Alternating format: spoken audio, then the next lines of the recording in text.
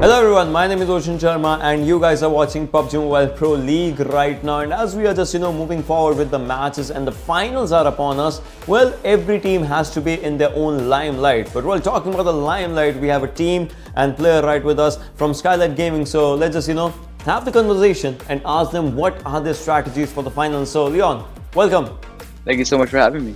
So when we talk about the finals, right, how are you planning to play the finals as compared to the Super Weekends? We're going to be changing our strategy completely. We'll be focusing on not just getting the chicken dinner, but instead we're going to be trying to get as many points as we can in order to help us get the first spot in the standing like we did the last time. That will be a major change in our gameplay for sure. So alongside this, I have a question. I mean, you guys have represented yourself in PMGC. Zeus was there, R3D Esports was there. What are the differences that you might see from those teams playing in PMGC versus PMPL? The difference is definitely has to be the teams that we're playing against.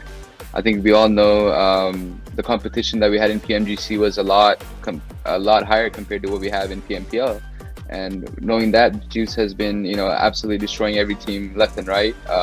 They've been taking advantage of all the flaws that we have in our region, and And that's what we're also going to be focusing on as well, is trying to, catch the flaws and focus on what we can do instead of what we need to. Well, I gotta ask you this question as well. What is that one thing that you believe is your strong suit, and what is that one thing that you believe you gotta change it a bit? I think our strongest suit is knowing what is the strategy to win. We know what we need to do. We've known it for the longest time. It's just that our weakest point is that knowing the fact that we know what we need to do, we try to do things that that we don't do usually, just because we try to be overconfident. I would say a little bit overconfident. Yeah. And that's what keeps us out of our game and just loses our morals. But other than that, as long as we play our game, we have little to no weaknesses.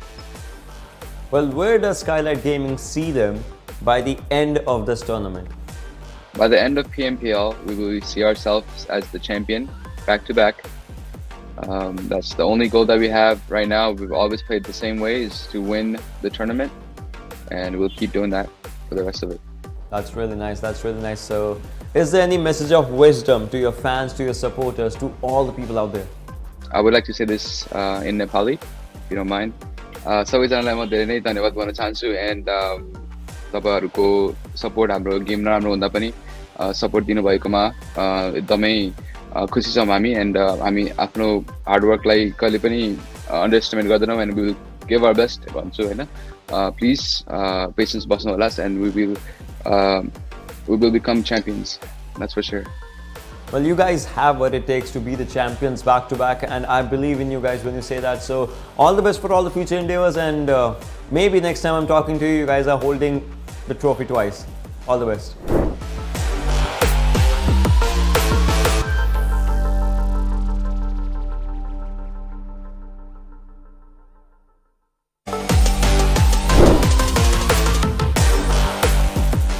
Hello everyone, my name is Roshan Sharma, and alongside me is PUBG MOBILE Pro League finals that are going on right now. And just to know what is going on, we have StalwartFlex's Crypto with us. So Crypto, welcome.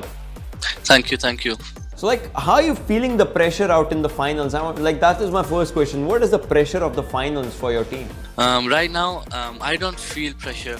Our team, we don't really feel that much pressure because we played PMCO, we played PMPC, some major tournaments, so we know how to handle pressure. But what we really lack in is some other items, I'd say, something else. Talking about the things like your team is one of the most dominating teams from Pakistan region right now, as the stats say. So how did you manage? I think a lot of hard work. This team is not here for long. It hasn't been for long. I think only 6 to 7 months since I've been in the team as well. So we did a lot of hard work, scrims, tournaments, everything, played it seriously, gave our best, and I think alhamdulillah, that's why we're here. So talking about a thing, every team has a good strong part and kind of a part that they need to focus on, like it may be rotations, gunfights and all. What's your strong part and the second part that you need to focus on? Our strong part is that we are very good in taking kills. Every player, even the IGL, is very good in positioning themselves to get the kills. That's why most of our games in Pakistan region have a lot of high kill games. 20, 21, 19, these are simple games. So the thing that we lack in, I think, is the last circles. After the 5th, 6th zone, it gets quite hard for us, the communication and stuff like this. This really shows us that we need to work on that, because mostly we die in those zones. But when we just look forward to every fight that has happened and that will happen, obviously in the finals. So how are you gonna plan your days? Because sometimes a player has a good game and then has a bad game. So what are the team meeting discussions that go on? Most of our team meeting discussions was that when the start of the PMPL, I was not playing very good. I couldn't get the kills. I was dying early. But obviously my team was there. My leader, my IGL. Motivating me through the calls, telling me that you can do it, you're the best, you're this, you're that, and that really helped me. And alhamdulillah, even right now I'm playing good, even in the last stages. So I think this will be there in the finals as well. Well, that's really nice. So is there any message for your fans, for your supporters, for the community that you would want to give? Yes, there is. I would like to say that thank you for supporting me. I was nothing a few months back, nothing, literally with 500 followers or something, and no one even knew me. But because of your support and you guys in the chats and in my DMs, I really appreciate this. Thank you. Keep supporting, and I'll keep on giving you what you want. Well, I hope that the longer and the better it has been, the support it is showcasing onto the gameplay. So I just wish you guys all the best for all the future endeavors. I'll see you around.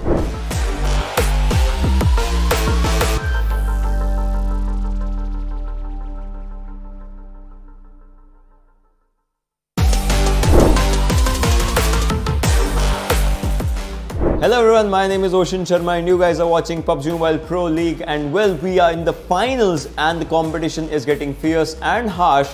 If the teams lose on one day or maybe one game, it just comes down to the points and everything. But well, right now we have F4 Khan with us, a brilliant IGL from the region of Pakistan. And Khan, how are you feeling? I'm feeling very happy, very excited. I just cannot wait for the finals. That's nice, and we'll talk about those two chicken dinners, right? I saw that, obviously we saw that live at that moment, and as soon as the chicken dinner happened of Miramar, you had that sigh of relief on your face. We all saw that. We were really happy after that, the moment that just happened. So what was going on through your mind the moment you got the chicken dinner? I want to know about that mental thing. I mean, that game got really difficult at the end. I mean, I had a prayer before the game about this game I was just hoping for it to go good, and it was all going good until the end, and we just had to make it more interesting when our two of our teammates got finished. So it is a big sigh of relief, and of course when your prayers get accepted, it's an amazing feeling. Yeah, well, let's talk about the competition that lies ahead of you. I mean, if you talk about top 3 teams as per se, Z3us is there, the likes of DRS. So is there any strategy in F4 players' mind for the finals to defeat these teams? I mean, for my team, we don't lack in mechanical skills. It's all about the mentality. It's all about the confidence, getting used to the meta, getting used to the players. I mean, for a team like Z3us, it came from PMGC. The confidence they have clearly shows them. My team is pretty much new to the meta, but I think we're adapting really well at the end of the Super Leagues. So let's go back to that Miramar match. Only when one grenade from your teammate side, it just took down 2 players of Z3us and you guys just rushed in. Like, what was the call in that moment? Because you knew obviously it's every team around you, you know it's going to be a tough fight. So what was going on in your mind at that moment? I mean, I before the match, I just told my team to play their natural play style. I mean, naturally we are a very aggressive team. So whenever we got the opening, we tried to make full use of it, and in that match, when we saw that he got 2 knocks from the same grenade, I mean that was the call for us to just push in. We don't really care whichever team is against us. All right. So if we talk about the finals, like what's the goal? What's the goal in the mind of the players of F4? I mean, getting to top 3 is our top goal.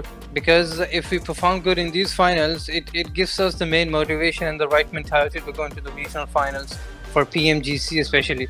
I mean, at the end of the day, our main goal is PMGC. That's nice. That's actually really nice. But with that, I would just say all the best to you and obviously your teammates, and maybe we'll see you dominate out there in top 3 just as you wished and hoped, and all the best for all the future endeavors.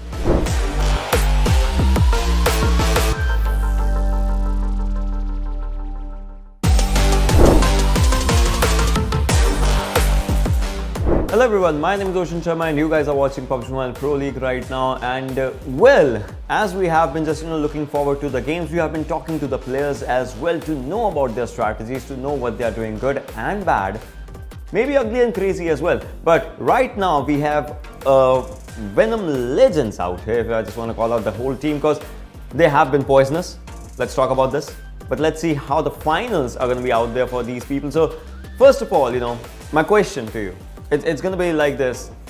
So many times in Super Weekend, the final Super Weekend specifically, we saw you guys ending on the 2nd position. What went wrong?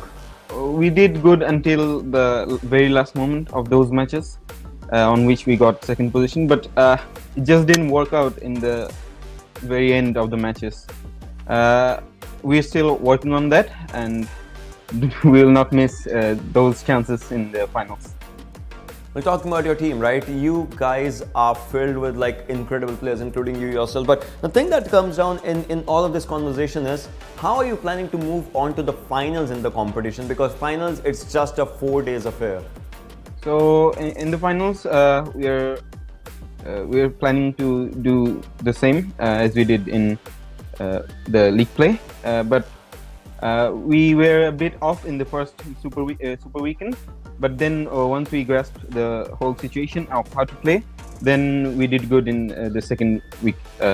So in the finals, we are planning to go all out and be aggressive, be venomous, and yeah, let's hope for the best. Well, that's really nice. But so for some teams, their rotations is their strong part, but gunfights is their weak part. For the other teams, gunfights is their strong part, rotation is their weak part. Some teams, coordination. Which is your strong suit, and which is one suit that you need to improve? I think our strong part is pushing the other enemies, being aggressive on them. But one thing I personally think we need to improve as a team is holding compounds. We are bad at that. All right, so you are saying that being aggressive is a really good thing, but defending an area that obviously it will be out there for sure in the finals. But talking about the teams of finals, right? We have the 16 teams. Zeus, DRS, those names are also out there. They were topping the tables. So what are you planning to change this? So to change this thing, we need to face them, and we need to be in a fight with them and win those fights against them. So we're not planning to step back from any fights against them. I think if we take the fights with them and can defeat them, then this will change. That's true. But once again, if we just rule out the conversation onto one thing, and that is going to be, is there any pressure for the finals? Yeah, so there's a bit pressure, obviously, because this is PMPL finals. But it's okay for us. I'm very confident on my team. So yeah, it's all right. Let's see. Well, I just wish you guys all the best for all the future endeavors out there. And with that, I'll just wish you all the best for the finals as well. So see you around. Every day is a fight. Every moment is a race against the best. Beat the clock. Be on top of your abilities before the rest. Every face-off will be bigger than the last one. Every knock will count. Time will stand still in the wake of the storm. And that's why the sun never sets on this battleground.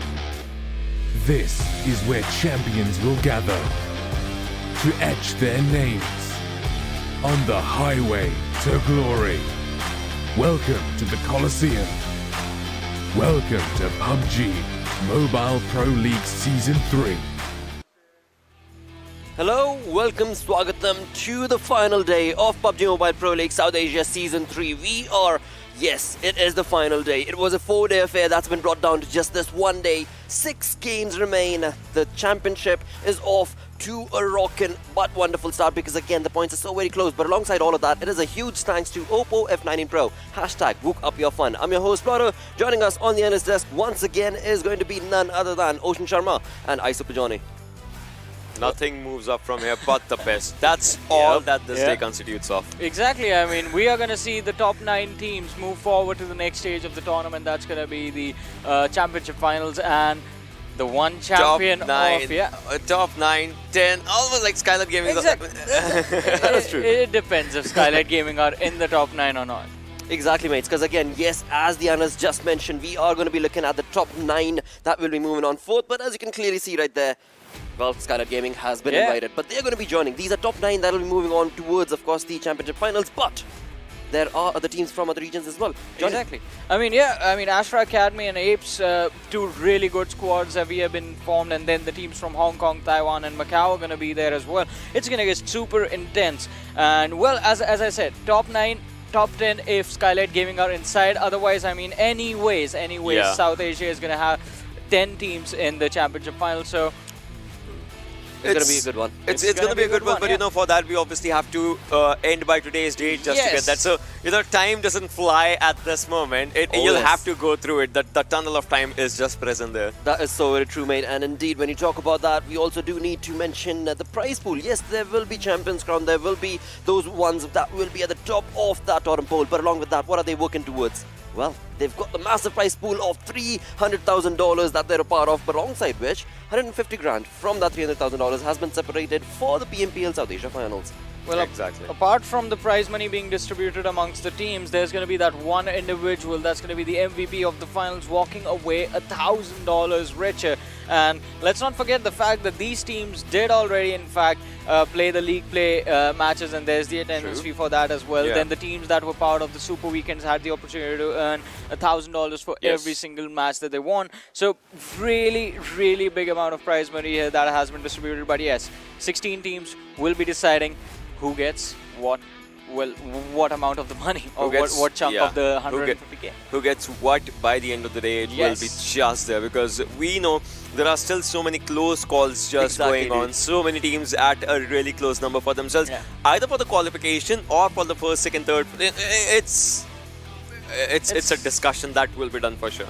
Exactly, because it's a close battle. It is a close but all-out war coming in from these 16 teams. With that, when you talk about how exactly are they racking up those points, well, they are bringing in those kills for themselves. And when you get that kill, you do walk away with that 1 point. But getting the chicken dinner is going to be boosting you onto that storyboard with 15 more points.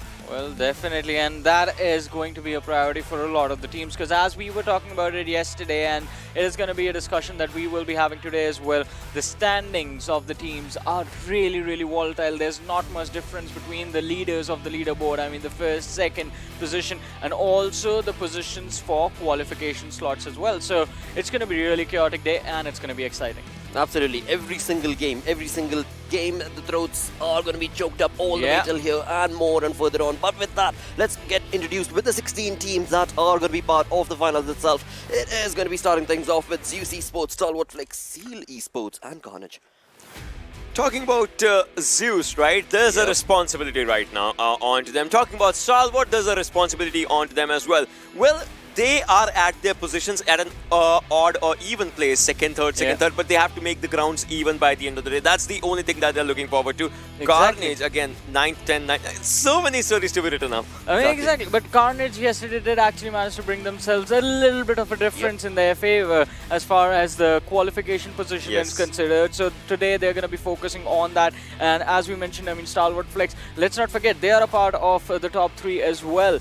So they're going to try and see if they can either increase the prize money or walk away as champions, because even that is a realistic possibility for them. No question about it, because again, I mean, the team has already gotten chicken dinners working in their favor. But move on away from those 4 teams towards the next 4. We've got the real soldiers in the house, along with 1952 PN crew and Deadeyes Guys. Well. DRS is a team that's giving tough fight to the league winners that happen, obviously the Super Weekends winners and all. But 1952, I mean, PN crew and DE. So there are veteran names. There are teams that have just showcased the talent. There are teams that have become fan favorite in a small amount of time. But today it all settles down again. Absolutely, but with that, as you move the conversation, it is Team F4 that has showcased some wonderful prowess when it comes to their gameplay and have boosted themselves up when it comes to that storyboard. But alongside that, we also have Z3us Esports, Skylight, and A1 Esports. Yeah, definitely. 2 teams in particular that we are hoping to see pop off today. That's going to be Z3us Esports and A1 Esports. But apart from that, F4, one day they had a really amazing day. Lots of points earned. Yesterday, not so much. So today again, we are sort of gonna try and find out, well, which F4 do we get. On the other side, Skylight Gaming already moving forward to the championship finals, defending champions this time around. But the difference between them and the first position right now, it is pretty big. It is pretty big, mate. But move on along towards the next set of teams. We are looking at Venom Legends High Volt. Again, I mean, every single page you move on through, there are just teams who have showcased wonderful turnover wins for themselves, but eventually, well, it is so close. It is so close, and they've only got 6 games to go through. Yeah. These games, I mean, obviously they're going to be the rotations of Erangel, Sanhok, Miramar all together the way it's going to be happening. So for now, every team has showcased their A gameplay. They know what they are doing right, what they are doing wrong. If some team has to qualify. If they are qualified, they know they have a safety cushion, they have to go for a bigger prize pool for themselves. All that just comes on today only. Exactly. I mean, today it's all going to be decided. And as we did see Venom Legends yesterday as well, by the end of the matches yesterday, they have made things a lot more interesting. They certainly have, but move the conversation towards the storyboard itself as it looks right now. It is DRS Gaming with 4 chicken dinners for themselves with a, well, 207-point lead, but Z3us Esports is very close as well. Right on the heels. I mean, 197, just a 10-point difference separating these two teams. It used to be a lot more, was more like 24 points separating these two lads, but last game yesterday, Z3us Esports, they pulled the rabbit out of the hat that no one expected. And well, closing the difference, it's not going to be enough. You have to take over DRS. But other than them, I mean, 70 Esports, Steel Esports, putting themselves in a really good position inside of the top 9. But as we talk about the top 9, we're going to find out how close things are. Yeah, this is where you'll see 1952, 131, Carnage with 120. And then comes down, if you bring your conversation towards the chicken dinner teams out here, that's High Voltage, F4 and R3D. And F4 and R3D are at 104 points. One good game can actually escalate them to the 11th or 10th position if they just, play their cards right. And then the next one, they can challenge to be in the top 9. So again, this just goes down really close. So as to, now is obviously not the time of the discussions. It's just time to see the gameplay, because everyone, every player, every team wants to showcase the gameplay, because they want to just, prove themselves for one last time that why they deserve a chance there. Exactly, and as we were looking at the standings as well, Venom Legends are not too far behind. 91 points, although they are sitting on the 16th position, but they still have 91 points. And we spoke about this yesterday as well. They have 6 matches. They can't afford a single mistake right now. True. Johnny, we have seen comeback stories. Talk about F4 getting almost 70 points in one day. I mean, if a team can do that, the other teams will try to do that, and then they will try to just, get in. Absolutely will, and that is, of course, going to be the story card when it comes to these teams. But alongside that, we just discussed right now, there is a massive prize pool, alongside which there is that one lad who will be part of $1,000 being the MVP. So let's bring up the MVP list itself, and the MVP ranking for now is working in favor of Z3us Esports. And quite nicely, I might add. I mean, we have 4 lads, all 4 players of Z3us Esports present in the list. The list right now is being led by Godless because of how many kills that he has. But again, the formula does dictate that priority is given to damage and average survival time, where Godless actually also shines up with 6,649 damage.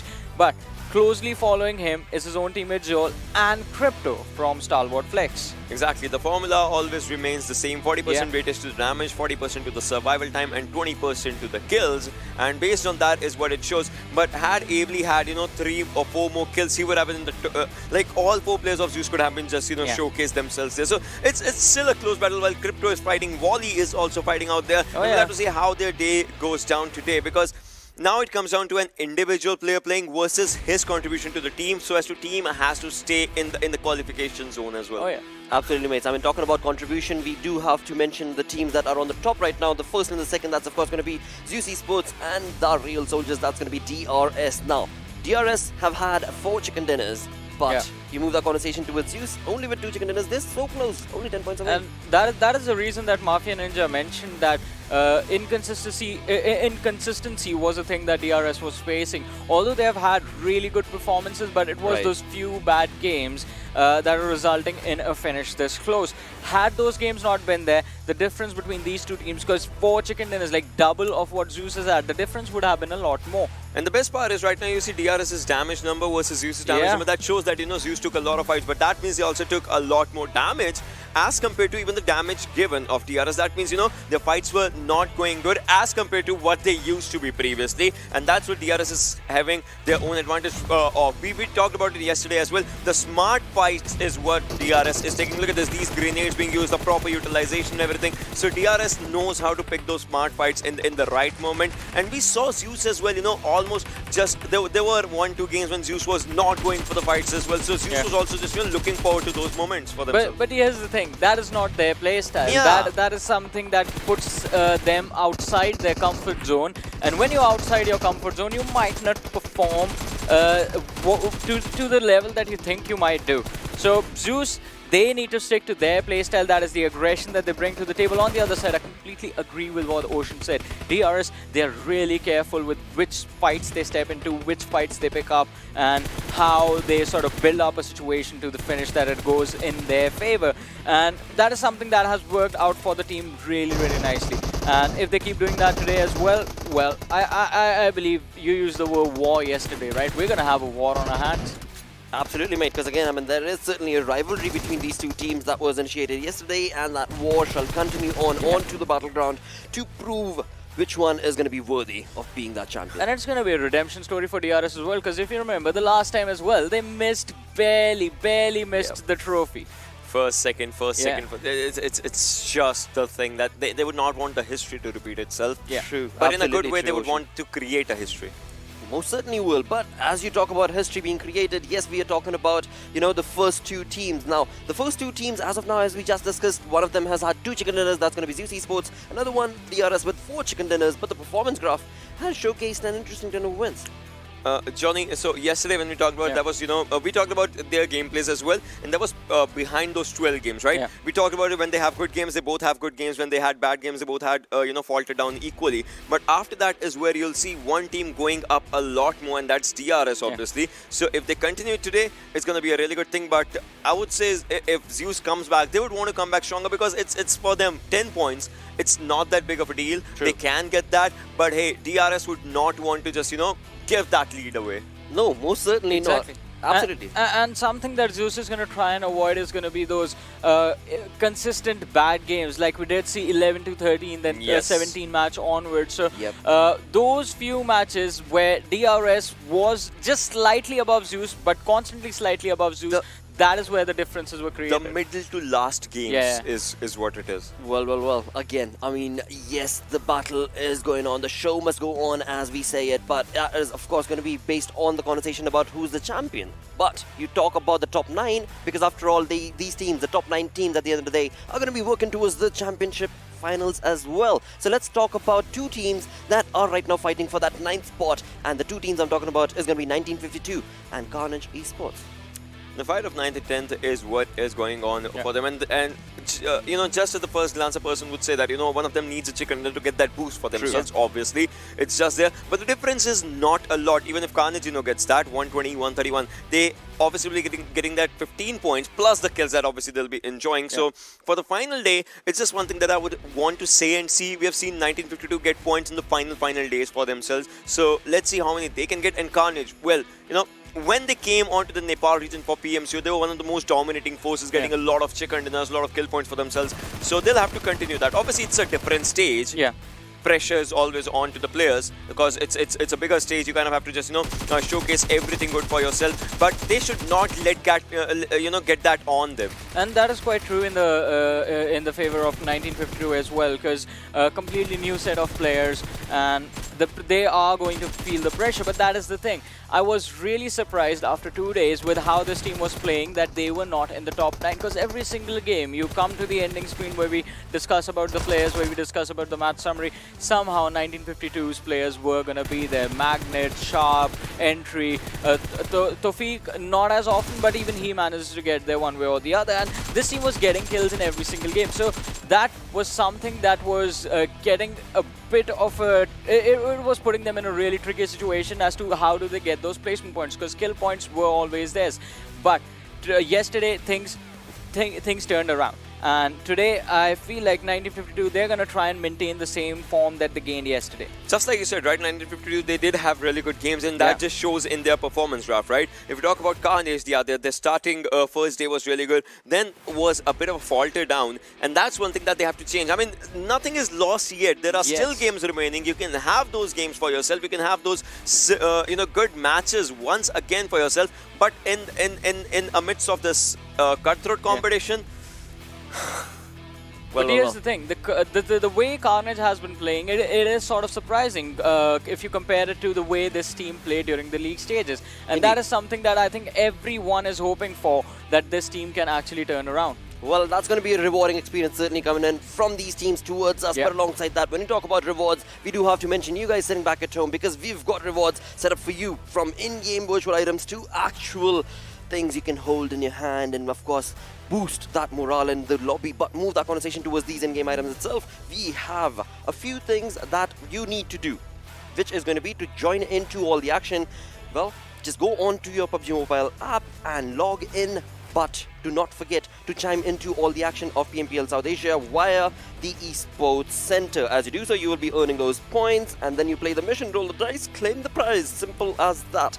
But move the conversation towards something that much more lucrative is going to be this thing right here, where you have the PMPL Parachute, a very selected thing that you could be a part of. Once again, Pick'em Challenge is what this is. To be a part of this, as it clearly says, follow and comment. Do not forget to comment, and what you got to comment is hashtag PMPL SA followed by a unique UID code and the region, the team that you are going to be supporting, which is going to be really crucial for you to showcase that love towards these teams. And that conversation from virtual moves on down towards the super giveaway, where once again PMPL South Asia is bringing you these super giveaway items, which include AirPods Pro as well as in-game items. And as it clearly states, PMPL South Asia Champions region will win more rewards. So start showcasing that love towards the teams that you're supporting, and you will probably be the one who will be able to walk away with these wonderful gifts. But that's not it. The gift saga continues on forth, because now we have this wonderful, awesome, aggressive looking outfit, which has already been given to the players, but you sitting back at home could also get this for yourself. And to be a part of this, once again, do not forget to hashtag PMPL South Asia followed by your unique UID code and the region you're supporting. Showcase that love, mates. So showcase that love, and these items could be yours. With that, let's get our day started. We've got 6 games to go through today. Well, enough banter. Let's move on with the game itself. It is going to be Erangel to start things off. Erangel, Miramar, Sanhok, Erangel, Miramar, Erangel. Well, what goes around does come around, but this time we're going to be seeing it start off onto the maps of Erangel. And yesterday, if you remember, T2K having amazing game onto this one. DRS day before yesterday's last game. So many teams would want to just keep on forward to that, but Erangel, if it's a Northern Circle, Zeus would want to have it, because you remember last time, yesterday, what happened? The circle was onto the sides of George Bull to Rozok, that open area, and Zeus went down to Shelters area. Had they changed their drop location to the George Bull area, it could have been their game. So many changes. Now RNG is kicking in with the minds of the players as well. Exactly. I mean, it is definitely going to set in, as it is the last day, the final 6 games. We're talking about the final 6 games, ladies and gentlemen. If you guys remember, day 1 we had an interview with Dante from A1 Esports. I was promised chicken dinners. Well, I mean, the team is qualifying, but I've still been promised chicken dinners. I'm sure they're going to get it. There's no two ways about it, because again, when you talk about chicken dinner, there are other teams that we should probably mention who have not gotten even a single chicken dinner. But he said it right. He was promised chicken dinners. So maybe today. Maybe today is the day. With that, you guys sitting back at home, do not forget to showcase that love towards the team you're supporting for. It is time to get busy with the games, and to take us through this map of Erangel, we've got the boys in pink. To take us through this green map of Erangel, it is Play and XP once again. Thank you very much, you fine-looking, fabulous gentlemen, you. And well, ladies and gentlemen, here we are. It took a whole month, 4 weeks. Same person. I guess we are twinning a little bit today here, but ladies and gentlemen, here we are. It's a final day. How many days? 4 weeks. 4 weeks non-stop of PUBG Mobile action here in the PMPL Season 3 South Asia Finals, and here we are, one final day, 6 maps to play for, 9 teams go on through, and a lot of money on the line. I like how you're the serious one in this little duo, and I'll tell you, 4 weeks of non-stop action. However, us smiling right now is just for the cameras, because we are sick and tired of one another, and the fact that we're being forced to stand so close to one another is just abysmal. But anyway, all jokes aside, it is going to be the final day in the PUBG Mobile PMPL Season 3 Finals. And again, I like the fact that things are still razor thin, Blade. Now, we did have a few head-to-heads come up before, and I do believe Carnage Esports went up against 1952, because the teams are in the 9th and the 10th positions, and it could be anyone's game. It could be anyone's game, right? Right now, 16 teams playing over here. Even teams like we mentioned, Carnage Esports, 120 points, 10th position.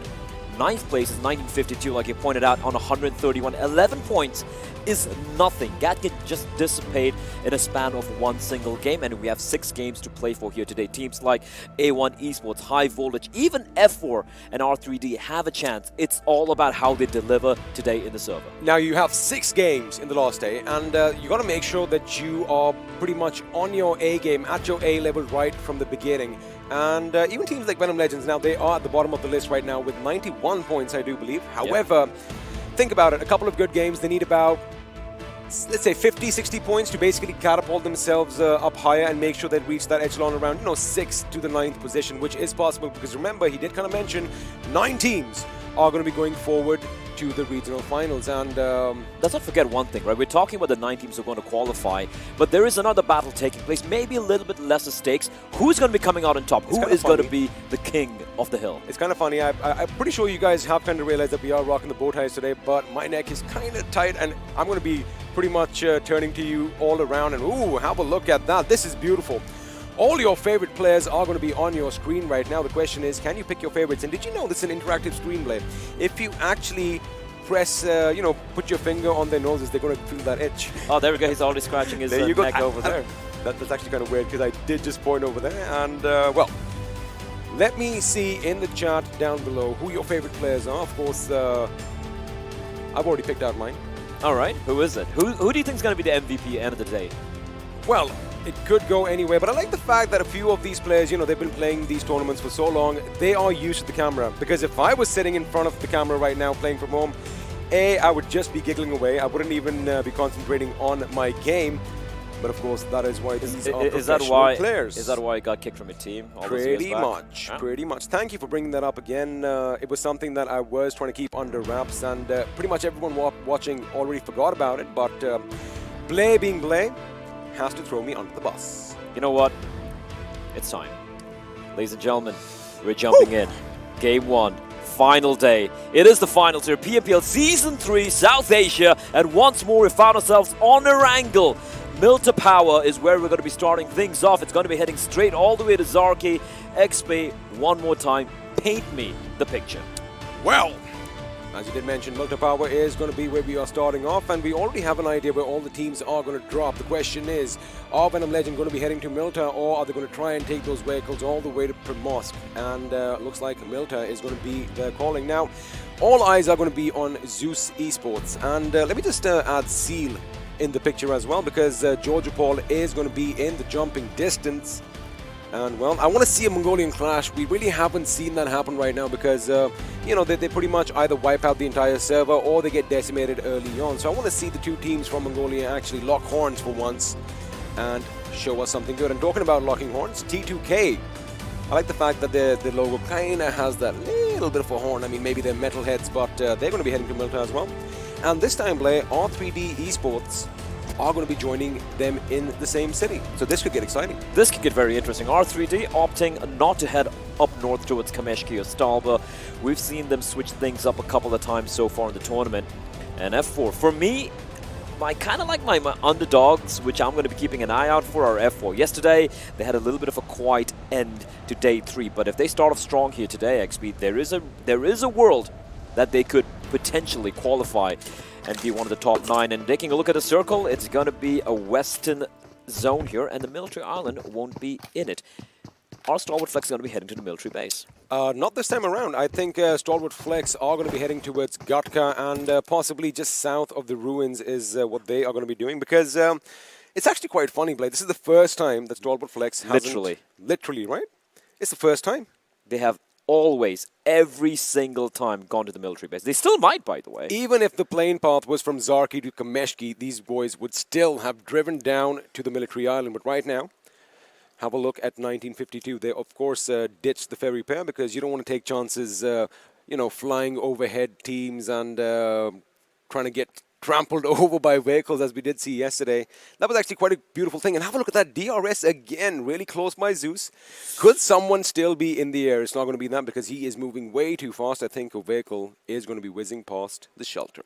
I wouldn't be surprised to see Z3us still go for those shots. It's almost like a rite of passage for DRS. Every time they head towards Yasnaya, and if Zeus are going to be dropping towards shelter, a couple of bullets will always be fired by Zeus in the direction of DRS. But looking at the zone, though, XP, everyone seems to be pretty comfortable already, although what intrigues me is how R3D are going to navigate their way through T2K. Now, here's the thing.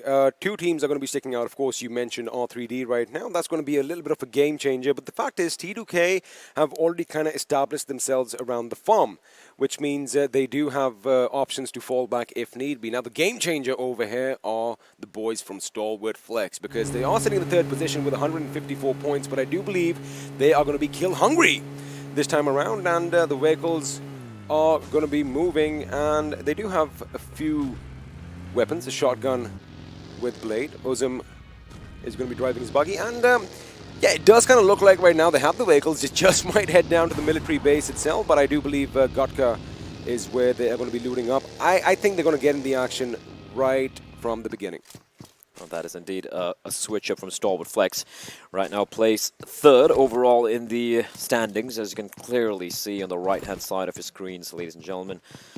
Boys and girls, children of all ages, DRS and Zeus way up top. Then here we go. First bullet will be rattled off, and P and crew. Okay, Legend caught unaware, and that's going to be pretty much a free frag for Manish. Easy kill. Another funny thing is, I didn't really want to see him out there because his teammates are all the way up north in Severny, and well, Killer was trying to, you know, go by a little earlier, which he did. Legend, of course, was caught off guard, and you don't want to be on a bike with no protection and an AK just rattling off rounds in your direction. Have a look at that. Now, P and crew, two of the members are going to be up north in Severny, coming down a little late, as Killer is already going to be pretty much just north of the ruins.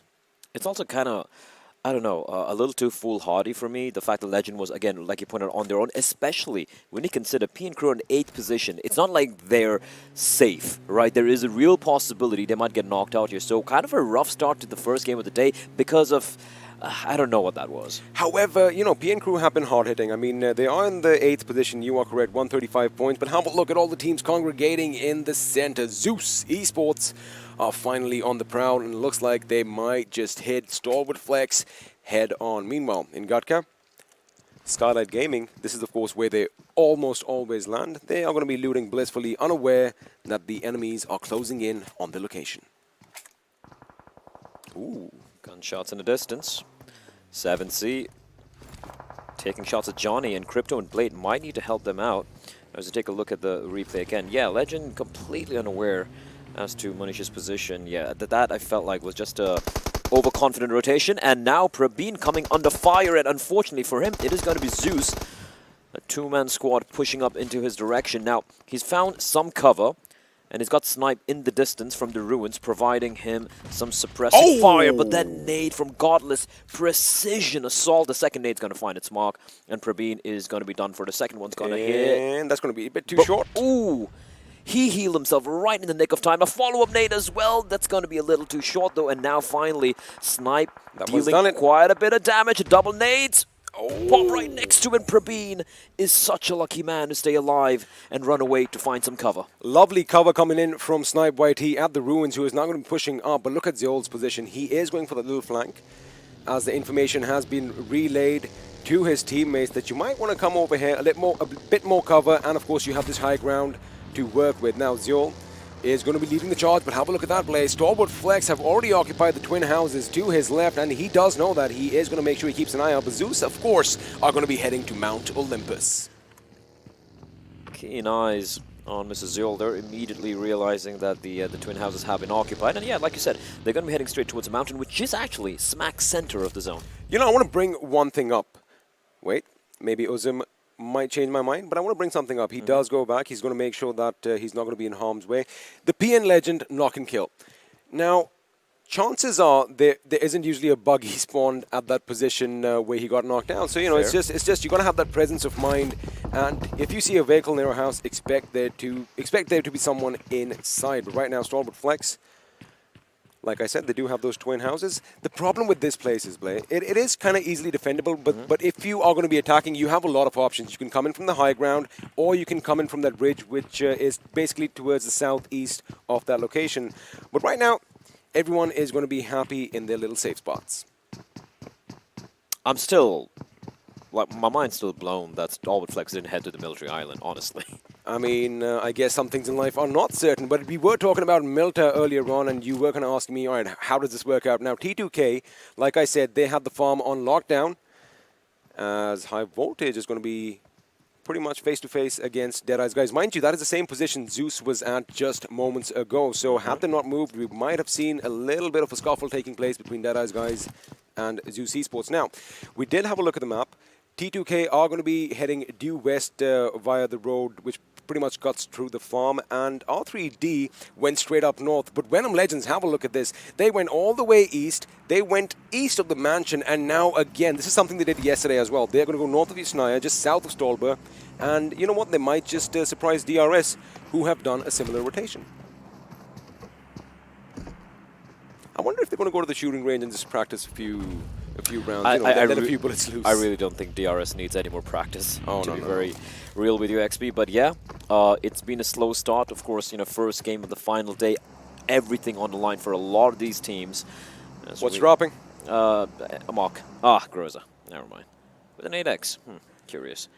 Snipers rejoice. You can see further away. Now, the circle is going to be imploding in on itself, and as expected, it is going to be pretty much... it's not going to be a problem for all the teams, as the Ruins this time, Blay, are going to be dead smack in the center, and we did see Carnage Esports already holding down the fort, so to speak. They're already holding down the fort, and T2K arriving to the party. They're going to be coming in down south, going around Pochinki. Could potentially come up against F4, so that could be a problem here. And Radiator is blaring the radio out loud. They're announcing their presence as Deadeyes Guys on top. He has an inkling. There's some players nearby. He has an inkling. There's a player inside of the ruins. That is, of course, the one member of Carnage. Have a look at how many teams are pretty much in each other's vicinities right now. I can count about 4 on my screen, as StalwartFlex are going to be moving around as well. Now, we did kind of anticipate, or we did kind of speculate that Z3us Esports were going to be heading up that massive mountain, which is going to be south of Georgia Paul. However, it's Seal Esports who are going to be at the tippity top, and it looks like Ozzy has been spotted out, takes some damage, and is down on his knees. Ooh, that could have been dangerous. Find a little bit of cover here. The DP can wreak havoc, as we finally see here some gunshots rattling off in the distance. And Res should come on in for High Voltage though. So apart from the early mishap for the side of P and Crew, where they lost Legend early on, it has been a very slow start. 10 minutes, 25 seconds in, and no kills apart from the one we had early. Well, that's Erangel for you, and have a look at this. Deadeyes Guys, Shifu is so close to the enemy. Of course, when you have all that Kung Fu ninja training, it's easy to be silent, as he did kind of give away his cue. Now, Snipe Whitey could be in trouble as well, because he does have to take cover from both ends. Have a look at StalwartFlex and the way they are covering the ground. He wanted to get some loot play. Shifu has no idea. He's got no inkling. He thinks it's empty. And why would he expect one lone player towards the ruins, right? Especially when every squad has 4 members alive. And the funny thing is, we did see Snipe Whitey in this position early on, which was actually pivotal because, he was giving that amazing cover fire. His teammates play are just east of his location by about 350 meters in the Water City. Now, again, we did talk about the Water City yesterday. It isn't really easy to defend, of course, if you don't have your vigil all around you. But now Shifu is playing a dangerous game. He doesn't know that. He doesn't know he's playing a dangerous game. He's just running around, looting up to his heart's content. And Snipe is just patiently waiting. He can hear his footsteps. And all he has to do is just remain quiet and convey the information to his teammates, who are, as he pointed out, they haven't moved yet. They're all the way in Venice. They are going to be in Venice, and it looks like we might actually have a little bit of a fight breaking out up north, because Venom Legends are dangerously close to the boys from DRS, and we all know what the real soldiers can do. However, Venom Legends pack a sting from time to time as well, and I want to see them pretty much go for it. The thing is, it's the last day play. This is it. Now, this is their make it or break it moment, so you can't really hold yourself back. As you have a look, Rafat is going to be scoping out the houses in front of him, making sure no one is around. Going up against the #1 team right now in the overall standings, it is, of course, the DRS. Venom Legends way at the bottom. As Deadeyes as Shifu actually going to be rattling off a few shots in the direction, I do believe, of StalwartFlex. So we're going to be waiting for the next circle now, next zone. I believe it's going to go towards Rozok, perhaps. It's going to go towards the Everest Never Mountain. mind. There you have it, and every team is still going to be right in the thick and center of it. Now, Seal Esports, they already have the higher ground. The question is, are Zeus going to be moving up that massive mountain or not? Because they are going to be comfortable in their position, but it does look like Deadeyes Guys on top, sir, is going to be gunning straight for them, which could be problematic. Also, coming from the south, A1 Esports, Johnny did mention on the analyst desk that, you know, he wants those chicken dinners as, well, DRS are going to be on the move. Again, as soon as the zone changes, these guys just... they waste no time? They waste no time. They skedaddle out of there and looks like somebody's been spotted. Sandesh, Uh-oh. you might want to be careful. Position compromise on Mafia Ninja. There's no need for them to push down any further, right? They have that little bit of a high ground advantage. Of course, if the circle does shift any further south, they could be in a bit of a pickle because they have to cross a bridge where P and crew are lying in wait. We have Venom Legends as well on the right-hand side. Mind you, P and crew have had that compound time in and time out, so they are going to be comfortable with that as the other teams are going to be moving in. Now, T2K have an interesting idea. They are going to be going way back south of Pachinki again and trying to basically enter the circle via the Gutka area, but they could be attacked on by A1 Esports. R3D, on the other hand, have the right idea, but the thing is, so many teams have already gone up north. We have DRS, we have P and crew, we have Venom Legends, that when they do enter the circle A, they are going to be giving their position away. Looks like shots are being fired, and Assassin is going to be brought down to his knees. Second time the knock taking place. This time around, as the circle starts to close in, they need to start committing to these fights. They need to start committing to these team fights, getting those kills, not just the knocks. As Deadeyes Guys besieging that compound with their bullets. There's no need for them to overextend here. They have the cover of those ridges, as you pointed out earlier, XP, a very powerful position to be in. However, it is very dependent on how the zone's going to be shifting. Also, you can be spotted out from Water City, and remember, Carnage Esports are going to be holed up in that city itself, Venice, as we like calling it. And let me say one thing, Snipe YT is still in the same position we left him. He is basically relaying all this information. However, it could get problematic for him in case he does get spotted out. Maybe he's fallen asleep. Maybe. But I do believe you were right, because Shifu Sir had no idea that someone was near him. But he had an idea that, you know, StalwartFlex was up north. Oh, shots have been fired. Suyog is going to be fired upon, and I do believe it could be Carnage Esports. 15 minutes in. Wow. 15 minutes in. Wow. 63 players still alive. When the body's going to start dropping, oh boy, there's no stopping. I mean, it does go to show that, you know, everything is on the line for all these teams. But I was kind of expecting the teams at the tippity top to basically go out and play spoil sport for a few of the other members, as T2K finally are going to be... Zeus have been, I agree with you, Zeus have been uncharacteristically super quiet. And here we go. Anubis from R3D taking the brunt of the bullets from Mafia Ninja, and that's a confirmed kill as well. DRS opening their account. I love the fact the circle is going to shrink further on, and the ruins is where all the action is going to take place. So again, I like the fact that Z3us Esports stuck to their position, because now Seal are going to have to come down. So that particular compound, those two houses, and that little garage by the side of it is going to be hot real estate really soon, as Virus has an idea people are around and blah, blah, blah, runs over Sinister. Okay. But look at the reply coming in from A1. It's back and forth. A confirmed kill. A1 Esports now down to a two-man squad. They're going to try and finish off the player here. Rated Sir drops on down, and it takes a ton of damage. Blah, blah, blah. In the meantime, getting finished off. Jane will fall as well. And T2K, you blink and you miss it. A1 Esports, they punish them for taking down Sinister. Now, 9boy needs to desperately stay alive, because if he falls, the team is going to be wiped out, and he will fall. And A1 Esports as well will be wiped out. However, they do get those 3 consolation points to work with. Well, there you have it. You wanted some action. Action is going to break out as two teams in the blink of an eye have been obliterated, as Skylight Gaming, Leon again leading the charge up this mountain, is going to take the fight to Seal Esports. Last time we saw this, they had to go up against Z3us Esports. Now it is going to be Seal. Of course, still another Mongolian team. Nades being tossed on in. Wally, he's cooking it. He's biding his time, and he will lob it in, and that's going to deal a massive amount of damage onto Joker and Leon, and that's actually going to force Skylight Gaming to give up this mountain, not really take the fight. I don't even know why they want to fight for the mountain, because A, it's outside the circle, and the blue zone is going to start moving in. So now what they've done potentially here is give cues to Z3us Esports, who are down below, possibly at that one place where all these teams are going to head. Oh, heaven! You were just a bit too late, and now, unfortunately, it looks like you are going to meet your maker. Good night, sweet prince. Heaven X will fall as we see more players dropping. R3D's Joker getting finished off. R3D like camping around this this side of the bridge, but many a times I feel like it doesn't really play out their way. They get shot at by multiple teams, multiple directions as Virus and Edgar. And look at Season pushing in. Remember, P and Crew did lose Legend very early in the game. They are a 3-man squad. It's a 3v2 right now in Season. He knows where both the players are.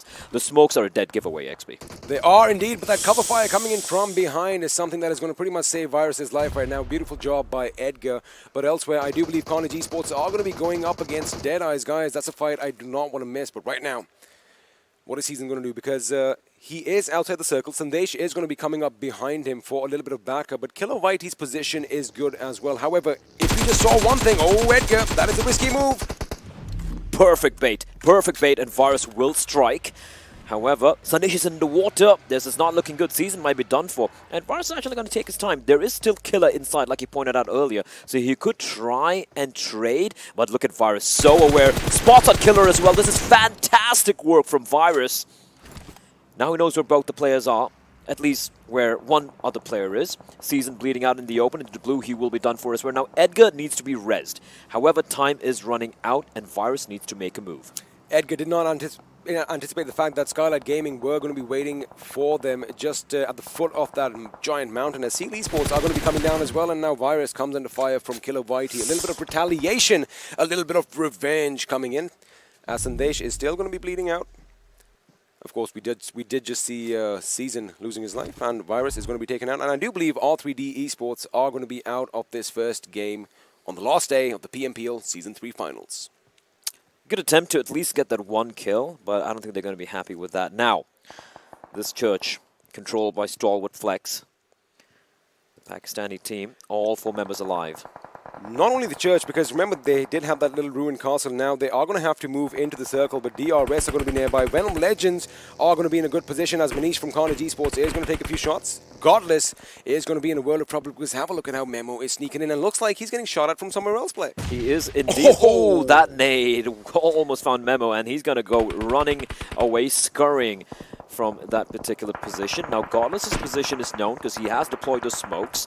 The problem is if Godless gets taken down, a res is looking unlikely. Lucky for Godless though, F4 comes in the picture, because 1952 was the team that was shooting at his position, and it looks like they are going to be coming under fire right now. Now have a look at that. The boys from Z3us Esports are going to be heading down the mountain, but it is on the other side, so we're not going to expect any skirmish right now. But Khan does get taken down. As I did mention, 1952 are now distracted, which gives Godless time to make his move. F4, baby, here we go. Oh, they need to be careful. There's another team wrapping in from behind. And there we go. Wolverine, he gets a knock, but he in turn will be knocked on down and I believe finished off here unless he goes really big. Voltrux down in the ground. Wolverine needs to do a lot of work here. He's bleeding out, crawling around as Icy is going to unleash onto his countrymen. Look at that laser beam control from Icy. Munu will be knocked on down.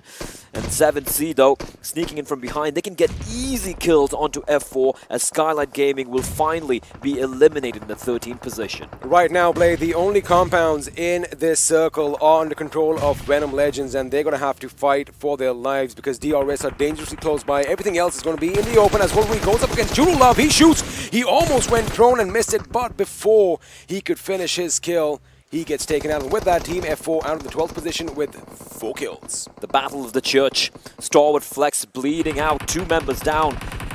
And Carnage Esports is pushing up. There's only 1 member standing right now. The race should come on to Crypto, but if Carnage played this right, they push on in, they could make it work. But the fact that Jiggle and Manish have not both been knocked down means there's a little bit of breathing space for the heals to come on in here. Spray through the smoke. Prabeen almost connects. He's getting hunted down by Blade. Reload comes on in. Prabeen hugging the wall. Applying his first aid kit. Great cover fire coming in from Slime. What a legend. Look at how low he is. Yet he helped his teammate out. They come jumping around the corner. StalwartFlex will be wiped out. Carnage, they take them out. However, their woes are not over yet because Deadeyes Guys are going to be pushing on their position as well. And right now, Play, everyone is just going to be toppling over like dominoes. This is what I wanted, to be honest with you. As Wally is going to get spotted out by Godless. They have been pretty much hammering them with bullets. And again, those reaction times to go prone in the nick of time. But Magnet, he has an idea where Icy is, lobs a grenade, and that just might go boom. And with it, is Icy going to go? No, he isn't. Oh, the reply fire coming in though. The knock takes place. 1952, they're in a world of pain. They're getting shot at by multiple players. from the side of Z3us Esports. And you know what they say, you come at the king, you best not miss. And unfortunately, they missed a shot. And with that 1952, down to one member, it is Magnet. And I believe IC might have spotted him out. I'm not sure, but they're going to make sure, even if he's there, the nade's going to take care of him. And Zeus, they eliminate 1952. I want to see how many kills they got because, of course, these are important games for 1952 and for Carnage Esports. And looks like 1952 did get four points from this game, which isn't too shabby if you, think about that fact that Carnage is still in it. They still had a 13-point lead or 11 or something like that, but Carnage Esports, still a two-man squad, can be devastating. Now, Godless does spot the enemy in the distance.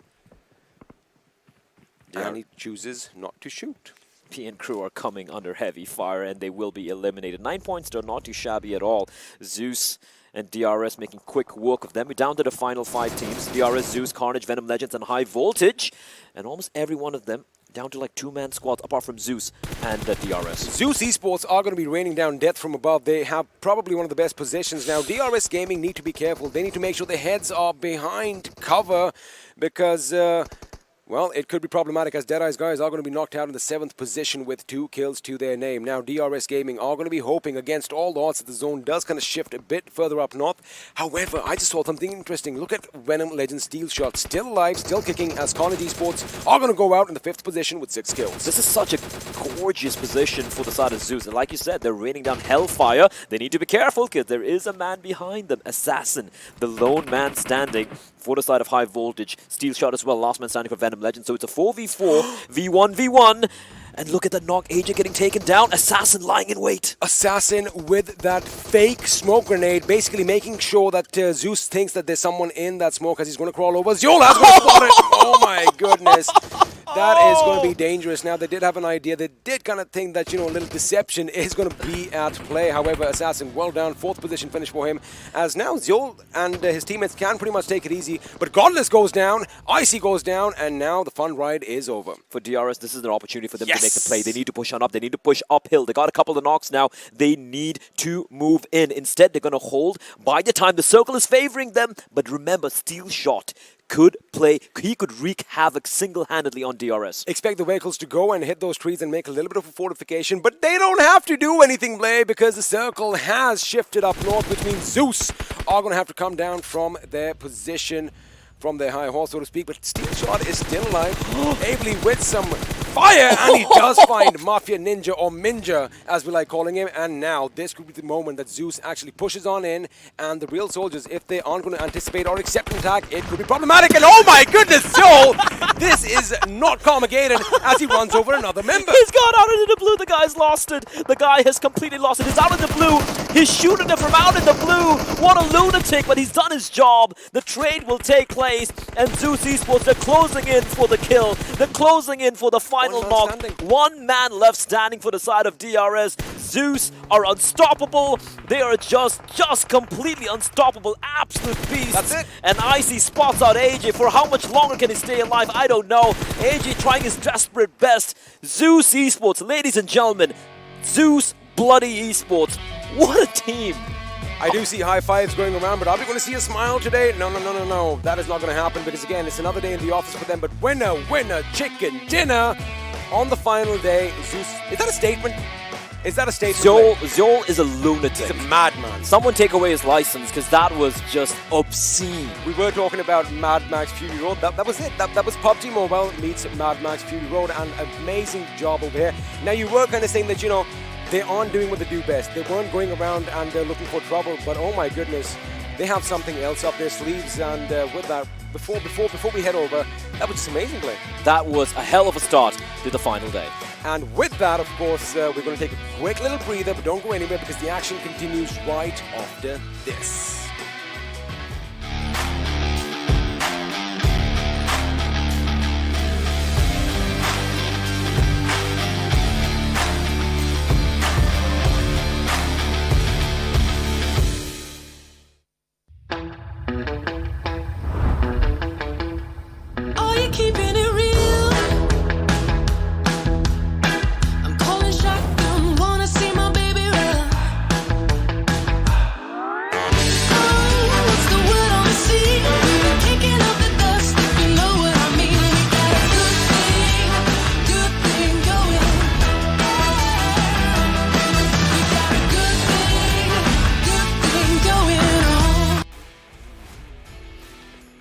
Hello and welcome to PUBG Mobile. Wow, Pro League South Asia Season 3.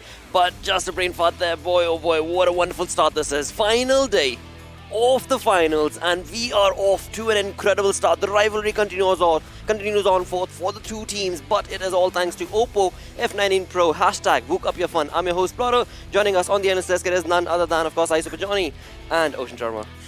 The finals that I mean, no one was in for this right off the bat, right? So close. Zero 5 kills. But remember, Abely's damage, the way he was dishing out on DRS's players. And there are so many things to talk about in this one, right? 80 healing done, 980 damage, 3 assists, 5 kills, good survival time. Plus, there was a rivalry going on. 3 kills, 3 kills, 4 kills, 4 kills, 5 kills, 5 kills, 6 kills, 6. That was going on against Zeus and DRS. Every time DRS will have 1 kill, Zeus will have one. Every time Zeus will have 1 kill, DRS.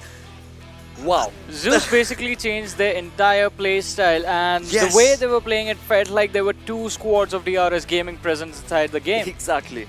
They had like the similar aggression level till the end. Well, talking about his skill contribution, 19.4%, and damage is similar as well, and survival time is similar as well. And alright, think about the pressure. Every single time we have seen Zeus get a chicken in and we see in the final moment the players on our screens, it is always the game face.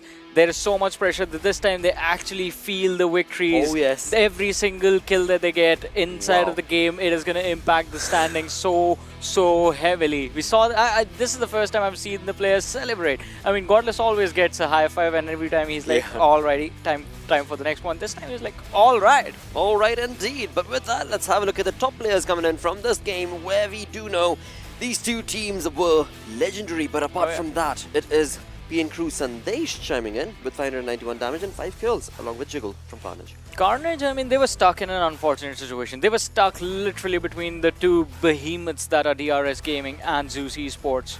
Yeah, and Carnage, right from the start, when obviously Zeus did spot down one player, they did throw a few grenades that did not obviously, just do the enough damage to knock the player out. But once Zeus knew at that moment that, they are being spotted on from the other direction, they stopped the fight right away.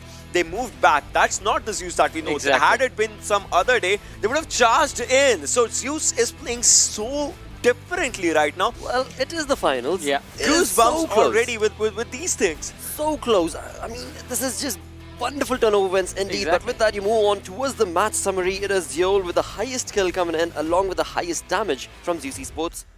Well, and Gyalzen is going to be the man with the maximum assists, 6, and their team, I believe, had 6 kills in total. So basically 100% kill contribution. Has not gotten the kills himself, but still 100% kill contribution from Gyalzen right there. He did the important damage that was needed in the fights and all, right? But 7 Sifia this time with 15 utilities used. That was the most utilities used number. And Cherry with the 205 longest distance kill. It was an angle when we saw 397 meters, and this is the angle that we saw 205. That just showcases every day kind of brings you a different thing in its own self. Exactly. Absolutely. Plus, as Blotter mentioned, these are the finals. That's why we saw a really slow game from every single team. No one wanted to aggress unnecessarily. Everyone wanted to be safe. And talk about being safe, as Ocean was mentioning, things were mirrored between Z3us Esports and DRS Gaming. It wasn't just because of how the teams were playing. It was also because how the teams around them were playing. I mean, talk about the players from Venom Legends and High Voltage present in so critical position. Had one of them fired,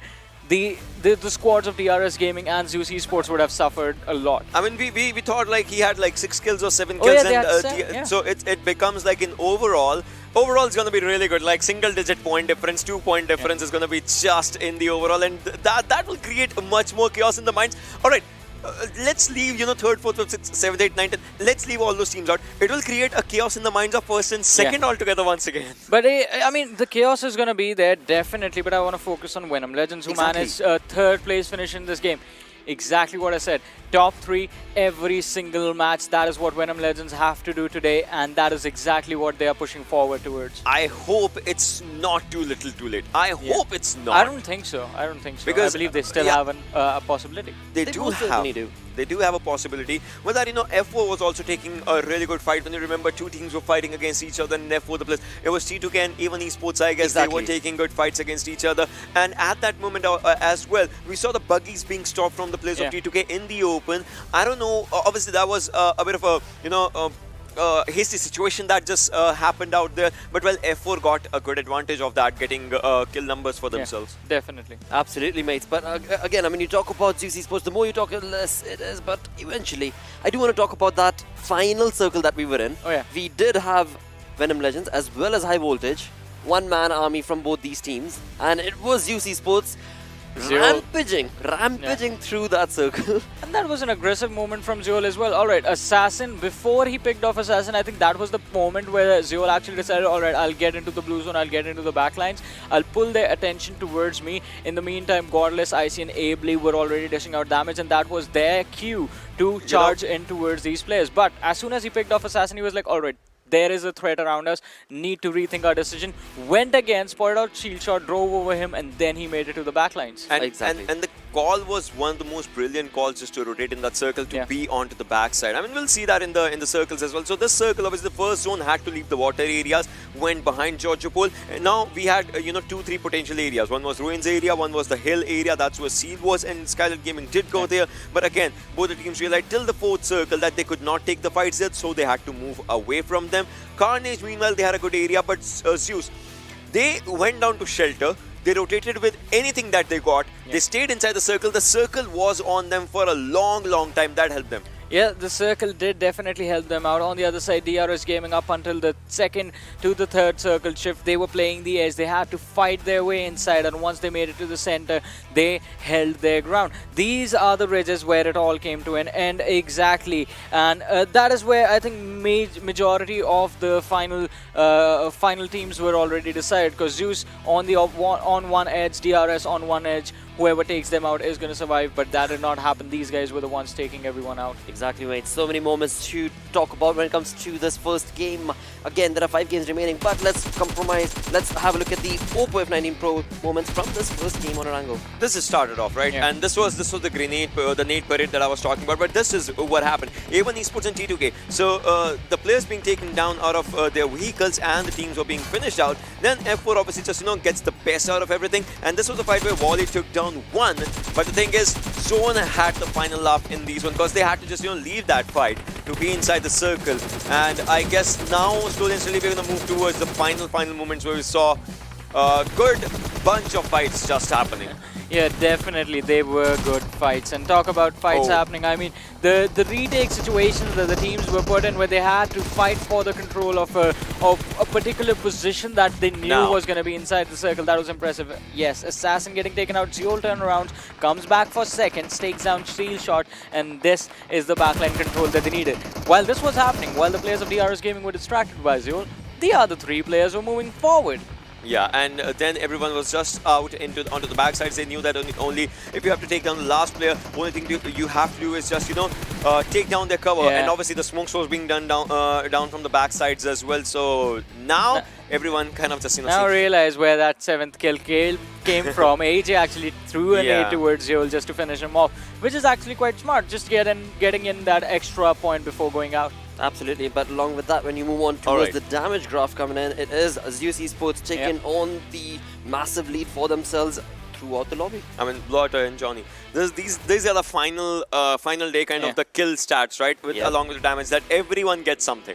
Exactly, and everyone is going to try and get something. That is why the early game was so slow. True. No one wanted to aggress unnecessarily. As soon as you lost one player, we saw that in the early stages, Carnage versus PN Crew. As soon as the first one went down, the directions that the players were moving in was completely changed. They wanted to avoid a situation in which they lost multiple players in a single fight. That is going to be the most crucial thing when it comes to today's day, because after all, 1 game done, we've got 5 more games remaining, and all these teams are trying their level best. I just wanted to just, give a really good stat out of all these. We see the numbers. So it's like 58 kills were taken out, and then the final players were obviously remaining, and then there were a few players that did go down by the zone as well. Oh, yes. Yeah. We always remove the zone out of the equation, right? But it is a silent killer. I remember one of them. I mean, that was the fight between R3D and PN Crew, I believe, that was happening close to the river right there. And R3D just not being able to confirm that kill was something that I think is going to sting them, because right now they are They just have that one kill in their favor, and they're gonna wish that they had more. But still, more matches, as you said, 5 more matches. That is going to be the affair for the day, and as every single game as you move on along, it is going to be a story that's going to be created and generated on the storyboard, which of course is the overall ranking that I'm talking about. So let's move on and find out how big a leap have these teams made for themselves. Wow. 2 points. Still close. Wow. Well, DRS did reach the 100 marker for themselves in this one, and with the placement points onto a triple digit, Zeus has also. So these two teams have everything balanced for them almost around those areas. But now it comes down to one thing: 4 chicken dinners for DRS. If Zeus gets the 4th number for them, then the difference is going to be big. Yeah, or if DRS gets a 5th for them. Either ways. Oh, it's gonna get intense. But I mean, alright, so now we can say like StalwartFlex, the best. They still have 5 games, but I believe they can take the 2nd position away if they are consistent enough. Let's see how the games go for them, the upcoming matches. But look at that, Venom Legends. Even though they are not moving up, they're still on the 16th position. That is because their start was really slow. 103 points on them. With one more good match, they can climb up at least 4 positions. True, 103, 105, 109. I mean, it's very much doable from just 111 that one as game. well, right there. Wow, what a wonderful turn of events. This is just the perfect start to the finals indeed. But with that, we are going to go on a short little break. Well, just a little more extended break, because after all, Ramadan is going on, and we do want to allow our wonderful, aggressive players to take a chill pill and continue that aggression as we move on along with the day. For that, of course, we are going to give them a few more minutes. You guys stick around. We'll be back with all the action with South Asia Finals going on and only 5 games remaining. Stick around. We're going to be right back.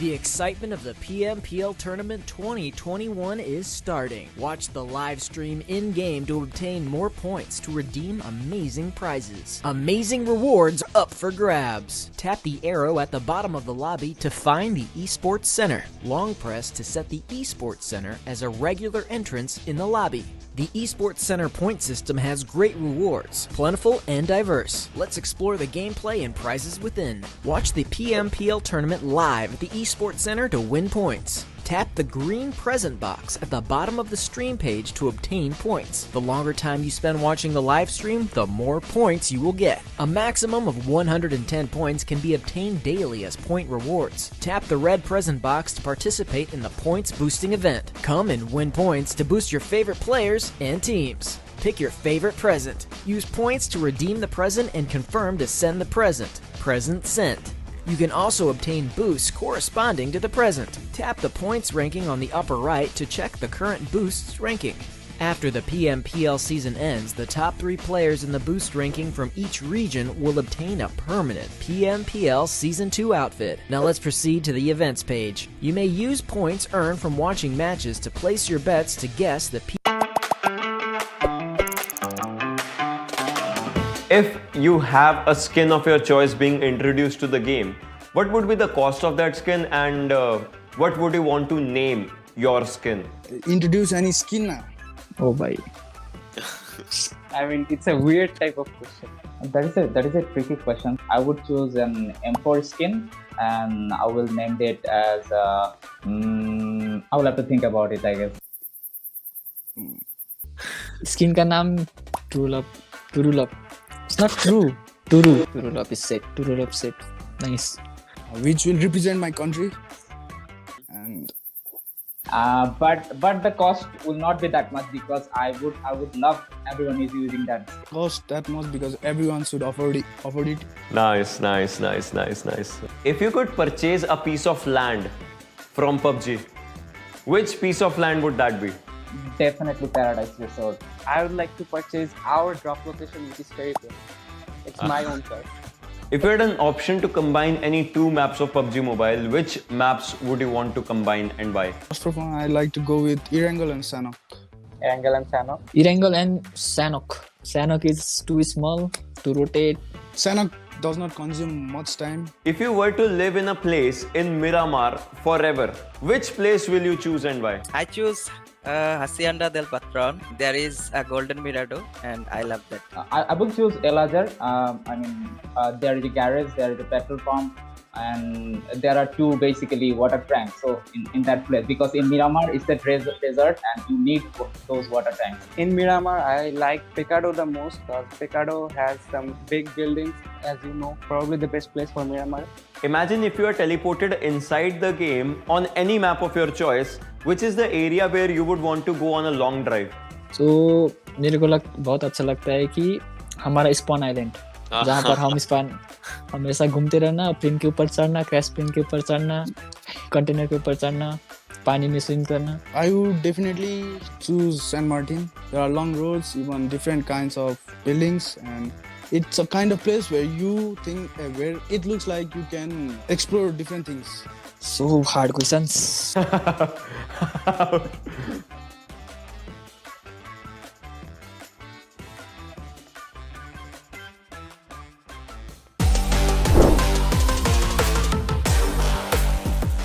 Hello everyone, my name is Oshin Sharma and welcome to PUBG Mobile Pro League Finals. Well, the interview sessions are upon us and right now we have High Voltage Extreme with us. So, Extreme, first of all, welcome and how are you feeling?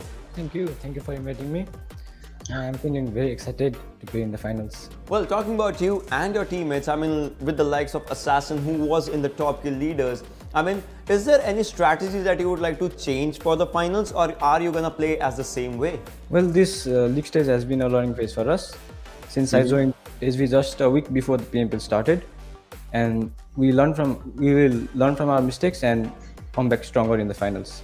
Well, that's nice. But talking about the games, some games go good, some games go bad. So what are the strategies that you plan after a bad game? Like, how does it go down? What's the team discussions? Well, we sit around and then watch the game, and then we pinpoint everyone's mistake and then learn from that. And also when we talk about your region, right, the teams with the likes of DRS, Carnage, T2, these teams are there up for contestation. So how do you plan to, tackle those teams? So we'll just play our own game, come up with new strategies, and then try to avoid fights, go for placement points and take fights when necessary. That's nice. But when we talk about things like rotations or something like gunfights, what is it that you think your team can improve in? Because there's the thing, some teams have good gunfights, but they lack in rotation. So what is that one thing that you think your team can improve in? Well, our gunfight is pretty good, I think. And then we need to build up our coordination a bit more. Since I'm new, and in the future days, I assure that our coordination will get much more stronger. What are your plans for the finals? Like, where do you see yourself in the finals? We are aiming for top 5 spot in the finals, and hopefully we'll make it. That's really nice. But is there any message to your fans that you would like to give? I would like to thank all the fans for supporting us, and through your support we are getting stronger, and keep supporting us. Well, I just wish you guys all the best for all the future endeavors, and maybe the name will be out there, High Voltage, and it will be rocking itself up with the High Voltage in the finals. So all the best for that.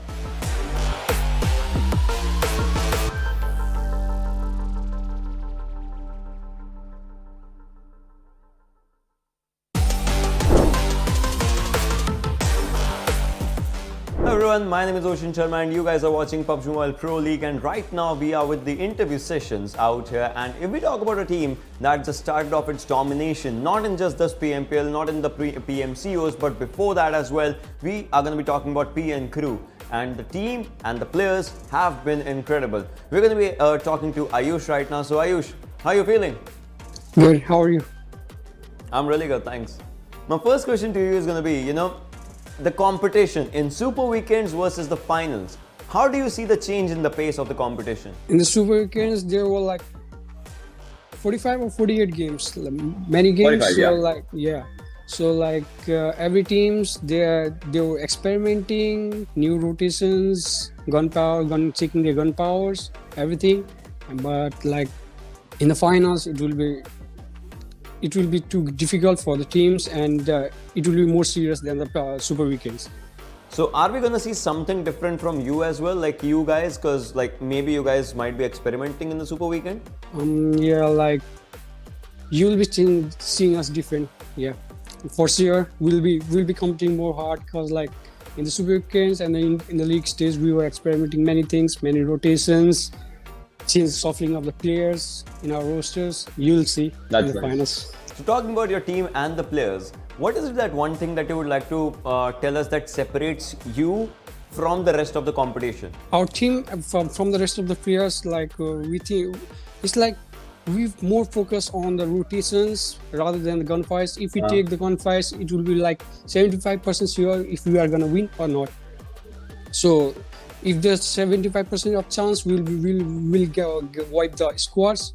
So we'll take the fights rather than the other teams. Other teams, they will go for a gunfight or they will just go on a rotation or they'll play aggressive or passive. We are like not too much aggressive, not too passive. We'll take the fights whenever we need and we want. So when we talk about the competition in the top 5 out there, I mean talking about the teams like Zeus, DRS in the Super Weekends. So what are you guys preparing for in order to just dominate over those teams in the finals? Like we have been playing with the DRS and all the Nepali teams and the Pakistanis, but Zeus was new for us and we looked how they were playing and we know their gameplay as well.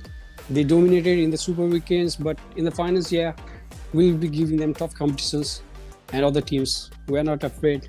We'll smash everyone whoever comes in our way. Don't worry. Do you feel like it's going to be any pressure for your team just to go into the finals? Because obviously the pressure might just be there. I mean, prize pool is on the line, obviously the qualification. So do you feel the pressure?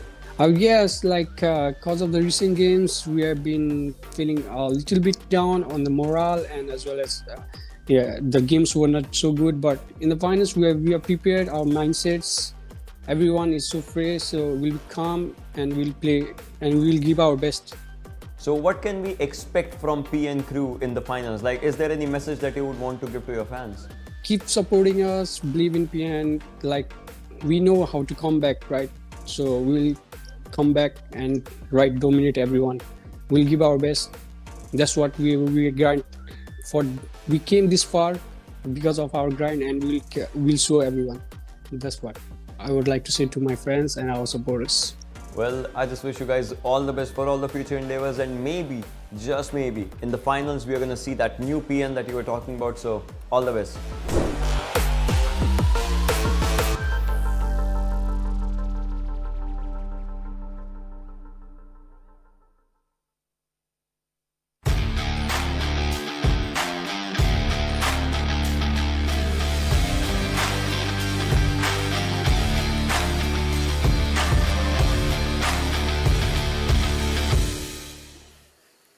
Hello and welcome to PUBG Mobile Pro League South Asia Season 3. We are in the finals. It is the final day of the finals itself and we've got one game done. Let's move on with the next 5. It is time to bring on to the schedule onto our screens where Erangel is done. It was Z3us Esports domination. Move on to Miramar now. Well, it's going to be quite an interesting game over here as well. And talking about Miramar, I mean, we do see the Pakistani teams perform a little bit better. So that sort of gives the opportunity to StalwartFlex to bring themselves back into the race. Along with that, R3D and F4 are going to try and qualify. They will. But it still comes down to how this game just constitutes. Like, will it going to be the same DRS used, the same thing or something? Because that created a lot of difference. And I do believe that rivalry is going to continue on throughout the day, mate. With that, do not forget to showcase your love because all these teams are bringing in the perfect aggression for you lads and hopefully you're enjoying as well. With that, enough banter. Let's move on to the Panda Bros to take us through this game of, well, Miramar. It is Painfixes and Necro. Well, here we are again and for the last final day as we already set in. Well, of course, Zeus starting off things really well. It's 2 points deficit.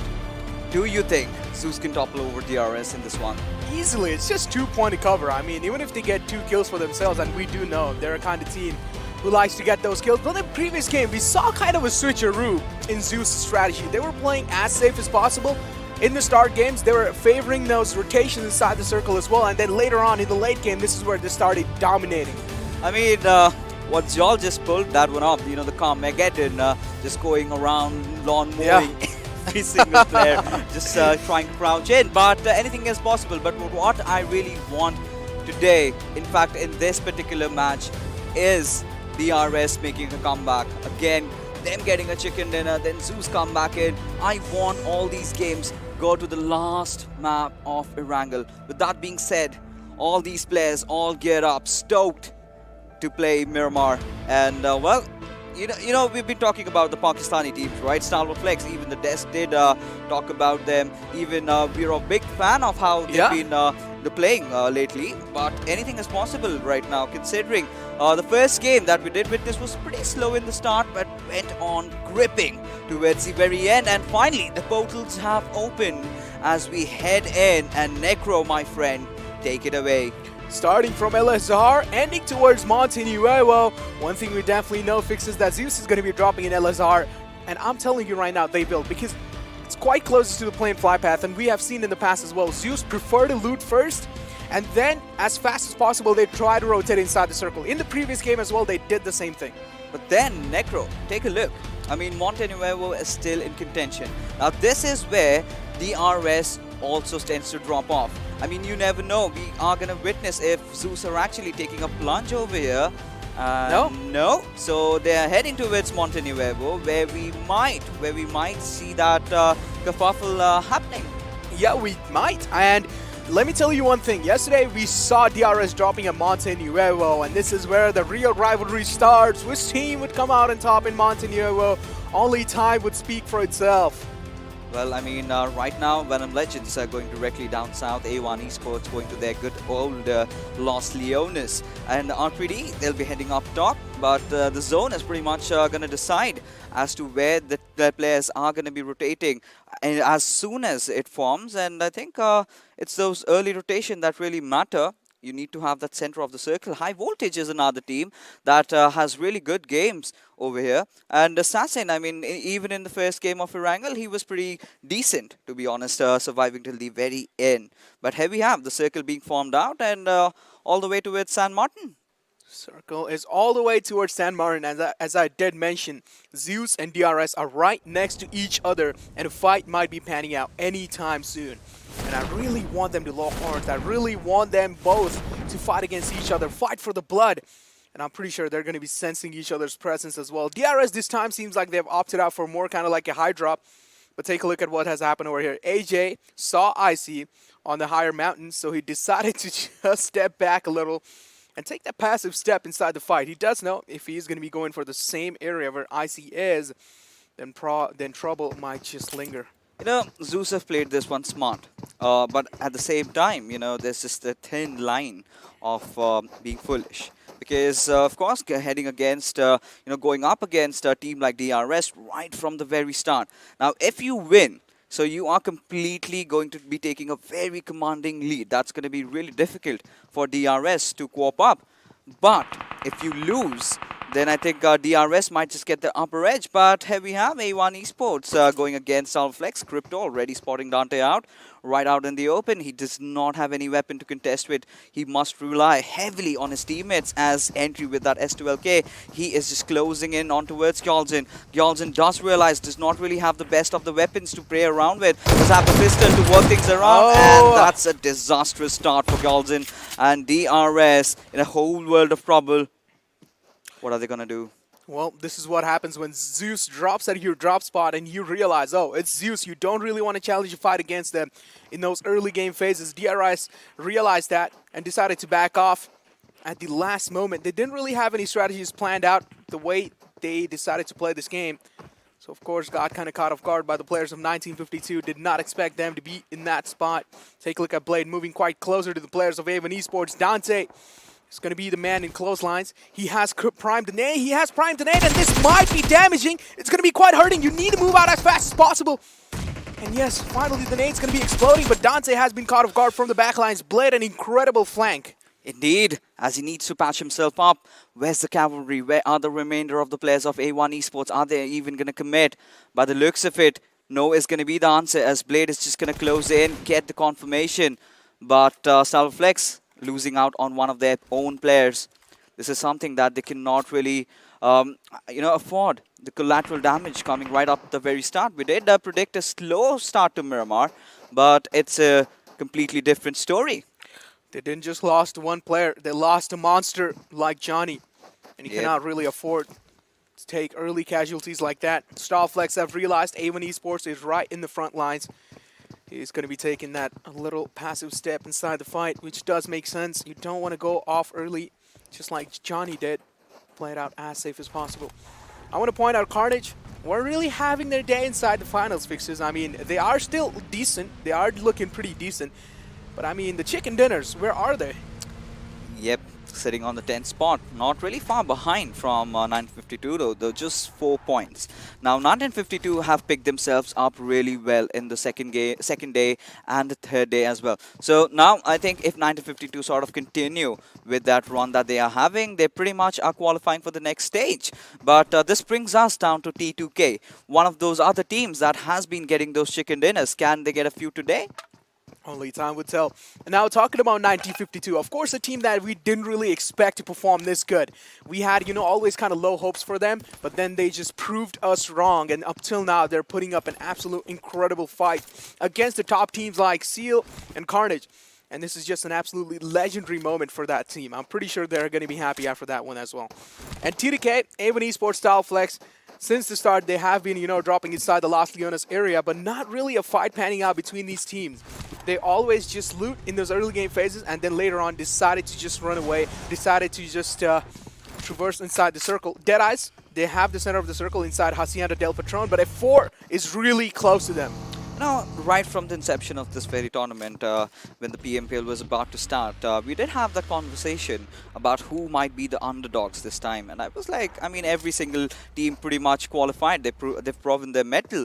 And so then come in teams like 7C and 1952, completely impressing us. Of course, 7C qualifying, directly getting that invite, but 952 had to grind their way out right from the PMCO. So after that, we did see that dip in the performance. They were not doing really well, but they adapted so quickly, man. I really liked how these players have been playing, every single one of them. And 7C, one of those teams, you've got you've got players from different countries. You've got that language barrier. They still somehow overcame that, and they are sitting at a very, very comfortable position, pretty much about to qualify. But here we have Team PN crew. I mean, Sandesh, we know this lad. He is deadly, sitting at the 3rd spot on the kill leaders overall.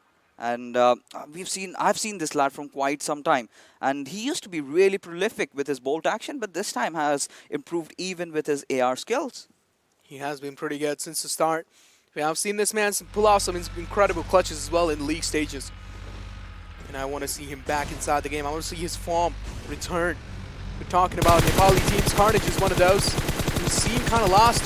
Shots being taken, shots being fired from Sandesh. Doesn't seem like any of them will be connecting. Snipe YT decided to step out. The Weekle did realize he's getting peppered down by a lot of bullets. Weekle might just explode anytime soon. That's a pretty brilliant decision. Making sure you are getting out the Weekle when the Weekle is almost about to explode, and taking those foot routes, because he does know his teammates are on top of the hill. Even if things go south, they're going to be there to provide that extra bit of cover.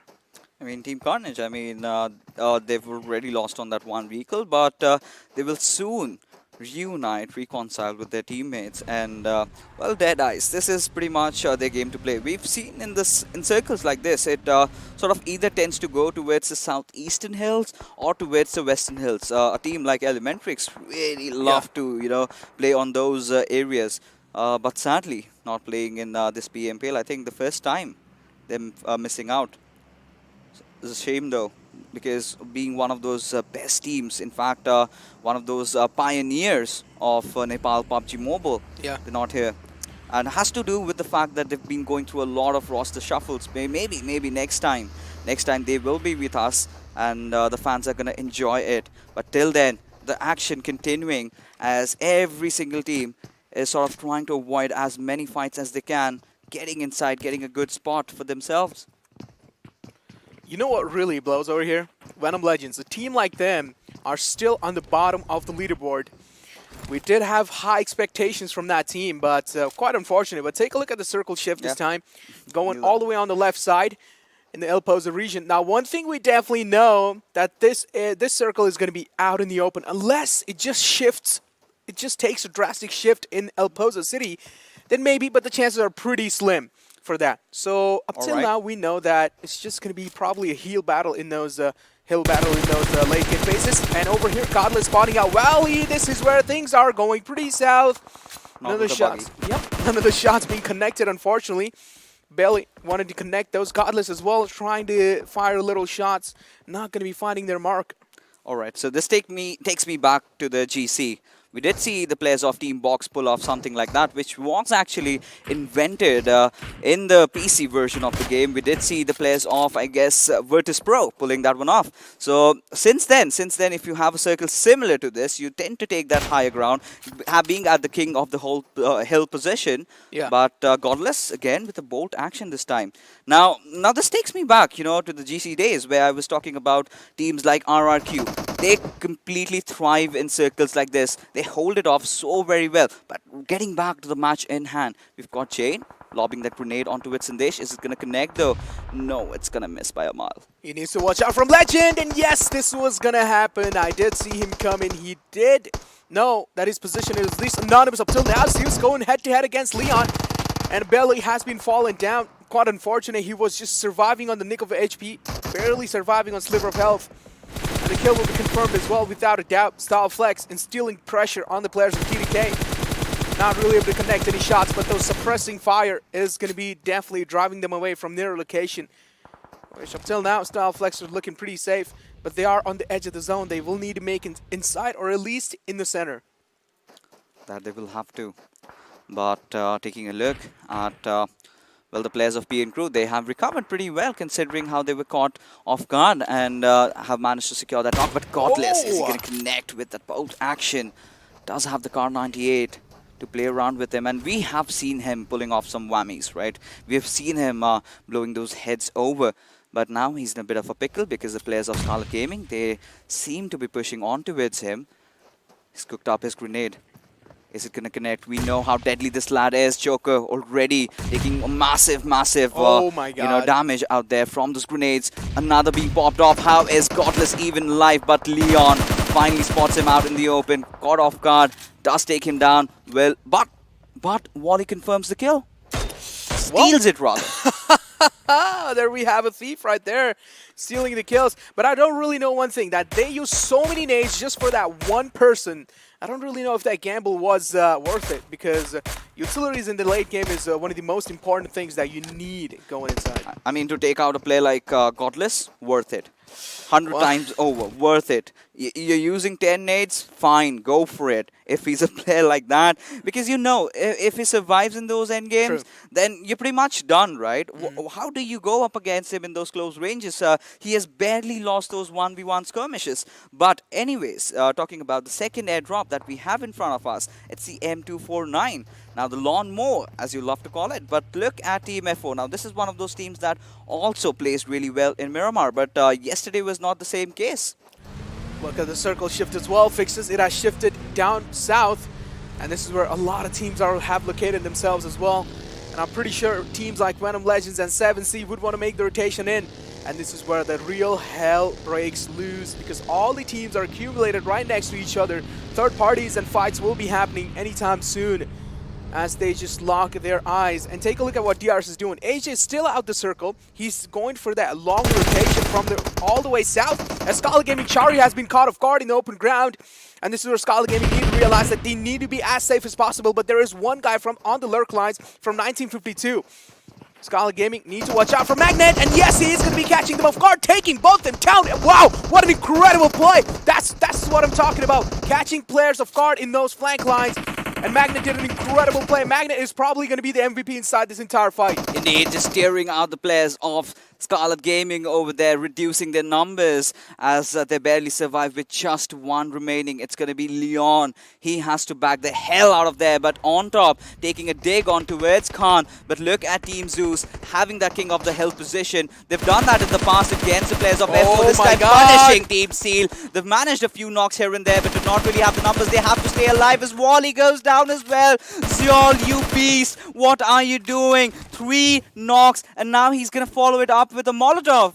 He's just an absolute bully. He's not going to be having any mercy. That Molotov is going to be confirming those kills onto Munu. Munu barely surviving as well. There's one last man standing from Seal, but he's quite separated out from the rest of the pack, so the res on Munu is looking quite difficult up till now. Unless he decided to just run straight at him, but the chances are looking pretty slim.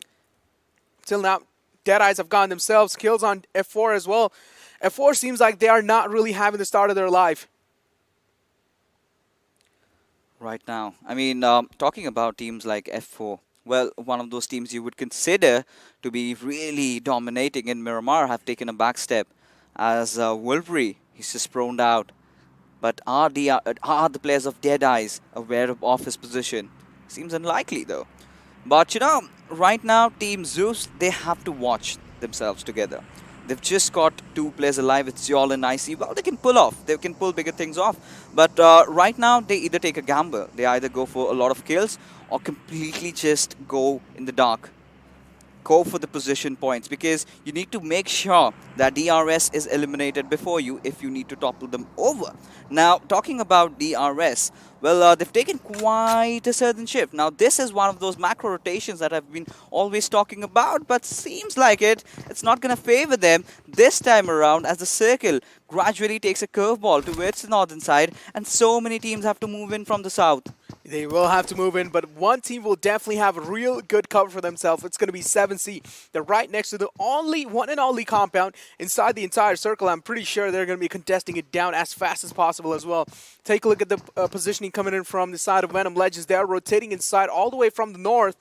R3D is waiting for them to welcome. R3D wants to welcome Venom Legends. Only time would say if R3D will be spotting out the players from Venom Legends in the car. It seems like they've already gotten a casualty on their name. It's quite unfortunate times.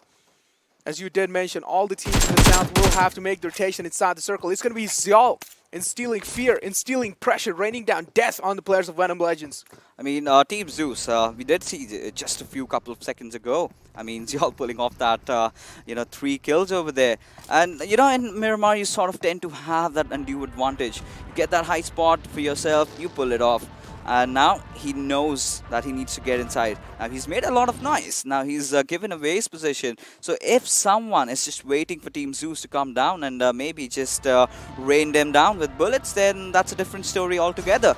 But the players of Zeus, they need to get inside the circle. I'm really scared as to where they actually want to go. Now they want to have a few ridges, but the moment they cross over that hill, it's an open ground.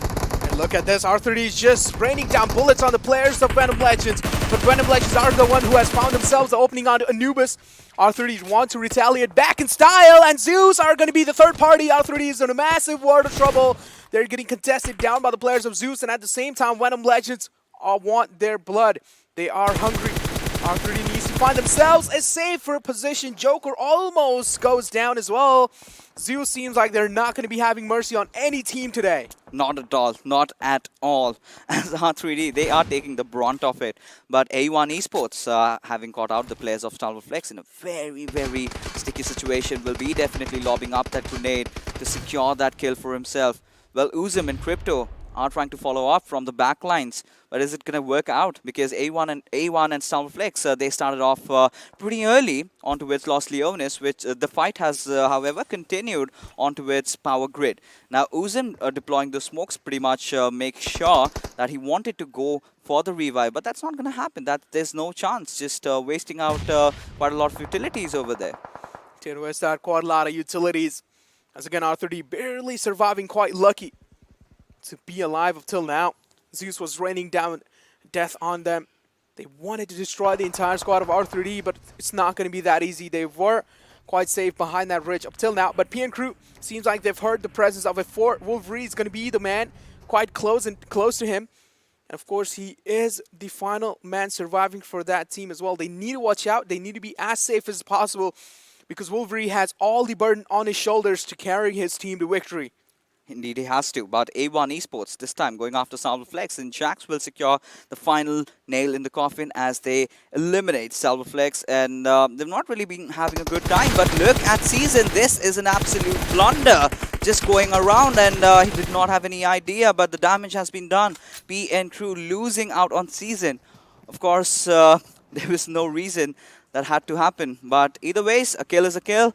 They go down, the players of F4 and the two Pakistani teams have already fallen. Now the entire burden somehow shifts to the players of R3D to put the flag high up in the skies. But A1 Esports, now again, after taking down StalwartFlex, they've got their eyes set on towards the players of T2K. They have got their eyes set on towards TDK and Deadeyes as well, making their name inside the game, showing their presence, taking out players of Z3us. And this is where Z3us need to realize they are in a massive water trouble. Z3us is going to be the last man surviving. They have found themselves in quite a tricky spot. Deadeyes, Z3us is the last man surviving. As I did mention, the Molotov is burning down on top. He doesn't have any other choice. And Z3us going to be connecting the final bullet right in his head. His skull is going to crack open. Z3us does know he has heard the presence of Wadusar as well. He wants to get the kill onto him. It's not going to be that easy. Shifu is there as well in the backlines to give himself that cover. Wadu trying his best to make sure keep Z3us inside the building. They want to pin him down, but it's not going to be that easy. I mean, so many Nepali teams are actually trying to go after Z3us, but nobody has been able to touch him so far. Now this time it's the lance from Deadeyes, and look at Z3us. They look relentless. They are absolute lunatics. Now just completely boosting each other up, and has that stun grenade to follow it up. Now, well... That's something he did not intend to do, but as long as he's safe, as long as he's alive, I think he can just hold on for a bit longer. Just the last player surviving. There's so many fights breaking down as the circle is shrinking as well. TDK going head-to-head against the players of A1. It seems like TDK up till now are not really looking good, but the fight between Deadeyes and Z3us still continues. Wadu doesn't want to give his kill away that easily. He's trying to lob the nade in right in the first time, but it doesn't seem like it's going to be that easy. The cover isn't being given. Z3us is making sure he's not giving enough space to breathe for the players of Deadeyes. The fight finally engages. They lock each other's eyes out. And Z3us trying his best to take at least one player down. Z3us barely surviving that onslaught, deciding to back off. He does know he needs to pop in a first hit as fast as possible. But Shifu is on a hunt. His hunt mode is on. He's going to be taking out one player. It's going to be all down to that one last man surviving for Deadeyes. But Wadusar makes it happen. He's going to be clutching the entire situation as R3D trying their best to take down the players of Venom Legends. Indeed, as Edgar, he is trying to put in all that hurt over there. But oh my goodness, Z3us, you beauty. Despite the fact that he was just that one man standing, really took down, the players of Deadeyes for a ride. And now, well, Edgar, he needs to survive, needs to secure this position points, well, because they have been looking shaky. They need to get a few chicken dinners if they want to qualify for the next round. But High Voltage, losing out on two of their players, now are going after 1952. They are going to be going after 1952. Quite a clear line of sight onto them. So, of course, it does make sense why they want to pressure them down. 7C do have a high ground inside this entire fight, but they are in the edge of the circle. The next circle is going to be deciding their fate. If the circle pans out in their favor, then 7C would probably have the best of the chances to take the entire chicken dinner in their hand. PM Crew has spotted out Manish there, just in that little shack, and he's going to be pinned down for a long time. I'm pretty sure PM Crew are not going to let him move out, and they're going to be having their eyes locked onto that shack. Carnage are kind of separated out. Manish is kind of separated out from the rest of the pack, from Jiggle. And this is where PM Crew realize this is their right moment to strike. This is where they can take down Manish. Even DRS have been taking an early exit, so Z3us do have that breather. I believe they might just be able to topple them down after this particular game. In fact, 7C Fear having that M249 will have to spot down Edgar. And the moment he does that, he is going ham. And yes, he does indeed. Takes the final shot and puts him out of his misery over here. But PN Crew, they look really solid. They look really confident. They have to get inside the zone. And with just one of those players of, I believe, Deadeyes is watching on towards them. Oh, it's Leon. It's Leon from Skylight Gaming. As Krulov still putting in all that hurt on towards Extreme. As Deadeyes are going to be taking advantage of that situation. No, he does not let that happen. He does not let that happen. Cooney, the last man surviving from High Voltage. Cooney, this is where things might get tough for him. And this is where fights break down between the players of PN Crew and Skylight Gaming. Leon has been taken down. The last man falls apart as PN Crew came out on top in that fight. Smoke's being lobbed in as well, providing that extra bit of cover for Sandesh. Memo does have his sights locked onto that compound. He does know Cooney's pinned down behind it. Deadeyes as well is there in the open grounds inside the God building. Turulov not really able to connect a lot of shots. Shifu going to be making it out safe. Indeed he will. Now it's Team 7C. They've got all their 4 players alive. Now, we've been talking about the underdog story, right? We do know for the fact that they were really doing well after the first day, but that's where it kind of stopped. That's where the kind of the momentum that they had carried forward was completely halted. But today may be the day where they sort of redeem themselves, having the highest probable chances of getting this chicken, having all their players alive. And look at Sandesh making a really, really weird maneuver. And well, if this kind of works out, then he's getting a lot of kills from there. This is brilliant. This is absolutely brilliant. Sandesh realized and capitalized on the entire situation. Decided to take the high ground over each and every single team. And Sandesh can just rain down death and destruction from above. He's only waiting for any of the teams to make a rookie mistake and decide to step out in the open. And this is where Sandesh will find his right moment to strike. Carnage still alive on that one. Last man standing for them is going to be Prabeen. But for how long is going to be the question. They need to move it inside the circle. Prabeen is barely on the edges. The circle has been shifted in no man's land. And this is a problem rises for all the teams. Even PN Crew will need to make it inside the zone. I think Prabeen has pretty much made it in. But what I'm really worried about is the players of Deadeyes, Wandu and Shifu. Well, they are aloof from their teammate, Suyog, who is just on the next compound right beside them. But he has his own problems to deal with. 952 being right beside him. Shifu exchanging a lot of bullets over there. And Sandesh taking a lot of shots, not really connecting, as 7C will be securing that compound. Not yet. Hold on, as Memo is going to be taken down. At the same time, they've got one of those players of 7C left out over here. As Fear, he is finding that perfect angle but not really getting it so far. As Rig will be making his movement. Is Sandesh going to read it out as well? Oh no, he accidentally slips off! And no, he dies to fall damage. This is so unfortunate. Sandesh, his presence of mind wasn't really there on top of the hill, and he didn't realize that it was just the edge that he was dancing on. And he slipped apart. Quite unfortunate. We saw him pull off a Deadeyes over there. And this is what we are talking about. Deadeyes again trying to pull off this insane clutch against the players of PN Crew, and at the same time 7C, because they're pinned down behind this little god building. They will need to make it inside. They will need to make at least in the center for them to not catch a lot of damage. And take a look at Entry. He's opting out for that heal battle, and I'm pretty sure in the end he's going to be making it inside the circle, and he will find the right moment to strike. I mean, I'm really scared about Prabeen's position, Deadeyes. I mean, if they are in the dark about it, they might be done for. But no, Shifu does anticipate it, will be taking him out, as finally a lot of teams have fallen down. It's just 3 teams remaining, 7 players alive, and 7C looks like that they have been eliminated. Now it all comes down to Deadeyes versus PN Crew. Who is going to take this home? PN Crew already finding the opening on the players of Deadeyes. Waterstar has to take him down. Suyog has been spotted as well.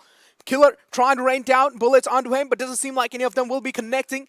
He has lobbed in some smokes to block vision of PN Crew. Here comes the nade, and this might be quite damaging. Shifu is taking the res onto him, but it doesn't seem like the nade are going to be making it, though. A little bit more power, and then maybe it will slide in, and yes, it will. Killer finding the knock, finding the opening. This is where PN Crew needs to realize they need to make the push onto them. If they're going to be delaying it a little too much, Suyog will find himself that opening that he's looking for. Indeed, but Suyog having a really good angle on towards the players of PN Crew as Legend will be getting another knock. Now it's all going to come down towards Suyog. He is the solo survivor over here. Is he going to be able to pull this one off? Killer and Legend need to push in tandem if they want to get this victory. Now they have been doing so very well right off the start. Sandesh, I mean, he was so good, but now it all comes down to this new lad out here. He is making his movement, but Legend has that cover. He is going to rain down those bullets, but it is Killer who is going to seal that final deal over there. The final kill being taken, and PN Crew are your winners. Beautiful cover from the backlines. Killer showing that he's there for his teammates, and wow, what a team play coming in from this man. Legend was almost there in the front lines to kind of bait, and then Killer was there in the back lines. He was like, okay, I'm going to take a little step back. I'm going to hide over here. Legend, as soon as he steps out the cover, as soon as he exposes his body a little too much in the open, this is where I will strike, and this is what happened. Killer YT getting that chicken dinner in his hands, and wow, what an incredible game. Obviously, I mean, right from the very start season, losing out on his life, and then with just a 3-man team, these lads managed to secure the chicken dinner. But with that being said, ladies and gentlemen, we will be heading for a short little break, because coming right after is the analyst test to break things down.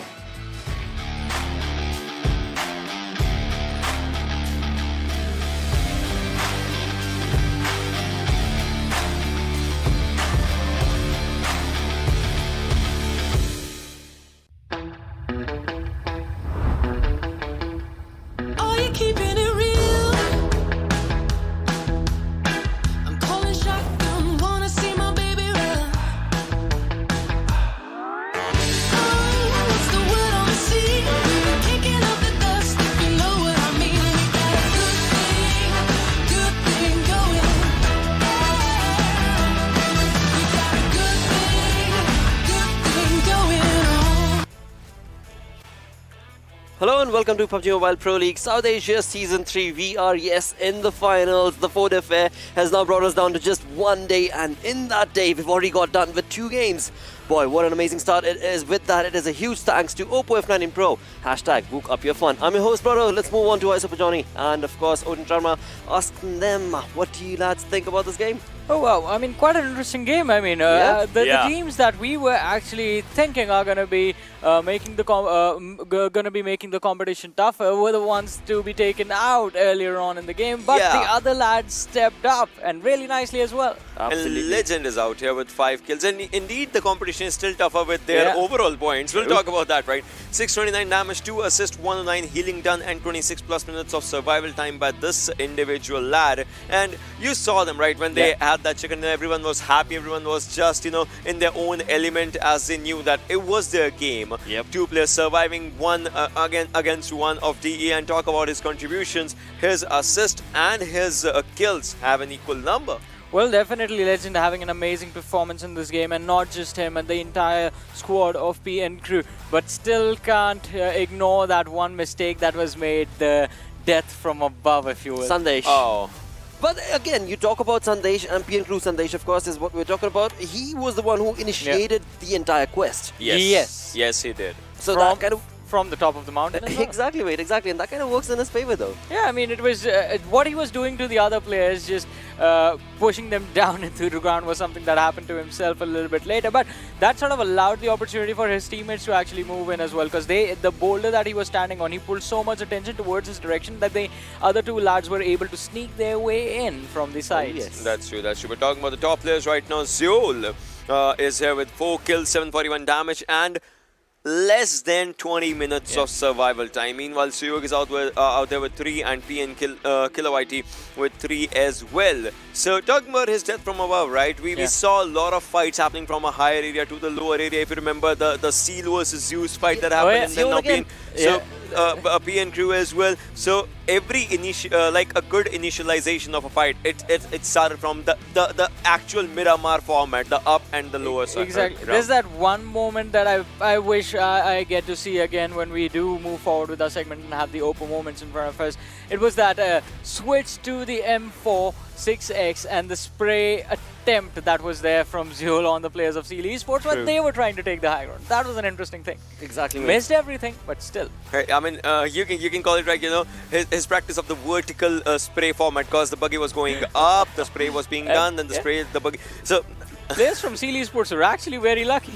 Yep, a lot of people tried to take them down. It was one of those affairs where they could, if they would have gotten that upper hill, it would have then taken that thing in their favor with the king of the hill sort of situation. But move that towards the match summary.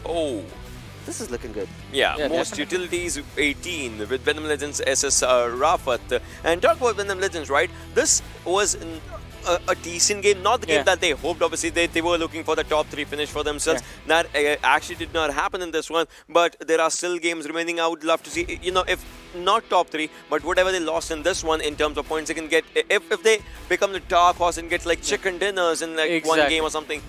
That is something that I was about to say. Venom Legends do need those chicken dinners. We think at the same frequency, I'm telling you. One with at least 5+ kills. One chicken dinner with 5+ kills. Most certainly. But looking at this game, let's have a look at the match ranking coming in, where, of course, we do know who got the chicken dinner and the number of kills. That does lead PN crew walking away with 25 points. But move that conversation towards Deadeyes Guys 1952. Amazing performance. Oh, yes. Yeah, definitely. 1952 also stepping back into form. 15 points coming in from this match.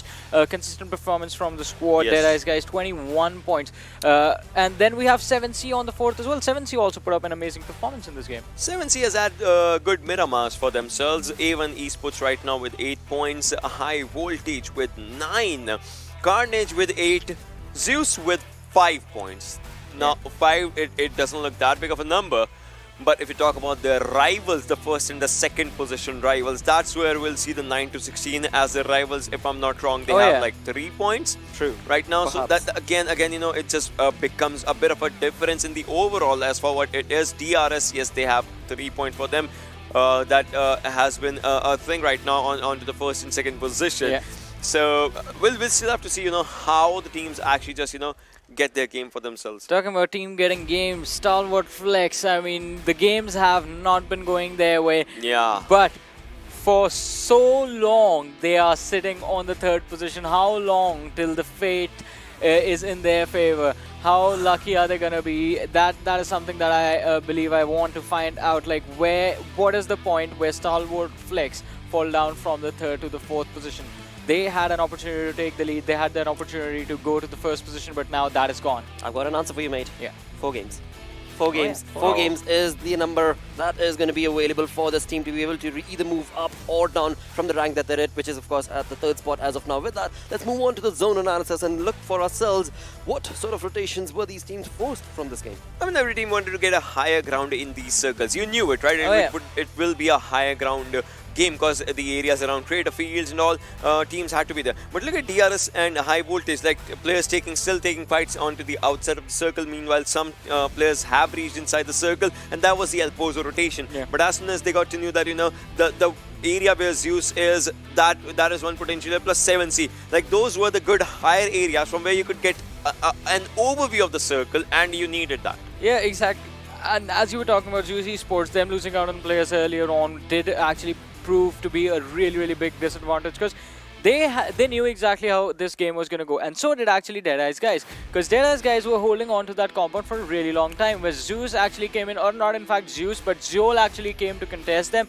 A valiant effort from the lad to take down the players, but Deadeyes Guys, they survived and they actually turned things really nicely. I have my thoughts about this, but I have to ask you this question, being a fellow analyst right now. You can also just chime in for this one. Thing. So the question that comes down is, one game you get a chicken dinner, right? The next one, so the first game you played with, like, looking out all the corners, everything, but the second game you start off with the aggression.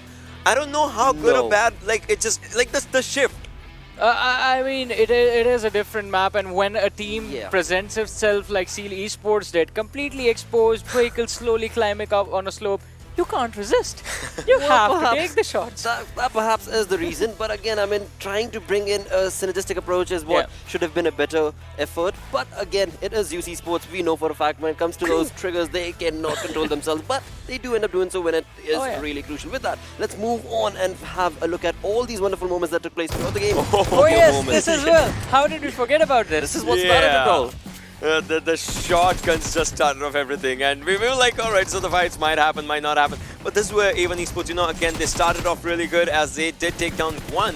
But after this, we'll see, you know, this is where PMPL just started off with their own moment, and Jane went on by Legend. I mean, you can say, like, you know, Jane, a bit, he overcome it just a bit.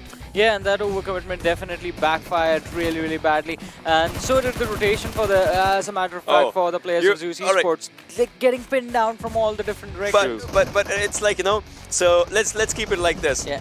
Homework was done by Skylight. Oh yeah. But the marks were given to Seal. Oh yes, Wally instead was the one who was stealing away those kills. But right here, when we talk about 1952 is another team I do want to talk about. They made that late rotation, but eventually were able to convert so many of those kills into their favor. Exactly, and converting those kills definitely does help you out. You're going to get those points, and getting those points, that is exactly what we see Zeol do. From the high ground, Z3us Esports absolutely having no idea where the lad was. Z3us Esports, they survived for a little bit longer, but alright, so this is something that we have to talk about.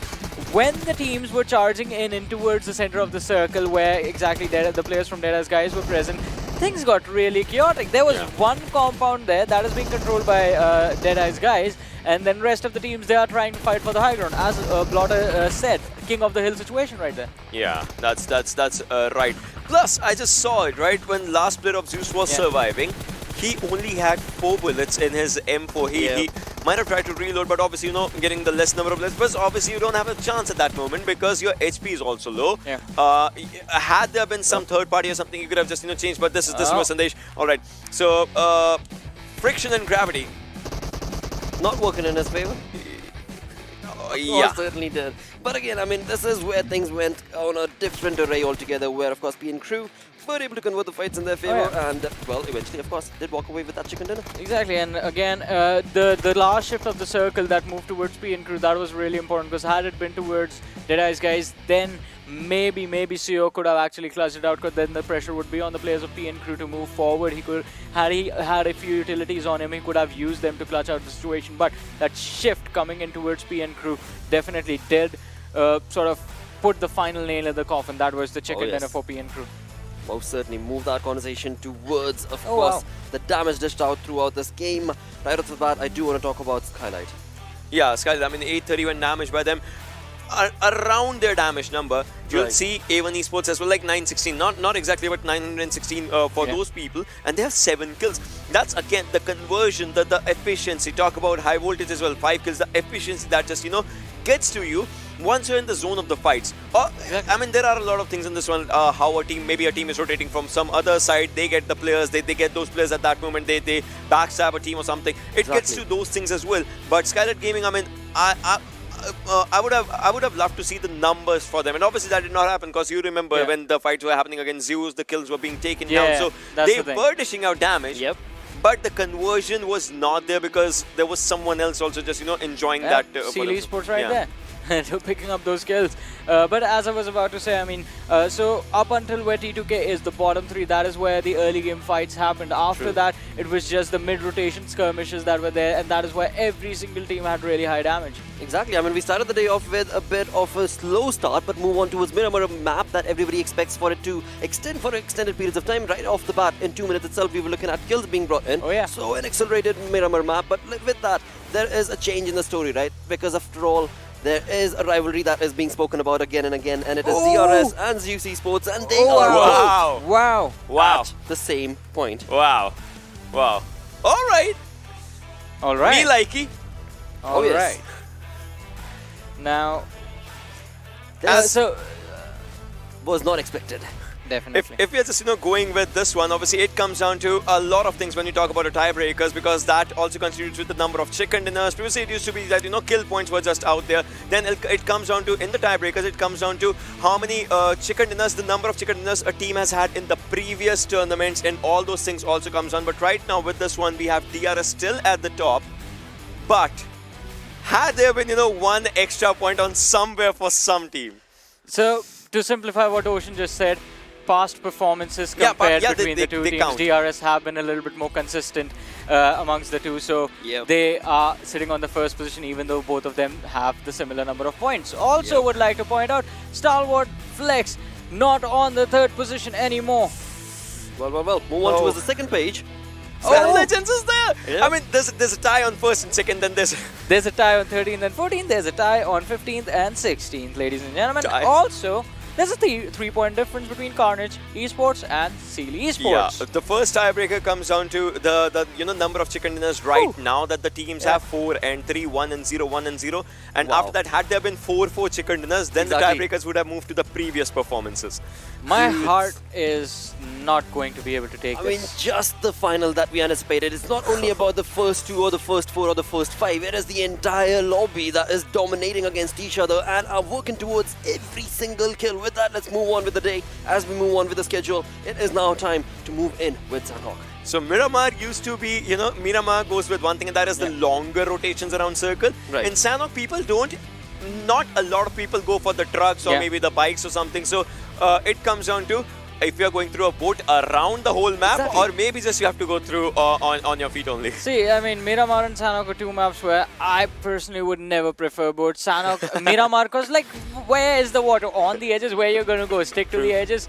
On Sanhok, the map is really small. I don't want to get shot at. Has happened a lot of the time in the past as well, where people are going to be like, alright, we're going to take a water rotation, and then you're just like on your trip, voyaging through the seas, and you get shot, you get blown up, you have nowhere to go. Well, that is of course going to be based off of where exactly is the zone going to be cut out towards, where is it going to be pushing these teams towards. Also another thing to bring up is going to be Z3us Esports, of course. They have got that boot camp, but who is going to be there to contest? Well, let's find out. Let's move into the game. It is going to be once again the Panda Bros to take us through this game. It is none other than, of course, Main Fixes and Necro. Well, ladies and gentlemen, the final Sanhok of this tournament, and we have seen a lot of Sanhoks in the past as well, but it all comes down to this. Now Zeus and DRS, both of them tied up. Who do you think is going to take an edge in this one? This game is going to be important for both these teams, both top 2 teams. This game is going to be so important for them. One kill can make a difference, Fixes. 1 point, 1 single point can make a difference. And I really want to see which one would come out on top. If you ask my guesses, I would say Zeus, because the way they've been playing is actually impressing me. But then again, we have seen DRS even pulling off comebacks. Sort of start off the day on a slower note, and then as the day commences, they pick themselves up. And now in a map like Sanhok, you would wonder as to where the zone is. Yesterday we did see that hardcore western side hill circle, but this time things can be a bit different. As finally the portals have opened up, lo and behold, ladies and gentlemen, as we jump into the rainforest and find for ourselves who gets that chicken. I mean, only time would answer such kind of questions. Team like A1 still on the struggling phases. They need to get a chicken dinner for themselves. Here comes the flame flypad starting from Camp Charlie and ending all the way next to Cow. Now I really want to see how teams will be traversing. One thing we definitely know, A1 always like to go towards Paddler's Resort. Skylight Gaming, some are downline, you know, some are close to boot camp because they know now boot camp is kind of a place where Zeus have called themselves its home. Well, that's true. But at the same time, you know, we are in the final days. We do know what happens in those final days. Targeting. A lot of that. You know, you've got Zeus, who's pretty much heading towards maybe boot camp, or do they have a different plan? Because, alright, so they are actually sticking it there. So, at the same time, we did see, you know, the players of Skylight Gaming go after them. A lot of different teams also tried to contest against them. But these guys are relentless. Now, here comes the circle. Now, this is one of those circles that might take a shift down south, maybe towards Ruins. Painan is also available. But at the same time, I would love to see something happening around Nakam. Well, I mean, one thing I definitely know that the circle is going to be panning out near Painan, because the odds of it shifting on the bottom side, on the south, are pretty less. I mean, yeah, there are some odds. Maybe it will be as well, but I really feel like the circle might be a Painan circle. But let's take a look at the game. And Seal Wally seems like he has spotted out the players of F4. They did drop inside the Ruins area, and this is what they've been doing. They like to go to his Ruin. And Seal are the nearby neighbors who don't really like to fight against F4 off the bat. I mean, Seal, again, a team who don't really like to fight against any of the teams off the bat. They like to rotate inside the circle, and late game is where they shine. You know, talking about a team like Seal. Well, the first day, they were looking so good. I mean, you've had Wally in Baron firing on all cylinders. Of course, Zaki was also one of those players that contributed for the squad. Had the highest kills, though. But after that, they sort of have fizzled out. Sort of has fizzled out. Take a look at Baron. He has spotted out, destroyed out in the open. And this is what happens when you don't really check your surroundings. You should always check your surroundings whenever you're outside the cover, whenever you're making that bold move. And Baron punishing F4 Destroyer. I'm pretty sure he has learned a lesson from now on. He's always going to be checking those nearby phrases or nearby vicinities whenever he's leaving a compound. Seal found the opening on the players of F4. F4, again, not really having the start that they would have opted out for, that they would have wanted. And I really want to see how F4 would be playing out the rest of the game. Me too, because, well, we've got our team F4 not really performing very well in Miramar. It was Wolverine right till the very end, and right off the bat, already losing out on Destroyer. Now, this is a nightmare that they would want to wake up from. But if someone can do that, has to be Khan. Needs to lead his team from the front. But Team Seal, well, they want to take this fight. They are contesting for it. As Mono69, he is making a movement. Just, you know, trying to peek around, find someone off guard, maybe take a few shots. Now, Team Seal has to take really some good measures before actually trying to commit in for the push, because in a place like Ruins, you've got so many angles that you can really guard from. You can get that TPP view working out for you. But taking a look at the zone and where all the players have dropped. Now, StalwartFlex, this has been a story. Now, they started the day off on the 3rd spot. Now, they have been dropping off on towards the 5th. The difference is not too much, but they need to rotate quick, and that is exactly what they are doing. That is exactly what they're doing. Now again, as you were talking about StalwartFlex, they are looking at least decent for now, but 1952 is there in the nearby vicinities. They will need to watch out from them. And Seal seems like they were finally opting out to push against the squad of F4. Woltrix took a lot of damage from that Molotov, but decided to back off. He does know he should leave this entire Ruins compound if he wants to be as safe as possible. Zaki might spot Woltrix out, but up till now, Woltrix's position hasn't been compromised. He's quite anonymous. Wally hears Wolverine in the inner compounds, and yes, he will take him down. Wolverine, I don't really know how he didn't really hear the presence of Seal right outside the house. Well, now the fight has already broken off, and Wolverine has lost out on his hull this time around. As Team Seal, they are in a very commanding position. All they are searching for is where Voltrax and Khan are. And now it's just not Team F4 over there. It's not just Team Seal over there. It's 7C also just in those nearby frays. Might join the party anytime soon, but it's Khan who's going to take down Memo. Now we do witness the trifecta of death and destruction being formed right in front of us. But only one team is going to survive as the victor in this skirmish. Voltrax has been spotted out by 7C. Shots being taken onto him as well. It take a little bit of damage, but he's tucked right behind that little ridge. Khan seems like he's in massive water trouble. The entire squad of 7C is right next to him. He need to find himself a comfortable spot up till now. And Seal was causing a lot of rumpus, so of course that's going to be attracting 7C as well inside the fight. And in the ruins area, they were the center of attraction. They have the center of the zone going up for themselves. As F4, Khan has been taken down. And this is where Voltrax is going to be the last man surviving for F4. And such early off, you do not really expect a squad like F4 crumbling apart like this easily. You indeed do not. But it's Team Seal. My apologies there with the action getting so intense. Right now, Voltrax getting that knock onto Ed's Baron. Can he get one more? No is going to be the answer, as Voltrax has been taken down, and with that, F4 have fallen. But look at this, 1952 going ham after StalwartFlex, wiping their existence. What is happening over here, Fixes? StalwartFlex and F4 taking an exit in the early game. This is quite interesting, and I'm kind of surprised, not gonna lie. After two big teams getting eliminated just like that without any trouble. And flawless executions as well from a team like 1952. I'm quite impressed. 7C up till now did quite incredible job third-partying this entire fight. They did take down the entire squad of F4 and then decided to back off.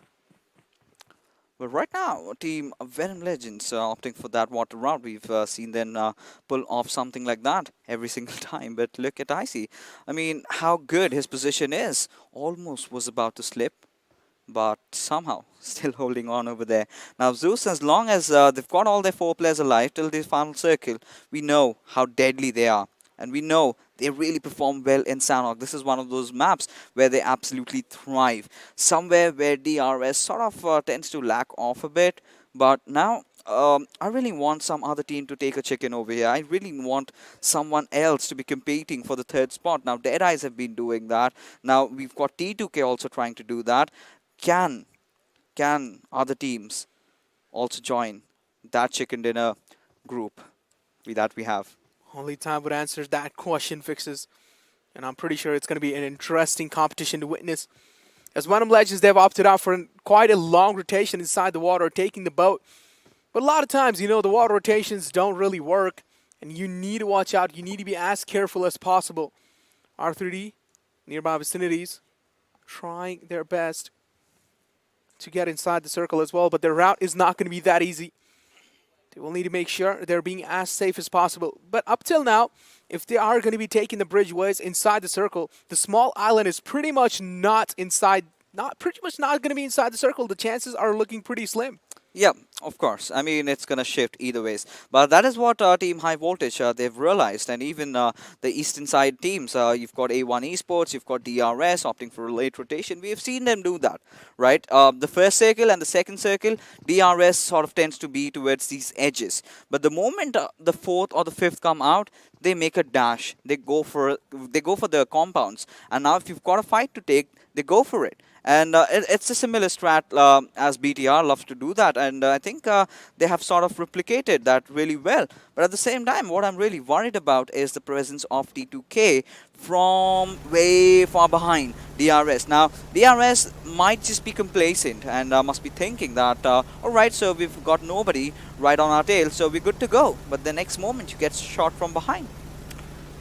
Should never think there's no one near you. Even if you know it's safe, you should always watch your surroundings, just to make sure, you know, double check each and every single corner. There can't be anyone hiding. As the airdrop has been taken by the players of Deadeyes, and it's going to be the Groza in their hands, the Shredder, an absolute Shredder. I just want to see how they're going to be playing it inside the game. I mean, in the previous game as well off Sanhok, we did see someone use the Groza, and he was just absolutely mowing the lawn with that gun. Well, it's not just the Groza that has been the lawn mower. We've seen Buggies also doing the same. How can we forget that game from Zeus? No, I'm not forgetting that. That has to be one of the best games. I mean, considering under the circumstances that they were in, they needed that first spot. They needed to do it because now we just have a handful number of matches. You know, after this, 3 more. Well, so for that, you need to pull off something out from your sleeves. Every single trick from the books has to be pulled off today, because if you do not do that now, it's never. Circle again, favoring the Ruins area, shifting right in the center. So a lot of teams aren't going to be happy after that one. Of course, it's not a drastic shift, so they don't really have to worry a lot. But R3D still are making the rotation inside the circle, kind of late to the party. They will need to make sure they're being as fast as possible, because the entire center circle is getting filled up with teams, and I'm pretty sure in the end, there's going to be some of the teams, you know, who are just going to be edge camping. You know, this is Sanhok. We usually like it really fast, fury, but we are witnessing that lull in the lobby, that eerie silence taking over. Every single team being very cautious. Every single movement that they are making, they are watching every possible direction. Now Zeus, they're still holding on to it, so certain areas of bootcamp they need to get inside, considering the fact that PN Crew and Skylight Gaming have already made it before them. It's going to be a tough task. But then again, it's Zeus that we're talking about. Zeus that we're talking about, a team that are the gods of PUBG Mobile. And again, take a look at the circle. As we did mention, up till now, such a tactical approach inside the game. 2 teams did get eliminated early off, but now there's just an absolute peace. It's just an absolute silence. None of the teams want to get eliminated early off. They've already got an example right in front of their eyes. StalwartFlex and F4 getting eliminated early, and they do know what kind of consequences they will need to face after that. Well, the circle, and look at Team Carnage. They've sort of contested for the center this time, and they've got their players alive. Not like the last game. It was just that one lad surviving. But this time, I mean, well, Carnage is one of those teams that relies heavily on their position. They have that very good zone read. And you did ask me a question regarding who do you think is a better IGL? Who do you think is rather the best? I mean, I wouldn't call them the best, but if you have to give me a number of my top 5 teams who carry off those rotations, Carnage definitely comes somewhere on the 3rd spot. Carnage definitely comes over there. I mean, Carnage, you know, have been doing pretty good inside the league stage as well. And in the finals, you know, the struggle kind of was being shown from that team. And this is where they need to realize, oh, what has been different since the league days and since in the finals. And this is where you need to analyze your gameplay as well. Take a look at what A1 Esports is doing. They're rushing right inside the compound where Carnage has positioned themselves. Prabeen's position was not compromised. This is where Prabeen finds the right moment to strike, taking 3 players down all by his lonesome. And what an incredible positioning from this lad. The way he waited, the trigger discipline again shown from the man. And this is what I'm talking about. This is the man, the myth, the legend, Prabeen. The sneaky assassin, as I would love to call him. He waited for the right moment to strike, but look at 7C capitalizing on this situation, finding the players over there of Carnage off guard, and now they can actually commit in for the push, having taken 2 of their players down already. They did that. The way Carnage played that situation out was just an absolute incredible. That was just a remarkable and iconic moment to witness. 1952 as well, getting contested by the squad of TDK. Jane has been caught off guard in the open grounds. Sharp needs to make sure Magnet is staying alive until those late game circles, because you do not really want to be just a 2-man squad even inside the late games. And Sharp lobbing the smokes in, directing his teammate to move closer to the zone. Well, and 2, a dream run is what they are having. Can they get another good game? Right beside them, we've got the players of DRS. Now, this is going to be really tricky. Now, DRS is playing outside the zone. And while they enter in, if they do not have a good compound for themselves, they're pretty much done. Now, considering the fact that 952 have that bit of a hilly area for themselves, I think they can actually spot them down. But look at the circle shifting towards the western side. Now, High Voltage made that quick rotation down south. And they do have those upper compounds of Tambang. Now, the moment any of these teams try to contest for it, or maybe someone from the shorelines coming in, like Team Venom Legends, or let's say R3D, or well, they are going to be suffering some heavy beating. They are going to be suffering some heavy beating. Seal are again going to be the zone magnet. The zone is just following them all across the place. Rafa decides to exit the boat in the right time. He did realize if he's going to be inside it for any longer, he will be taken down by the players of high voltage.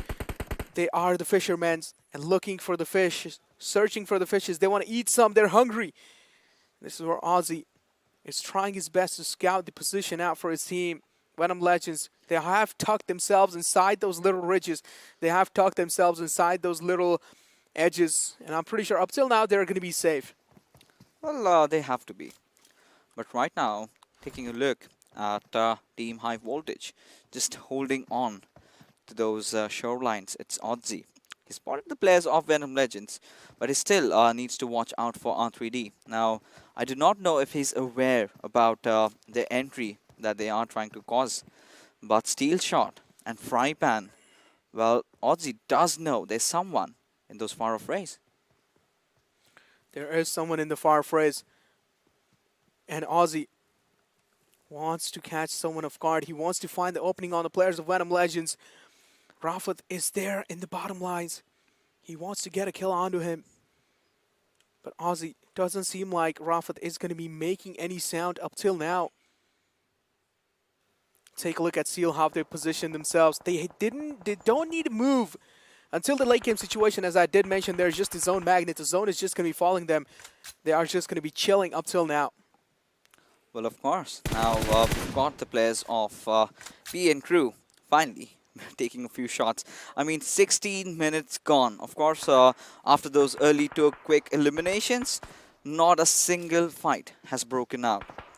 Now, well, we did see the players of 7C also chiming in. Carnage taking a bit of a fight, but that's just about it. It's a complete stalemate, as all these teams do realize the gravity of the situation. They can't make those small mistakes anymore. They've done it. And today is the day where they need to survive. So we are looking at a very congested final circle with a lot of teams alive. Either that, or it's going to be completely opened up with just 3-4 teams surviving, because majority of them will be wiped out during those late mid-game rotations. They will be. PN Crew spotted the players out of Skylight Gaming. Skylight Gaming as well, kind of struggling inside the game. Z3us has started to open things up on the players of TDK. Blah, blah, blah has been taken down and confirmed. He is down and dusted. Z3us found themselves quite an incredible opening that they were looking for. They are making it inside the circle. They are going to be the late ones. They are going to be the late bloomers. As Godless has spotted out the players of PN Crew here and there, taking little shots. Some Season has been spotted out. He needs to watch out because Godless is just an absolute laser beam. You cannot be challenging a fight against a man like Godless out in the open. You indeed can't. But Team Z3us, they are also playing in from the edges. Any single moment, they will have to be very careful. But Team PN Crew, they've got their eyes locked onto them. Now their only objective might be over here to just try and take these lads down. And, well, for Team DRS to win, they have to get in. Now they've done a pretty decent job. R3D Esports, just having that one player, Sinister, alive. And thanks to Carnage for doing that. Thanks to Carnage for doing that. Z3us, they have heard the presence of PN Crew. Season is moving quite close to them. Season needs to realize this is a team like Z3us. He cannot be challenging a fight straight up against a team like them. And it seems like finally PN Crew has decided to take a leave and just kind of move a little forward. As R3D did go for those water routes. And I'm pretty sure Deadeyes is almost making their way right next to the shore as well to welcome them. Well, of course. Now, you know, taking a look at Team 7C. They've got to get inside. You've got Carnage holding the centers. You've got Venom Legends and 952 holding those edges. Now, Team DRS and Team Z3us pretty much doing the same thing, making those late rotations, letting everyone get in first and then follow up. So that has been their mantra. But at the same time, considering the fact that 7C and DRS are right beside each other, we might just see some fight happening out. As there you go, DE going after Z3us, and we've got AJ having spotted down the players of 7C. He's going to lob that grenade. Is it going to land onto its Memo though? Is it going to do the damage? Yes. Wow, what an incredible precision. DRS, again, a team. We do always like to say this over and over, that they have one of the best utility usage. The way they use their utilities, the precision is always on point no matter what. AJ, again, that nade might be quite damaging, but no, not really able to find its mark. This time, Trying to Kill has been eliminated from the game. Early elimination from a team like TDK. Don't really expect. And Turulov almost getting caught off guard, but yes, it doesn't matter. That nade is going to be doing the job. AJ is single-handedly working with those nades, and he is taking each and every single player of 7C down, and he's ripping them apart. Yes, that he is doing, but Fear and Memos are still alive. Fear just patching himself up over here as Rig is also right beside them. Now DRS, they need to get those revs back on. Now they cannot really afford to lose out on Lima at this particular moment as Magnet takes down AJ. Now this is a huge blunder. Now DRS were right out in the open taking those fights towards the very late game. This is going to hurt them. But look at Mafia Ninja's position. A very good spot. Does have that compound to play around with. But can DRS survive this? Because AJ, he's pretty much gone down. He is going to get wiped out. But at the same time, Rig also falls short. And it's Galzin dishing out all that hurt. Quite a desperate move coming in from the lads of 7C. He wanted to get the res onto him. And this is where both of them just fall apart. Skylight Gaming didn't want to make it inside the circle. They're desperate as well, getting caught off guard by DRS. 7C, this is where they find the right moment to strike. This is where they can shine. This is where they can rack up a lot of kills. They can wipe out the entire squad of Skylight Gaming. They can confirm those kills as well for them. Kill onto Heaven has been taken. Fear is there in the open line. Shari not really predicting his position, and quite an unfortunate turn of events for him. Wires will be taken down as well, and R3D, as I did mention, they will be welcomed on the shores. They are not welcome though, not welcome, rather thwarted off. But look at Godless, his position. What is this monster thinking in his minds right now? Is he even thinking anything at all? Because all he does is spot down players and take them down. And right now, we've got Odzi right beside him. Does he hear those, sound cues coming out? But Wally spotting out Memo right out in the open with his pants down as Rig is the final player surviving for 7C. Wally does have his sights locked on the players of 7C. Fear is still alive. The kill will be confirmed from Wally. Stealing it away.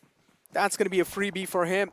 Zaki is inside the car. He has made the call. We need to rotate right now, ASAP, as fast as possible. Baron is still not inside, and yes, he is now.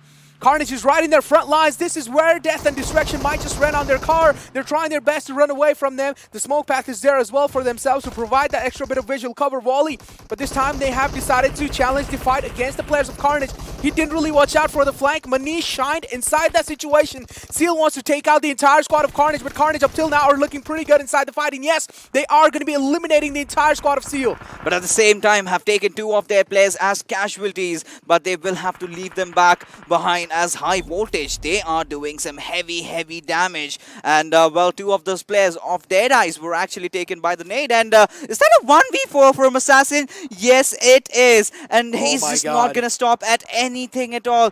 This man, we've seen him performing really well in the league stages. However, we did see that dip in his performance in those finals, but today I think after this squad wipe he is gonna feel himself. But look at Team Zeus. Godless, he's the solo survivor over here, as the remainder of the three players have already taken an exit. But the same can be said for DRS as well. Just having those two players, they have to get inside the zone. How are they going to do that? Now we do have a different fight. It's 1952 going up against DRS. Not going to be an easy fight. Sharp has just been pinned down behind that little locker, and he will be taken down. Nima is still on fire, but it doesn't matter. He will be safe for now. DRS, they are dominating the entire late game circle, including High Voltage. Venom Legends is still alive and good.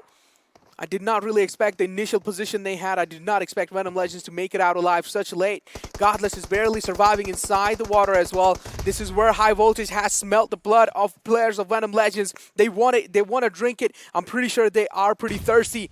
And that nade is going to be finding the knock they were looking for. Groffoth has been taken down. White is right below him. An underhand nade will be enough to take down White as well.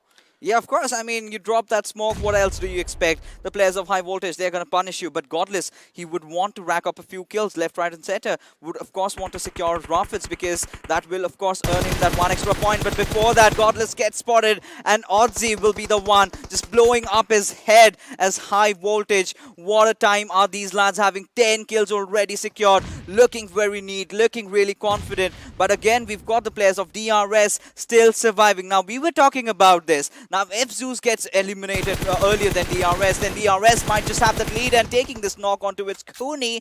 Now they have shown their intentions. The opening has been found they were looking for. All they need to do is just make sure the res is not happening. Assassin smoking his position out. And this is where he will be staking the res in as well. Not only luck would decide their factor. Take a look at Venom Legends. Circle has kind of shifted away from them. And this is where the game is pretty much done. This is where the game is pretty much done. There's no way they're going to be making it inside the circle. There is no way. And yes, Aussie spotting out the fish inside the water, spotting out the shark, taking him down. I'm pretty sure he's going to be satisfied with that one. Yep, as we still have Steel Shot, but there's no chance that he can get up from that position, right? Well, High Voltage pretty much have that fight confirmed for themselves, but Extreme having a really good spot inside the zone as Jiggle is having his attention on towards the players of DRS, but Praveen spotting out Extreme right in the very open. Now, this is the kind of mistake that you would not want to commit, because you would, of course, had to be spotting out Praveen over there, but you did not. You are going to deal with the aftermath of things as, well, like we said, majority of the fights are going to pan out towards those late mid-game stages, and now it's going to be an open circle. Everyone sort of crawling in, being the snake over here. As Carnage, they are losing the numbers as High Voltage finally decide to strike. Extreme made things difficult, not just for himself, but the entire team. Assassin barely surviving on a sliver of health.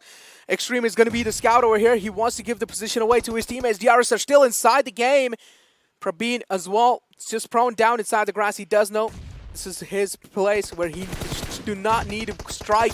He needs to find the right time. He needs to find the right nick of time. DRS seems like they're dominating the entire late game field. Venom Legends are opting out for that heal battle. They are still inside. They're still outside the circle, and the circle has shifted away from them. DRS, up till now, they're looking pretty dominant. They are, but they just have that one player surviving for them, and Prabeen right beside here. And Mafia Ninja, he'll be racking up all those kills. Now, Steel Shot, he's up for that healing battle. Even, I believe, Cooney has opted for that. But he will spot out Mafia Ninja just before going down. He's definitely going to get that 1 point. Yes, he is. And I really want to see which one would win this one. Prabeen as well. He does have that entire zone for himself. Now, he's the only player surviving. There goes the last member of Venom Legend as well. And this is how Carnage take the game in their hand. And this was desperately needed. Indeed, because Team Carnage, of course, they were sort of lacking behind a bit, and this chicken dinner is going to ensure that they come out on top. And right now, DRS, after this very promising game, I mean, they did lose out on one of their players from the very early start, but they still held on. And after that, they were being relentless up to the point they managed to rack up quite a lot of kills. Now, we do see that margin being developed between them and Team Zeus. But what we are going to do right now is, ladies and gentlemen, head for a short little break, because coming right after is the analyst test to break things down.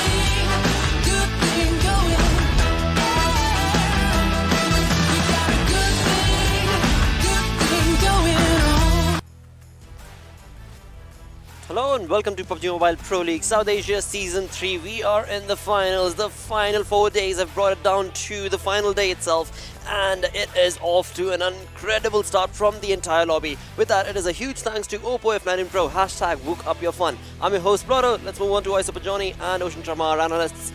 And dudes, I mean, we were talking about rivalry from the first to the second. Well, that has continued at a different pace altogether, but talk about rivalries being created at the bottom of the leaderboard as well. Yeah, definitely. I mean, not just rivalries, but the climbs that are being done by the team. Venom Legends in specific, I mean, bring themselves into the second position. Did not have any kills though, but they that have points. Safe approach is getting them the points. Exactly. But talking about Praveen right now, 7 kills, 897 damage, 1 assist, 237 healing done, and 2546 is his. Do you think he realized? We were having this conversation. Yeah, I was Do you like, think he realized we were talking about it, right? Because he saw 2 alive. Yeah. They obviously, when a player is playing in the room, they don't know how many teams are alive, right? Or we only see that. But he saw 2 alive, and then he might be thinking, where's the last person? Where's the last person? Automatically stands up when it's a chicken dinner, and then he realizes, all right, well, I had it. I had it. It's over. I had it. It's done. And it is their game. And then it was like this only. Yeah, it's done. True. With that, I mean, Carnage Esports very much needing those points, have been able to rack up some incredible numbers in their favor, will be able to boost themselves onto the storyboard. But talk about, of course, the contribution, Donut. This is where this lad stands out as well. So 3 things is where he has an equal percentage if you talk about the damage, assists, and obviously damage taken. But if we talk about the kills, I mean, yeah, sure, it sounds like a low percentage, but he comes out when it's necessary, when it's needed, as he had a good kill number in this one. Exactly, but it's the blue section that we want to focus on in this game, the survival time that Prabeen brings to the table, because to end this match with the chicken dinner, all he had to do was survive. Let the players of DRS, High Voltage, Venom Legends, all of them get picked off by the blue zone, and well, he survived till the very end, in fact. Well, that has certainly led him to be a part of the top players list, and that is going to be with 7 kills, Carnage Esports Prabeen. But as you move on along, look at that damage coming in from Mafia Ninja DRS. 1080, 720. Don't say it. Okay. Don't say it. Well, Mafia Ninja and Magnet, like, they have good damage numbers. 4 kills for each of them. Assassin with 5 kills with a decent survival time as well. I love numbers. Whenever I see numbers, I just like to... Well, talking about numbers, let's move on to the summary coming in from this game. More numbers for you, Ocean, where we talk about utilities. Well, Sanhok utility being increased now from High Voltage's Assassin. Yeah, Assassin did, get those numbers up for himself. Jiggle, meanwhile, with maximum assist, and that is 4. Mafia Ninja with good damage, and Gyalzin with a long resistance skill. That's going to be 209 meters for Sanhok. So yeah, obviously this was the last Sanhok that we were going to see right all together. The last Sanhok after that, there's not going to be a Sanhok for today. So this Sanhok actually became brutal with one thing, and that is the domination that the players were doing. Talk about the circle shift, and with that the players rotating. More than rotating, players were still focusing on the fights for themselves somehow. That is true. That is so very true. With that, let's have a look at the match ranking coming in from this game, where we do know who got the chicken dinner, but with how many points. I mean, High Voltage right here with the exact same number. That is going to be 24 with 14 kills. Looking really good. This is the thing that I was talking about, right? So many teams were focusing more on the fights. You remember, DRS, they only had 2 players. Still, they were just, cornering the players down and taking them out. But if you're going to talk about DRS, we have to talk about their competition, Z3us Esports, finishing this match with just 8 points to their name. And also, I'm going to talk about Venom Legends. I'm going to keep focusing on this team in every single match, because I am really curious as to where they will finish. I know you are a believer, and we would love to see that thing just get into reality, because this conversation has been since yesterday, like, will they not, will they not. Talk about A1 Esports right now. Their first day was actually a decent one, like a good one. But after that, it has been a matter of ups and downs. Talk about StalwartFlex. They lost the lead of the 3rd position, and now it seems like it's going down. So many stories are turning itself. StalwartFlex, their safety cushion is gone. Like, all the cotton that was in that safety cushion has been pulled out, and now the drop is gonna be stagnant. They need to recover as fast as possible, so they can stop the downward momentum that's there on them. That is going to be so important for StalwartFlex, because you never know what's going to happen. Again, 3 matches left, you never know what's going to happen. Worst comes to worst, they might just be sitting out. That's going to be the worst case scenario. Hopefully not. We hope not. We hope not. Know for a fact that when it comes to the points distribution as well as the distance between them, right? It is quite a lot, and that is going to require, leaps and bounds coming in from the teams that are at the 2nd page of the leaderboard. But with that, let's talk about rotations, let's talk about zones, and when it comes to Sanhok, well, this team that Johnny has been mentioning, this is the 3rd time, I believe, but look at Venom Legends, right? The movement onto the water areas. But talking about the circle, as zone was shrinking down, you could see a few teams gathering into the center already, and this is where I was talking about it. Teams were not focusing as much on rotations as they were focusing on the gunfights. But right now, look at this, where Zeus is right as of now, and then Zeus focuses on a rotation unlike the other teams, and they get stuck down onto the other side. You remember Godless being the last player. He was onto the sides of High Voltage, like staying onto the back side of the water area and that hill. Obviously, he knew he could not climb it, but the circle played a mind game with a lot of players. That's where Godless is. Exactly, just stuck in a corner, absolutely pinned down between High Voltage and Venom Legends, as you mentioned. And, well, that finish off right there was quite tricky. Because after you finish Godless off, High Voltage had to deal with the players of Venom Legends, although they had 1 player already inside the circle. That wasn't enough to hold the circle. They were getting those kills, and that is the thing that got them all those points. Had they been in a position swap with Venom Legends, then Oh, things yes. would have been totally different. Exactly, that is so very true. I mean, that is just the affair that we're looking at when it comes to game number 3. With that, let's combine all the efforts showcased from all of this team, all the 16 teams through the open moments. Well, I mean, as we just saw the fights happening and starting up, Seal was in a really good, dominating moment for themselves because the ruins area, it kind of plays with you. There are so many in a bunker, so many compounds, so many open areas. We're going to have your fights around ruins, but still it just comes down to one thing, and that is that, how the players are going to be just, moving forward with everything. But as of now, as we could just see, so many teams were just taking open fights, and these are the fights that I was saying. Many teams you'll see are at the edge of the circle, still focusing on one thing, and that is just the fights. That's the domination that this game just brought with itself. Well, definitely, and talk about domination, we're going to see that domination in a few minutes. Right now, it is Carnage in front of Z3us Esports that we see. A fight that was so important for them to actually transition to the late game stages of the game. Also, again, even Sanhok was slowed down today. Teams are being extremely careful with how they play. Not a single mistake is going to be allowed right now. And we do see that in the final situation where it was the teams clustered up together. High voltage, their players were getting picked off. And this was a 1 versus 1 versus 1 versus 1 where Cooney actually takes down the player of DRS. And then Cooney and Steel Shot both end up getting taken out by the blue zone. And Praveen was like, all right, I'll take it. I got it. I mean, he was like, chill guys, I got it. It's in my hands now. And obviously the chicken was just there, served to him. Most certainly was, but move that conversation towards the damage that was dished out throughout this game. It is Venom Legends that had to, well, be on the back end for this game, but eventually again the placement points were they got 12 points. They needed this. Yeah, they needed this. They got 12 points at the end of the day, and that is all that matters, how many points they get in every single game. But I'm still gonna say it, chicken dinners for Venom Legends. In fact, high kill chicken dinners are going to be important because they need that boost. They really desperately need that boost. 12 points to 11 to 12 points in every single match is definitely going to push them up, but not enough to push them in the top 9. Ouch. Well, talking about ouch moments, let's move on towards F4, where they did end up bringing 377 damage, so they were part of that fight against the Z3us Esports. Yes. But a different state of affair. Exactly. I mean, for some teams, you can talk about R3D as well, you can talk about PNQ as well. Because, so many teams were out there, T2K and Stalwart, so because these teams did, focus on their rotations, they tried, but then they were caught off guard, or maybe the fight started off when they landed at the same place. Things like that, I mean, it kind of happens. Well, when it comes to the storyboard, we are at the junction right now. 3 games are done, 3 more remain, and in those 3, what exactly is the difference that we're going to see when it comes to this overall ranking?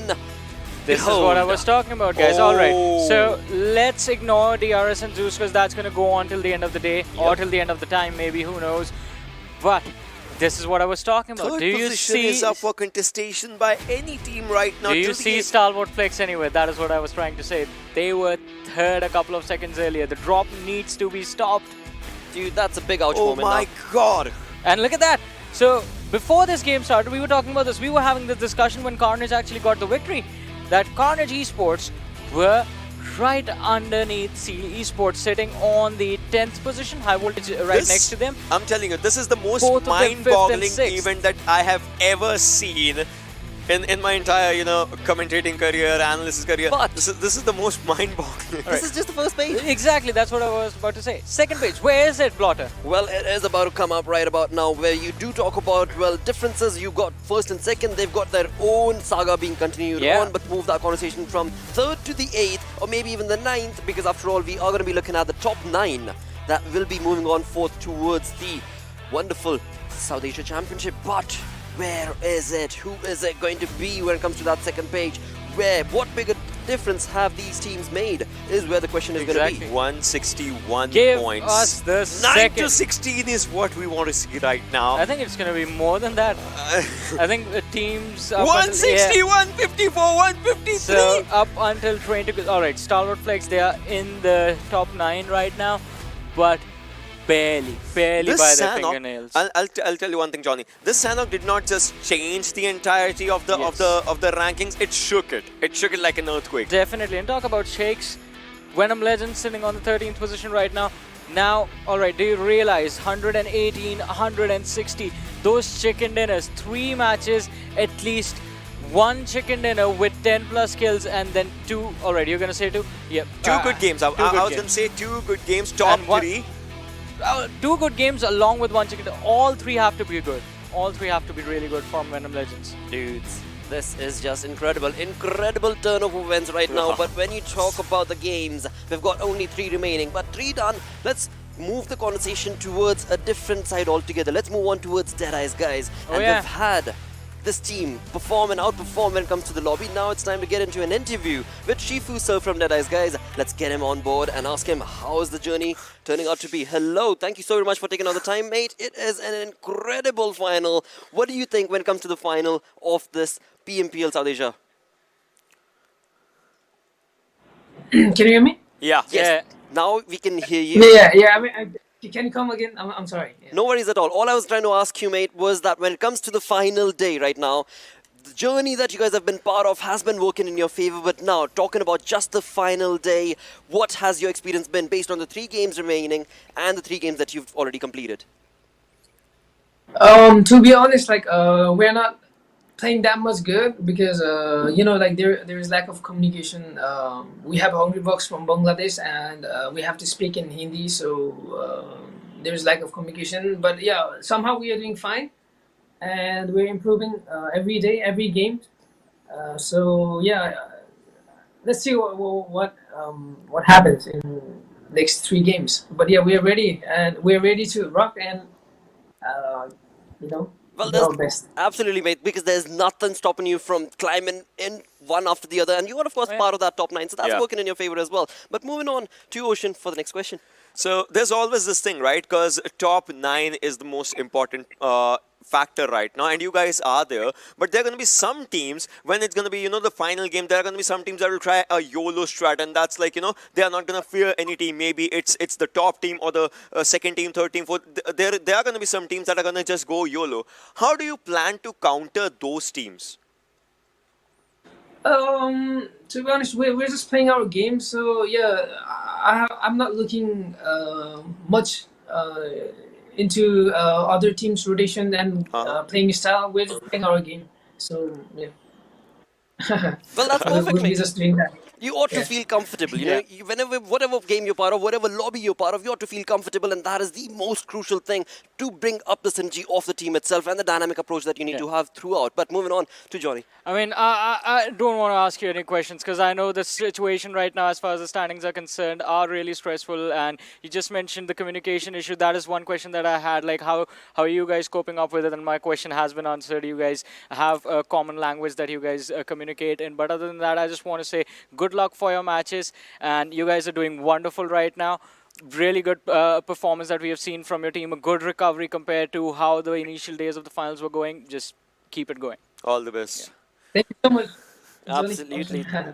Perfect. Thank you so very much. That was indeed an perfect conversation coming in with Shifu sir. But now is the time before we jump into game number 4, where we're going to go on a very short break. The aggression, the awesomeness will continue on after the short break. Please do stick around.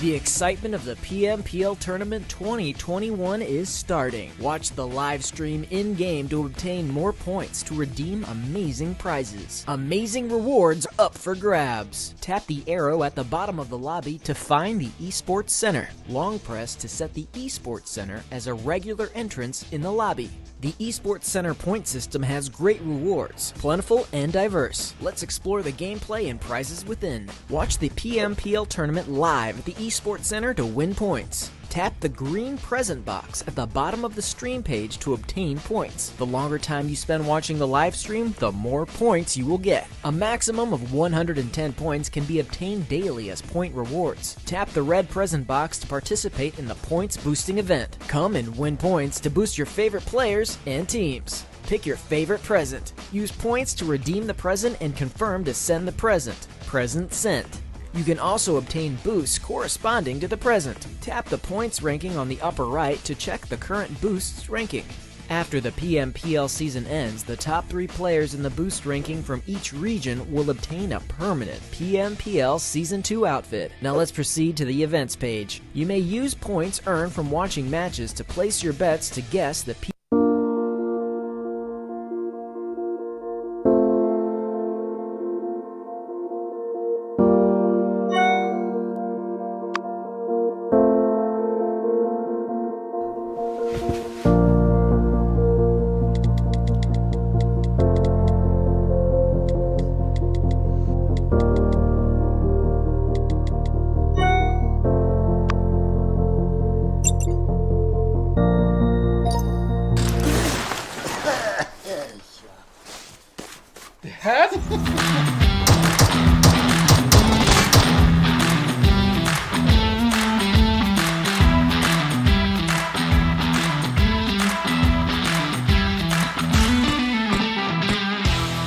Yeah, we got it, we did it!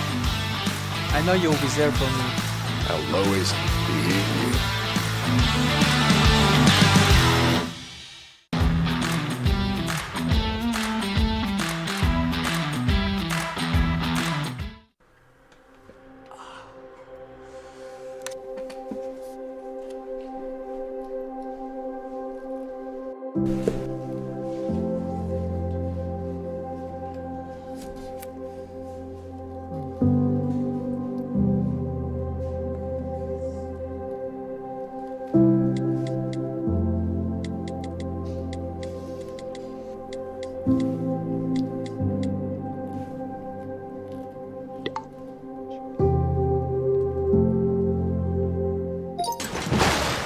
Whoa!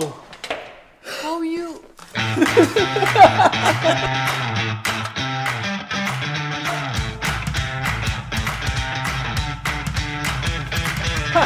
Yes! Thank you, bro.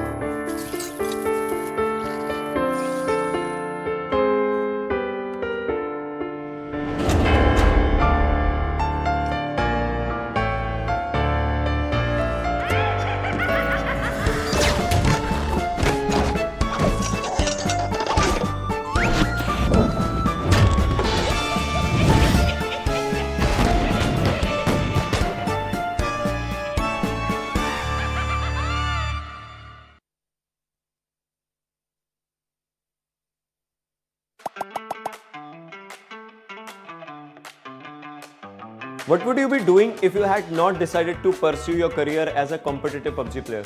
I'm just in the overseas country, so I think I would have continued my study right now. I think I would be in abroad right now. I would be studying somewhere abroad. I think I would be in competitive PC games, you know, stuff like Valorant and stuff. Obviously, study. Normal person. Clearing my bags. I'm a musician. Play an instrument, it's known as rabab. I would be a singer.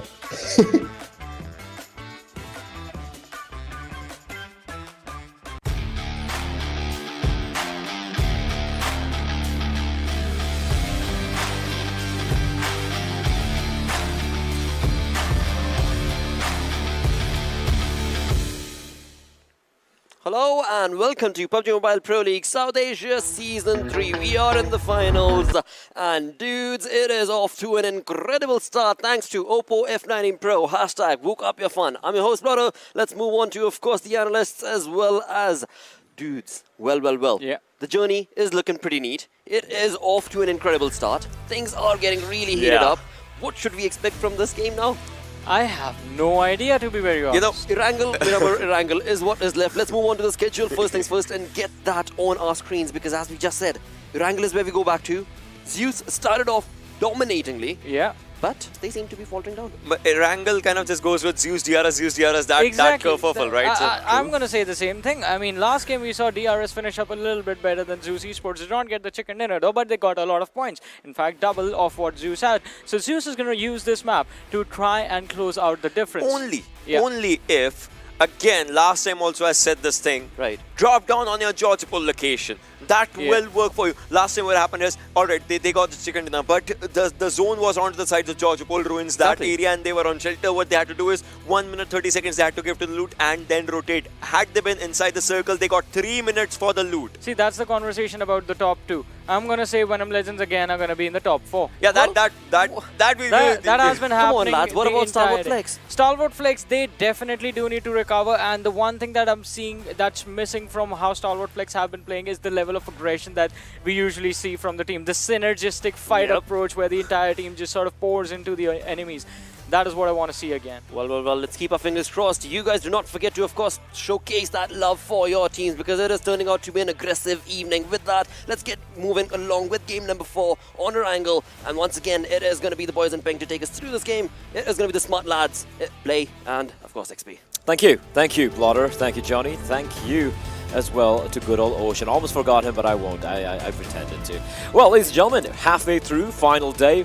It is everything on the line, and boy, oh boy, have we seen some ups and downs. I mean, talking about ups and downs, a few teams have shot themselves up on the leaderboard, and a few teams, well, of course, have to fall down. But again, StalwartFlex in the 9th position, that is a bit tricky. That's a bit From three. They were top 3 at the beginning of the day. Halfway through, they're in 9th position. It is brutal. It is ruthless. So much on the line for each and every one of these teams and players. Oh, I just touched Sir's eye and made him itch, and now he's going to yawn. And of course, the colors are going to be on your screen. All the players, all your favorite players, as Mr. Play adjusts his bow tie. You look fancy, by the way. I like the fact that we're twinning. I thought we could have like telepathic communications, but I guess we're not those kind of twins, are we? No, we're not. But you know what? I like the pink. I think pink works. Pink is fantastic color. The plane will take off, ladies and gentlemen. Erangel is where we find ourselves on once more. It is going to be starting from the Sosnovka military base. It's going to be cutting across Gatka and ruins, and it's going to be ending just east of Zaki. Yes, sir, and this would mean that StalwartFlex should be dropping out the plane right about now, but it is going to be R3D that drop out first. I do believe, actually I can respect that decision. Now, the thing is, StalwartFlex are in the 9th position with 160 points, and they do not want to leave anything to chance, because teams like 1952, who've jumped kind of ahead of them with an 11-point lead. Not an 11-point lead, I beg your pardon, with 1 point lead at 161, could potentially gate block them at the bridge, and that is something they do not want to tangle with right now. But elsewhere, R3D Anubis is going to realize that military base is going to be theirs for the taking, and Venom Legends are going to be heading to Primorsk as usual, and I think you spotted something out. I just want to point out, 5th position to the 11th position. I mean, the gap. Wow, 9 points. 9 points from 5 Wait, to 11. 11, fine, whatever. 11 points, XP? That's nothing.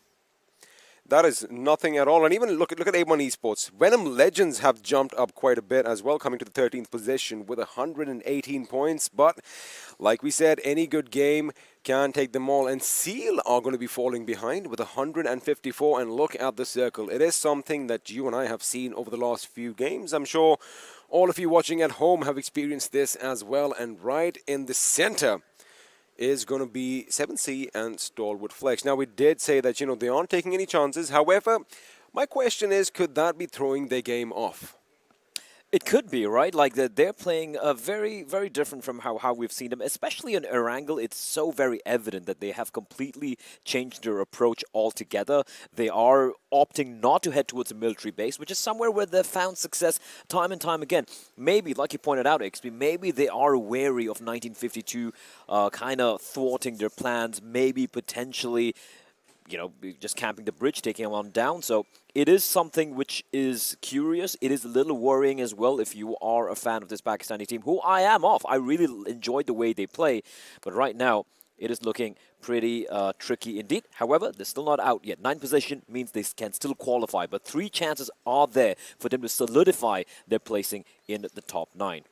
Yes, sir, and all of the teams are going to be heading to their favorite drop spots. But if I quickly talk about StalwartFlex again, we are going to keep continuing about the same Pakistani team.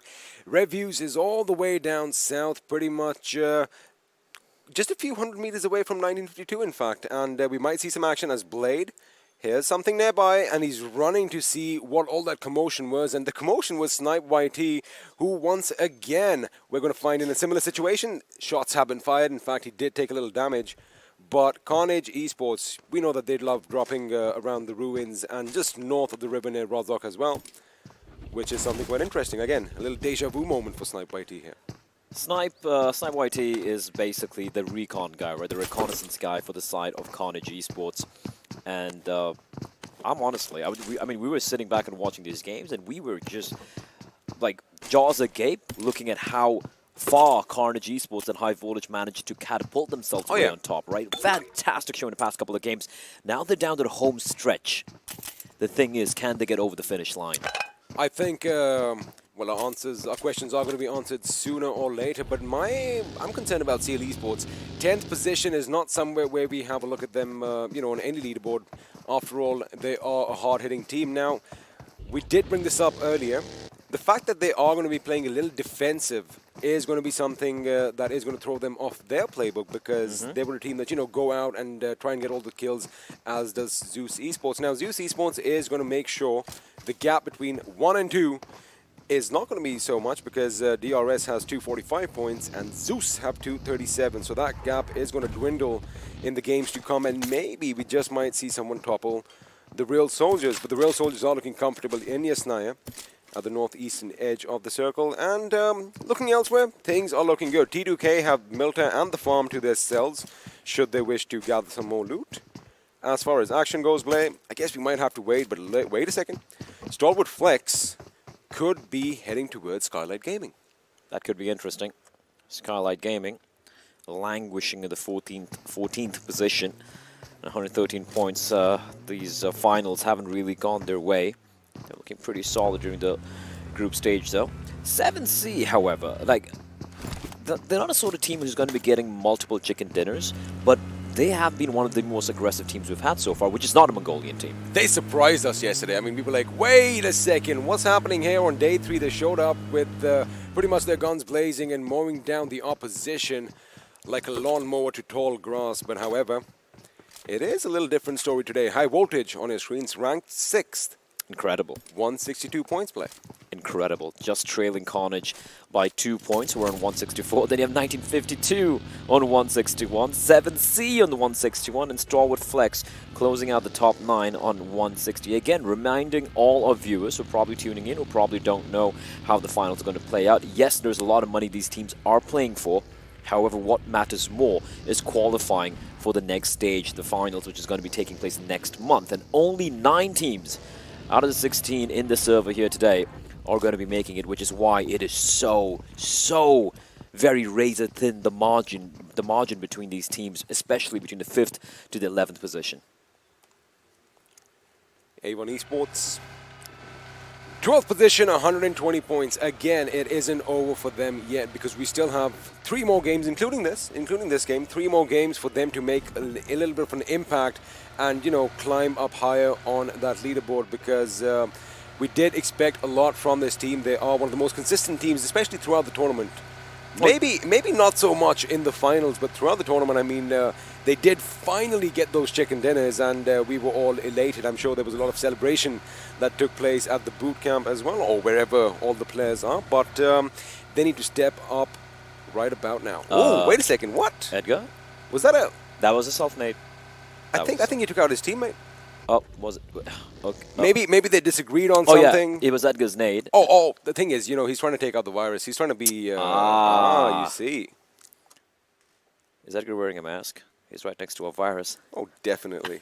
I like it. You laughed at your own joke because you knew no one else would. Oh, God, I hate myself sometimes. Oh, anyway, the res comes on in. Virus will be saved.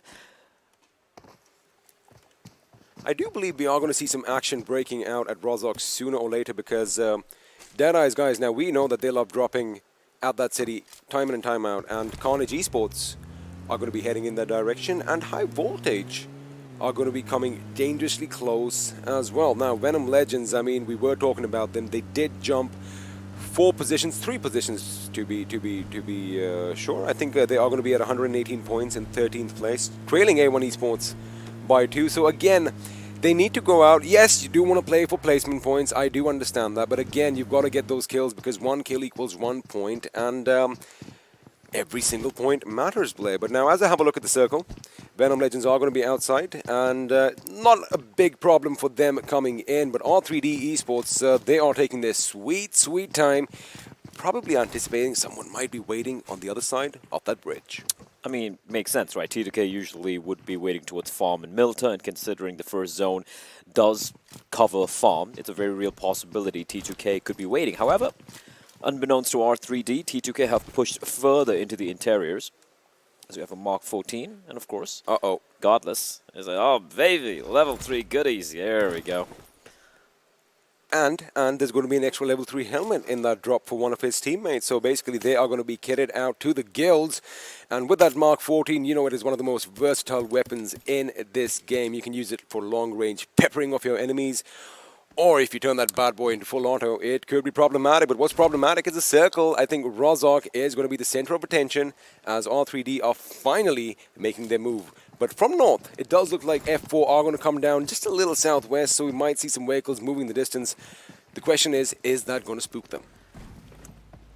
I feel like this is going to be a deja vu map again here for us. We've seen this before. I've not just seen this before, but also bear in mind, we haven't seen a apart from that self-knock which took place earlier for R3D. Again, no kills yet early on. Everyone's kind of pretty decently comfortable. So we're going to be seeing a fight breaking out post the 10-minute mark once more. Unless maybe T2K pushes up into that compound being held by Carnage Esports. Play ask and ye shall receive, because there you have it. Blah, blah, blah does get the knock on Manish. That was interesting. Carnage could hear the vehicles. Oh, and look at this. The immediate detour. Trying to take advantage of that knock. Jane, Utsarga, Rated Sir. 3 different vehicles. Make that 4. Blah, blah, blah is going to join the party as well. And they're pushing into this compound. Manish, the rest does take place. But there we go. Reply. But no. Prabeen finding Rated Sir. But Prabeen in turn getting knocked on down. Manish once more knocked down. And with that, I do believe it's going to be 2 members taken out for Carnage Esports by T2K. Brilliantly done by the side of Train to Kill. That was absolutely brutal, and that was quick. And the question on everybody's mind is going to be, where are their teammates? Now, Jiggle and Snipe YT are going to be nearby, but they are still further up south, as looks like F4 heard the commotion, and they want to join the party as well. F4, they, day 2, beginning of day 3, they were looking so very promising, XP. They were a team I was like, you know what? There is a chance they're going to be able to qualify, but they have kind of quietened down the past few games, but like we said, 1 good game, 1 excellent game is all they need. And Mimo, Car 98, trained on Destroyer. He wants to spot that head. Takes the shot. Take it. Take it. That helmet's gonna go flying off his head. But he's not shooting. Wait a second. Oh, he missed. Oh, Destroyer. Oh, there we go. He immediately jumps into cover. But now they're aware. There's another team in the distance, of course, that being 7C. Now, what do? There is a road. There are 2 compounds. Wolverine has crossed on over, and this is going to be a fantastic position for Wolverine as the Destroyer going to take that buggy, push in further. This is going to be an interesting stalemate here. A 3-way standoff. Some people might even call it a Mexican standoff. Now, the thing is, I do like his position, but have a look at high voltage. Not that you are going to get those shots over there, but wait about high voltage. Venom Legends are going to be taking, well, a characteristic long route out as another round is rattled off that Car 98. Oh, oof. That was close. That was close indeed. But again, Venom Legends are going to make it to the circle, and Blay, there is nobody north of the river except one team. It's only PN Crew who always are going to be in those compounds where we always leave them. Don't forget Seal as well. Oh, there we go. F4's had enough. They're pushing up. They're pushing up. And for T2K, the only problem here is those front 2, the twin houses, have a player apiece. Now, Rated Sir and blah, blah, blah could help Jane out with the utility usage, but look at Magnet's position from behind. Another team joining in. This is starting to look quite brutal indeed. Voltrux, he hears a player dropping outside. Utsurga with the nade. He knows exactly what Voltrux is. He's going to be tossing it in. It's not going to find its mark though. And Jane trying to pull off the great escape, but he will be spotted and dropped by Khan and finished off as well by Wolverine. F4, draw first blood. Now, Wolverine had the right idea for that flank. I would have expected him to go a bit more further right of those rocks on your screen. As Wolverine does get taken down, Memo finally, third time lucky here play, as that Khan 98 is going to put him down on his knees. Now, the revive will come in, but I'm worried about 1952. They might just bide their time and mop up the survivors. I think that's what they're thinking of right now. That would be the right play as well, although if you're keeping a close eye on the kill feed, you'll realize it's T2K. Oh, that's a fantastic nade coming in from Utsurga. Are they going to use this opportunity to push in? That is exactly what Utsurga is going to do. Pushing in through the smoke. Almost gets the knock though on his sliver of HP. He's going to finish off the job, finishes off Voltrux, and now it's even Stevens, and he's going to get another knock. Wolverine trying desperately to get the knock onto Utsurga, but Utsurga finishes off two members of F4, and now suddenly F4 are now in F2.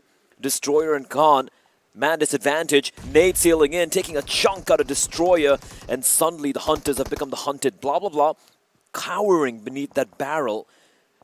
Oh, that's a good one. Oh, that's a massive nade. You called it. Rated Sir finding Destroyer, and all of a sudden F4 are down to one man, Khan, and he is in turn getting peppered from afar by 7C. Khan is going to be in a precarious situation now. Destroyer, his days definitely look numbered, as blah blah blah is going to be back on his feet in just a few short moments. Now, mind you, we have a few teams that are hearing all this commotion, and one in on the fun as well, as Khan, I don't see him getting out of this unless he pretty much deploys some smoke, gets behind the building towards the mountain, and if they still have their vehicles behind there, he can actually just drive off uphill, so to speak.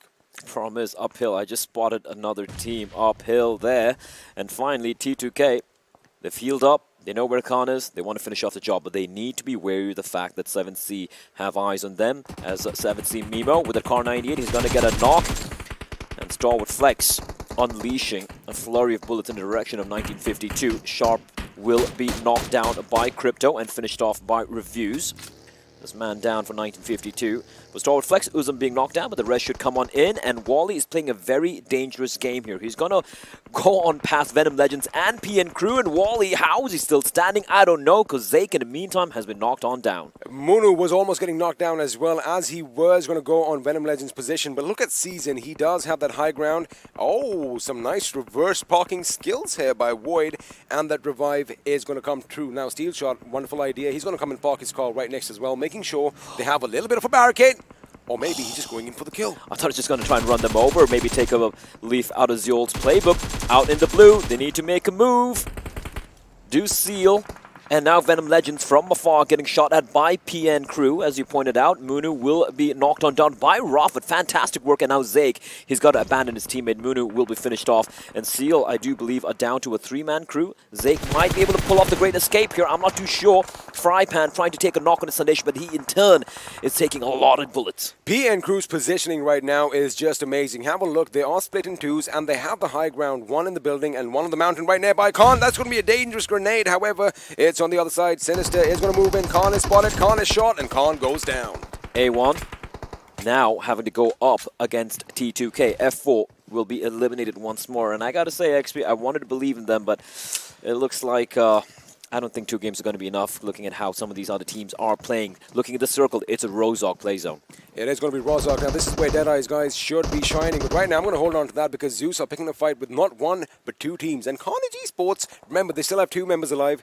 1 member, I beg your pardon, it's only Jiggle. Well, Jiggle still up and standing. Nate sails in. Perfection again from Zeus.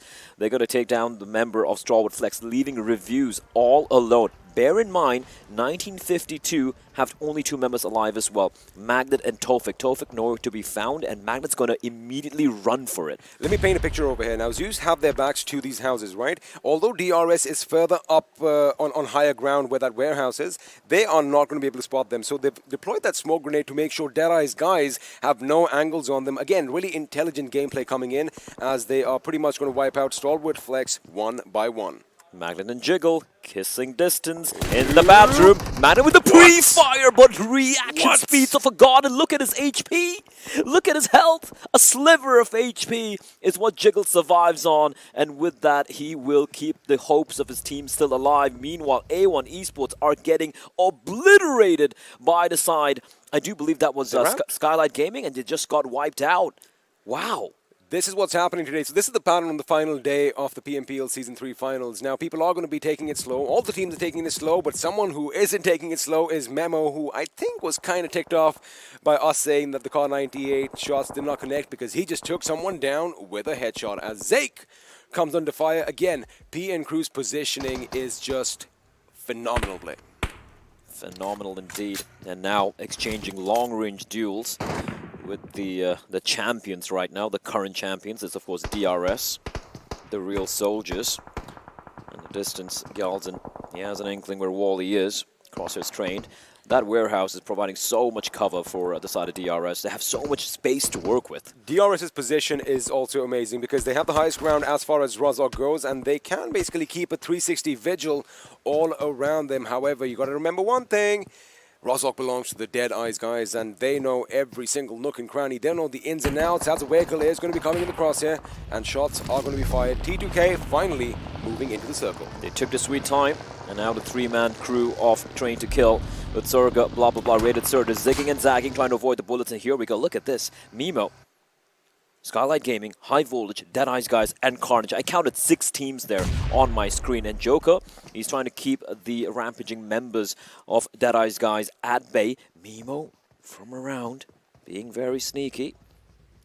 He has an inkling with his 2 members of Skylight Gaming are. The question is he going to be going in for the hunt, or is he just going to be falling back and regrouping with his teammates? And it looks like he will be heading back into the city. He spots out Skylight Gaming's Joker, and he's going to try and finish off the job here. But Joker managing to clamber into that house in just in the nick of time. And look at this. Every team has a compound Chari, some pretty cool combat driving. He makes his way to safety, a jump, a skip, and a hop.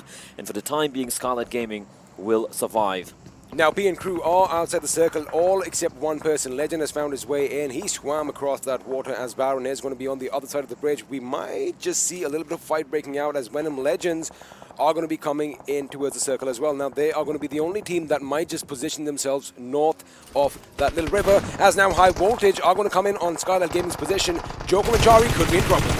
Trouble, you say? Joker and Chari with the double knock and the finish as well. High Voltage are getting eliminated. Here, a nade sails in. Good night, Chari. Good night. An Extreme. For how much longer can he stay alive? Not much longer. The nade, actually, what? That vehicle blocked his path. Oh, my lord. Oh, my lord. Joker, so lucky to be alive. Now, he needs to go and try and res his teammate here.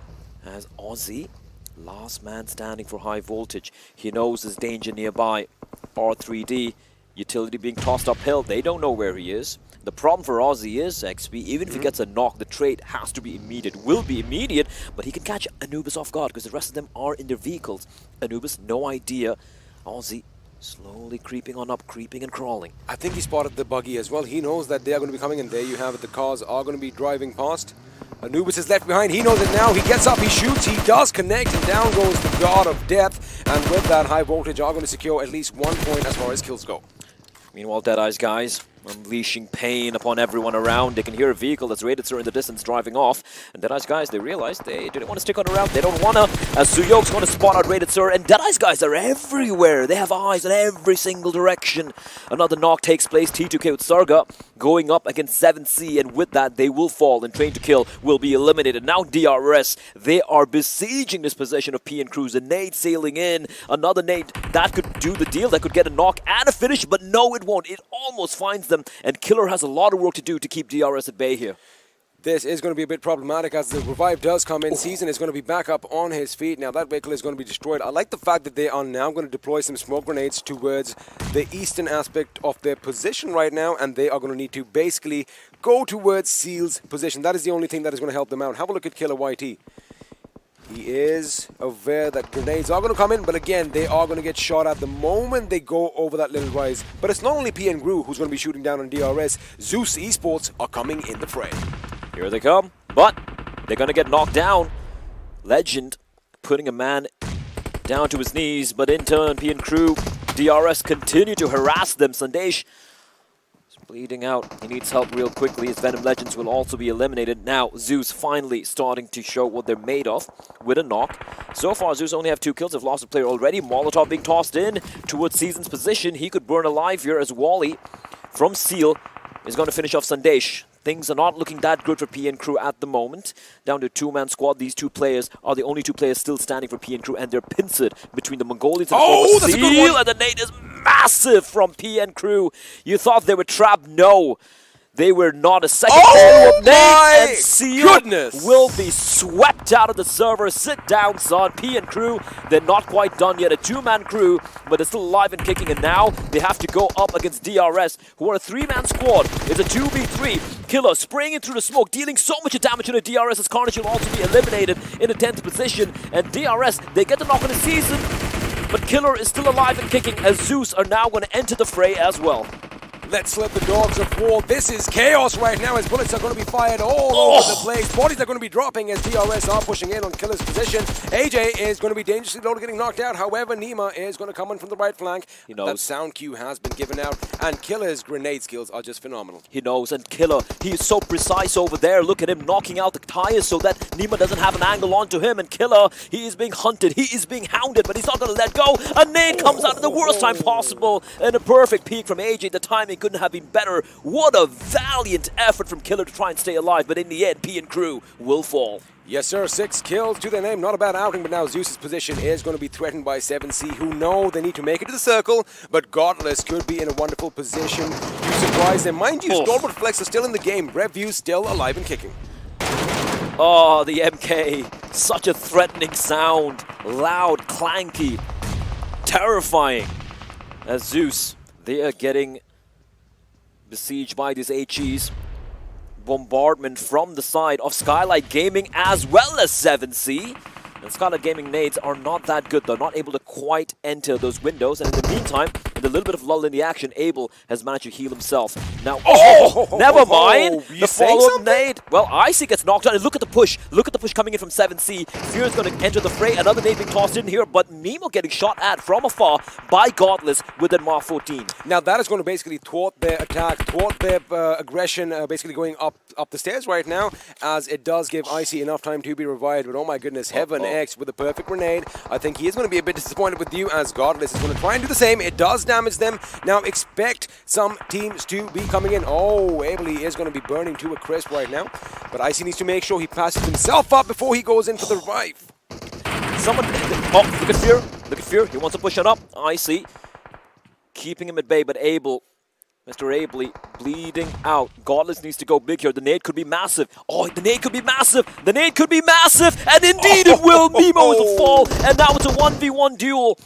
Up top, Icy trying his desperate best to res his teammate, help him out. Fear downstairs as R3D now unleashing onto the other team. A failed Molotov from Godless. He's on fire. He needs to drop and roll. He's going to administer first aid kit. The rest comes on in. And look at this. Icy. He's going to strike. Vengeance is sweet on the Skylight Gaming. And somehow Z3us Esports, 3 members still alive and kicking. They're pushing on down now. They're pushing on down into Fear. The rest, it might not take place in time. Godless, he's keeping them at bay.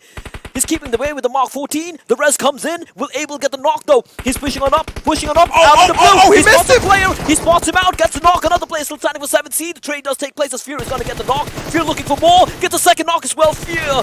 He is doing everything on his own single-handedly in a 1v2. Make that a 1v1 as Godless. Trying to spot him out. Trying to get the angle. But Fear, he's still alive and standing. But the blue is moving in. And it's a game of patience. Godless unleashes a flurry of bullets. Finishes him off. And 7C will fall. Abely can still kind of crawl his way to safety. That blue zone is going to do a tremendous amount of damage, and they can use... he's been spotted out. Nima might just spot out Abely through that smoke as it starts dissipating, but I think that's all she wrote. Now, Zeus's Godless is still going to be alive and kicking. He does have a circle, but now R3D are going to be joining the party as well, and they have all 3 members alive. And mind you, they already have 7 kills, so they are feeling confident as Godless has spotted out Nima. He does spot the feed out, and down goes Nima from DRS. The number 1 versus the number 2 teams right now. And Zeus alive with only the one man standing, Godless. And if there's one man you want in a situation like this, it is this very gentleman. It is Godless indeed. Now AJ is going to deploy some smoke grenades, trying to make sure that he can help his teammates survive, but of course it's not going to be enough, and it's R3D's Joker who comes in and steals the kill. Godless is not going to be happy about this, but he does need to patch himself up just a little bit. There you go. Get that energy drink up. We are going to have to make a run for it, as DRS are going to be wiped out of into oblivion, courtesy of R3D Esports. It's now a 3-on-1 situation. 1v3, getting besieged. Godless with fantastic movement, but he's getting hounded down and finished off R3D. They will give no quarter, and despite the valiant attempts of Godless, he will fall. And R3D are going to snatch chicken dinner. They have snatched the chicken dinner, and the Pakistani teams and the fans, of course, are going to be elated at this wonderful, wonderful success. And I do believe it does come down to 9 kills, because they did steal that 1 kill, 10 kills in fact. So they are going to end this with double digits. 25 points overall is no laughing matter, which means they can actually climb up higher on that leaderboard play. Absolutely. What a game. Wow. It was a bit of a slow start, but my God, some of those fights were... it was something else. It was something else, and you know what this means? Only 2 games are left in this saga, in this journey that we've been through over the last month. And before we see what's going to happen there, we're going to take a quick little break, a quick little breather. Don't go anywhere. We'll be right back after this.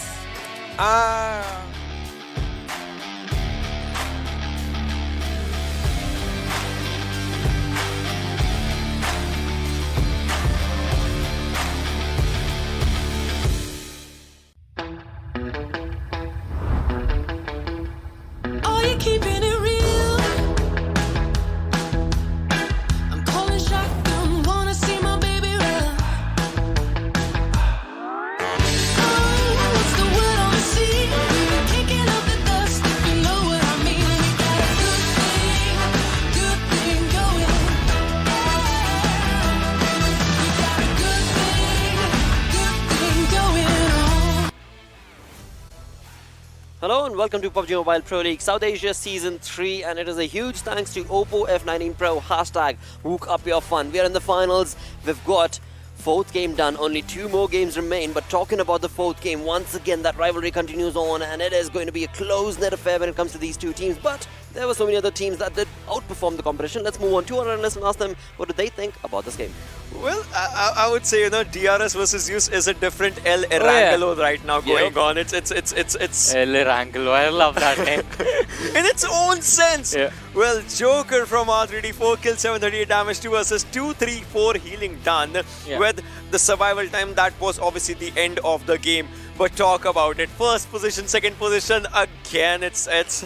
But on the other end, where we do talk about the chicken dinner winner team, right? Yeah. This team needed these points. Oh yeah, they desperately needed them, Oh, and they did get them right in the nick of time in a wonderful way as well. Yes. Also would like to say Zeus played a bit of a part in that, because if you remember, R3D, the players were sort of pinned down in that house, and then Godless sort of peeks out, takes out the opposition that was actually trying to push R3D, allowing them the freedom to in turn pick off the players of Zeus and DRS. R3D got a lot of kills out of this. I mean, you remember 7C did take down a few players of Zeus. R3D Edgar got those kills, and then DRS players were taken down by Godless, but R3D, like they got good kills for the right amount of time. Absolutely. With that, I mean, that is top-notch performance indeed. But let's move on to the top players, and it is going to be R3D's Joker walking away with 4 kills, followed in closely by Deadeyes Guys. Yeah, R3D had a pretty weird start to the game, although. Yeah, that was Edgar taking down Virus with a grenade. But then everyone was, smiling at that. They were like, all right, it happens. But then they just, got the entire lobby after that. Hey, if you need your own teammate, revive them, and that is sort of... That's a lucky charm for you. That's a lucky charm for you. Do it every single match. No, please don't. No. Please don't. Please don't.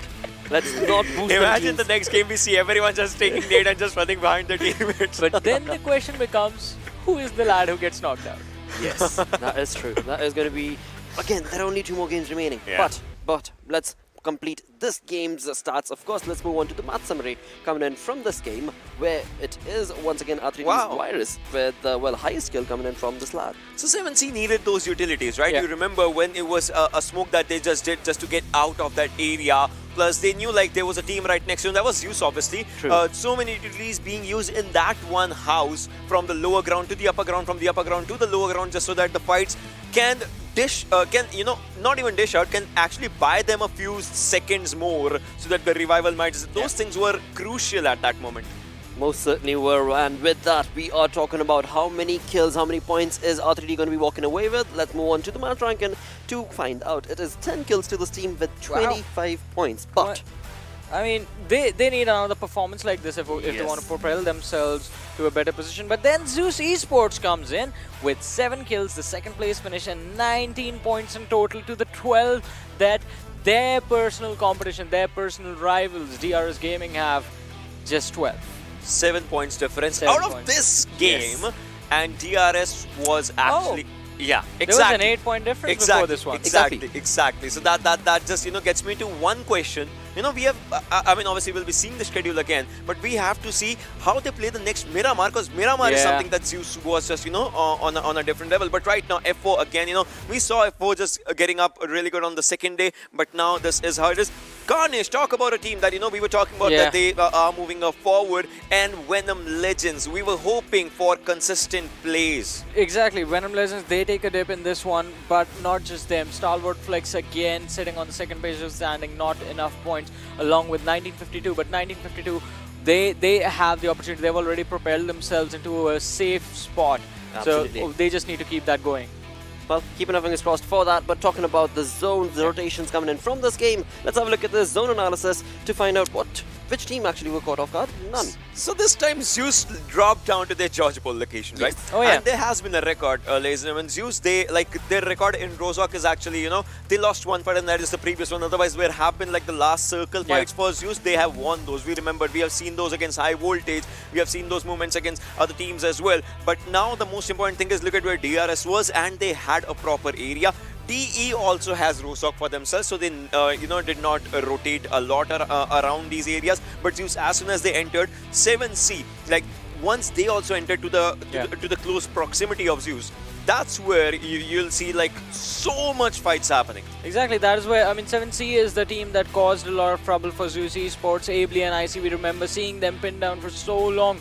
Godless trying his level best to help his teammates out. DRS Gaming, the pressure was actually put on them by the players of P and Crew. Killer was the reason the two remaining players from the side of DRS were left on the back lines close to the river, because he was taking a fight against two of them, 2v1, and that delayed them in that position for so long that they were not able to move in. By the time R3D had moved into such a position that had DRS try to come up from there, R3D would just take them out instantaneously. Yep, and again, when you talk about pushes not going in your favor, when you talk about being aggressive yet having to walk away with almost negligible points, is where I do want to bring up a team that is F4. But again, there are so many other moments, of course, that Johnny was mentioning as well. Let's move on to the Oppo F19 Pro moments to summarize them all.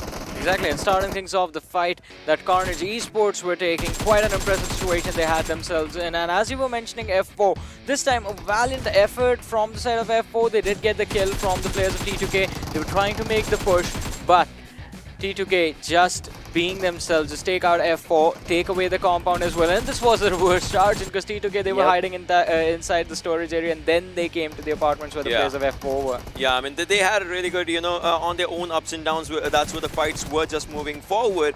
But if we just, talk about the way we saw all the fights happening around these areas, because if you talk about the areas of Rozhok, you see upper hills and then lower side, so many movements just happening or not happening at those times. But now we still, have to look forward to how these fights constitute and move forward to the last game of Erangel. That will be happening, obviously, because we have seen northern circles in these two Erangels. If the circle kind of just shows a different shift, and this grenade was an amazing one. But if we see something, out of the blue in the last game, circle is the main thing. You don't play it by your rules, you play it by the rules of the circle. So much utility utilized on the players of Z3us Esports while they were stuck over here. Godless, look at this. So there were just literally two mistakes. First was this Molotov that delayed the rescue that was needed for IC and Ably to come out of this house. and the Yeah. second was wrong weapon that he selected for the player to take on the players of R3D when they were charging in towards him.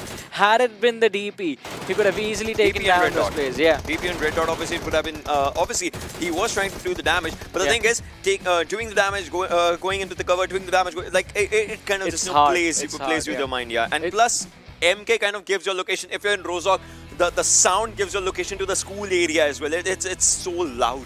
Well, again, I mean, information had already been relayed to the opponent team, and when it comes to them pushing on along against the one-man squad, it Yeah, but has I mean, to. when it's just two teams, you're not gonna care about how much sound you make. Yeah, They you know just- where you are. They know Exactly. where you are, but the thing is, like, everyone's in the open, and this spot, all right, that area, even if they had a throwable, they would want to take you out somehow. He was pretty much out. It was a He one-shot. aware of it. He was aware Move of the it. conversation, lads. Move the conversation towards the damage that was dished out. Now, this Ooh, is 7C. a good state of affairs where you have Oh, yeah. so many teams bringing a lot of damage into the lobby. This is what happens when fights are in those urban areas. Yep. Always, always. I mean, love And the aggression again- coming in from PN Crew, Deadeyes Guys on point. Of course, 7C as well. Again, Erangel shows us one thing, and that is that, every team, given a chance, they would want to get the kill numbers in their Oh, yeah. favor. Yes. Because this happened in the first Erangel, then not in Miramar, not in Sanhok, but again, when we look forward to the Erangel, it shows the same exact thing. Exactly, mate. And that is the story that's been created off of the 4 games that we had. But of course, there are 6 games in total, and that leads us down towards the storyboard with 2 games remaining. What are we to expect from these teams? DRS and Z3us Esports, a point difference. Ooh, just 1 point separating them, and well, just 2 more matches to go. It is getting intense. And hey, StalwartFlex are back in the top 8, by the way. A fun fact, why DRS would not want to be at the second position. Last time they were second in the previous PMPL, the previous season they were second. They had 207 points in 20 games. Now obviously games are more, that gives them a lot more time area to stretch out for themselves. But right now, this 1 point difference, they would not want to lose it. Otherwise, another time they're coming second. Obviously, it gets to the qualification, but everyone from that region was like, yeah, obviously ASL did one from that region, now it's Skylight Gaming. But everyone had just one thing, and that is that, DRS Gaming was so consistent right from the start. And right now as well, DRS is so consistent, but Z3us is neck to neck again. And even the last time it was what, like 5 point difference between them and ASL at the final after the final match. So definitely do not want history to repeat itself. But as we move to the second page of the standings, 1952, as I said, the momentum needs to keep on going for themselves. They can't afford to fail. But talk about things slowing down and things dropping down. Somehow Train to Kill find themselves in on the 10th position, and R3D Esports, they make a jump of 4 positions, boosting themselves up to the 12th, but there is still a massive difference between them and the top 9, and they just have 2 matches to cover it up.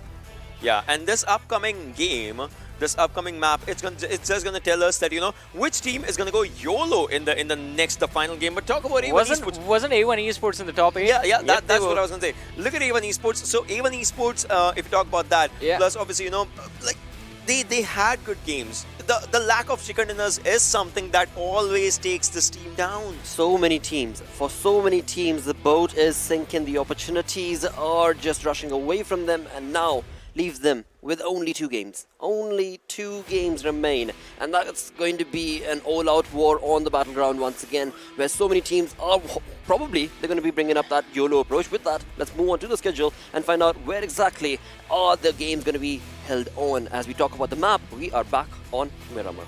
All right, Miramar this time again.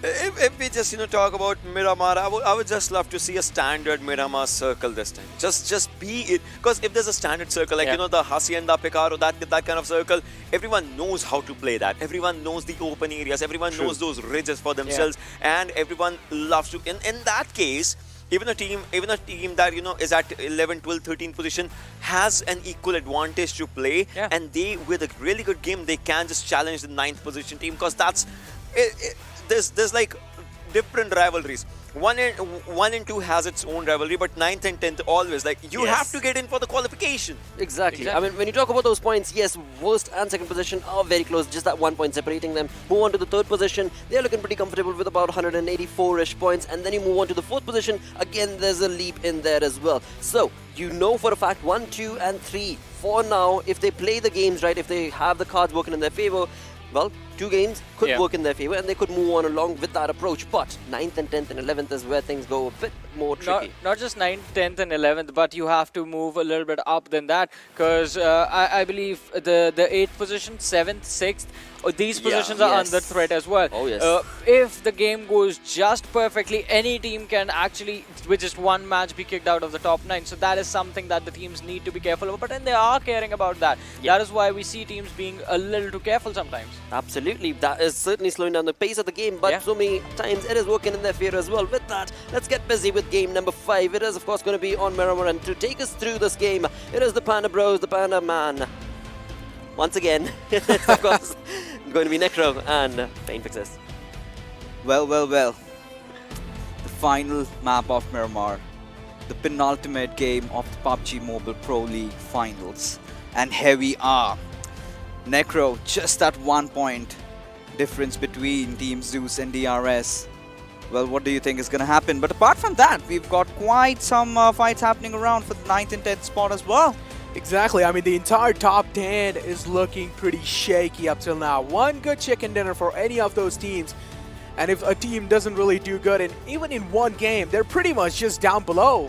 And so each and every single game will be important for the teams that are on top, especially DRS and Zeus.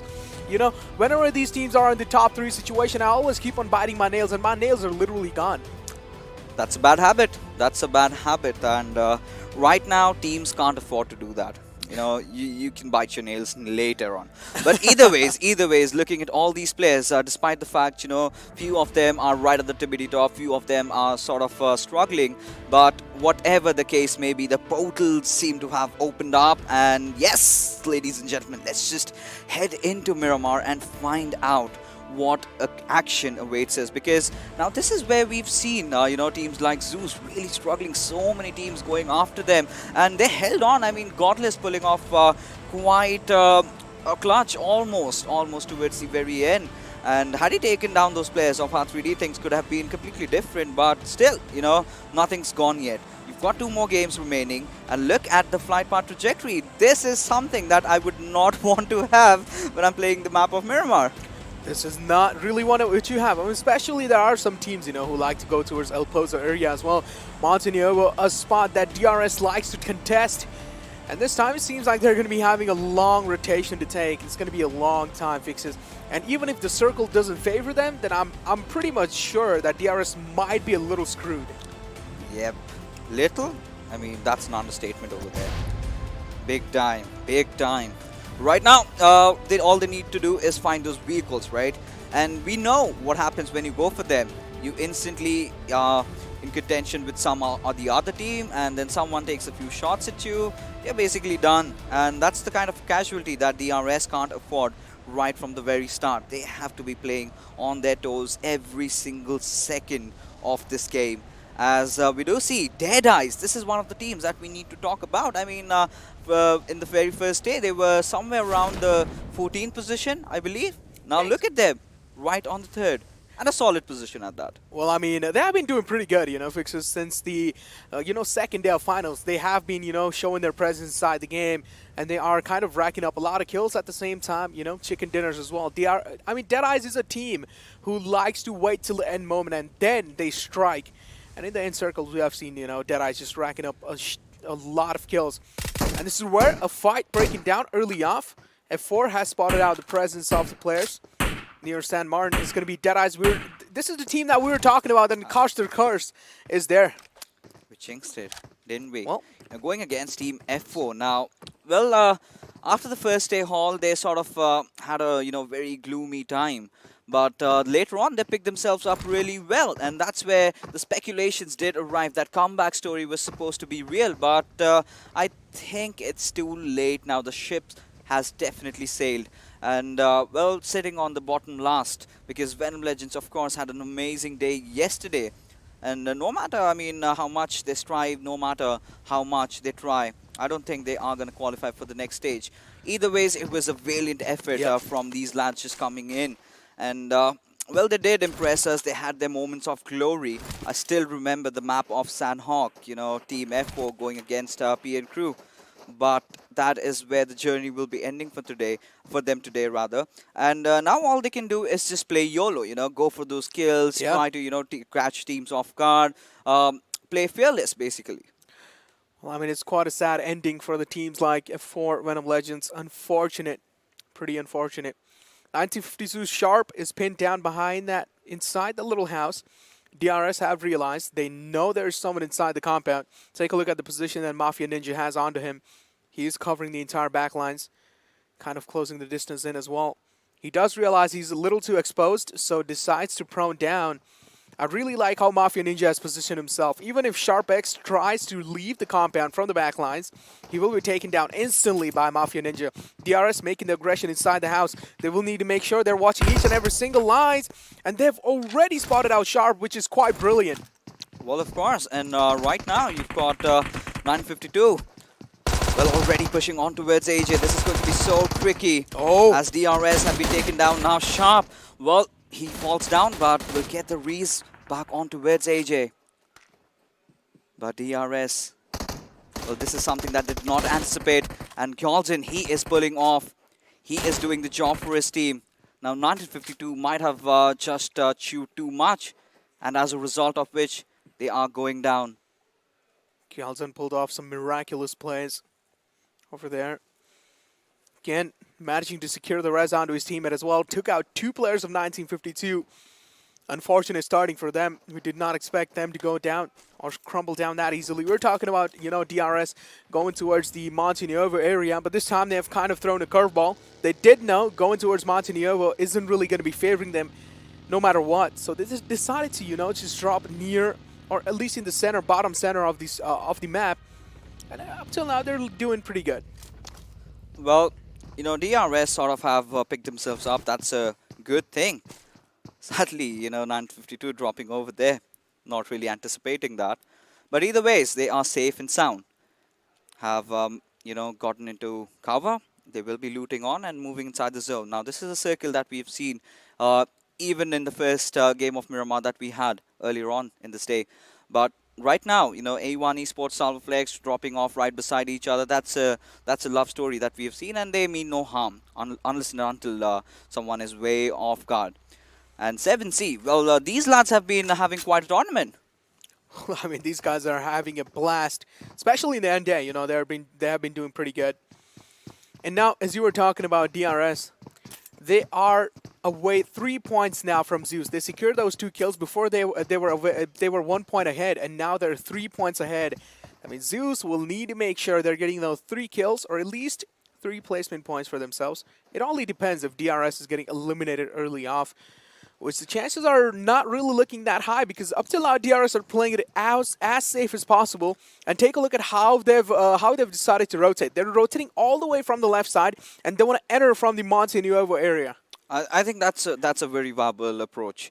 Even I would have advised them to do the same. But these are professional players. They know what they are doing, and they've got a plan in their minds. Right now, StalwartFlex. This is a team again. They were at the 3rd position. They were doing pretty neat, but they have seemed to be faltering out, crumbling down to the pressure. But as long as you are in that top 9, I've got nothing to complain. But at the same time, A1 Esports, another team that we must talk about. They started off really well during the finals, and again, the flames sort of have seemed to have doused. Well, I mean, not every game, you can perform really good. But 1952, today, I mean, they haven't really been showing up, that much. And today's day is definitely somewhere down the line. They're struggling. DRS are passing right next to Tofik. Is Tofik going to reveal his position by taking a little shots onto them, or is he just going to let them pass by? To be honest, in my opinion, he should not reveal his position that easily. He should just try to play as safe as possible, because they're just down to that 2-man squad, and each and every single player, each and every single member in that squad is important. Yep, every single player does matter. Every life does matter when you are in the battlegrounds. And right now, considering how the circle has panned out, the last game, that was quite weird. Did go towards the southwestern side, something where the teams were not really acquainted to.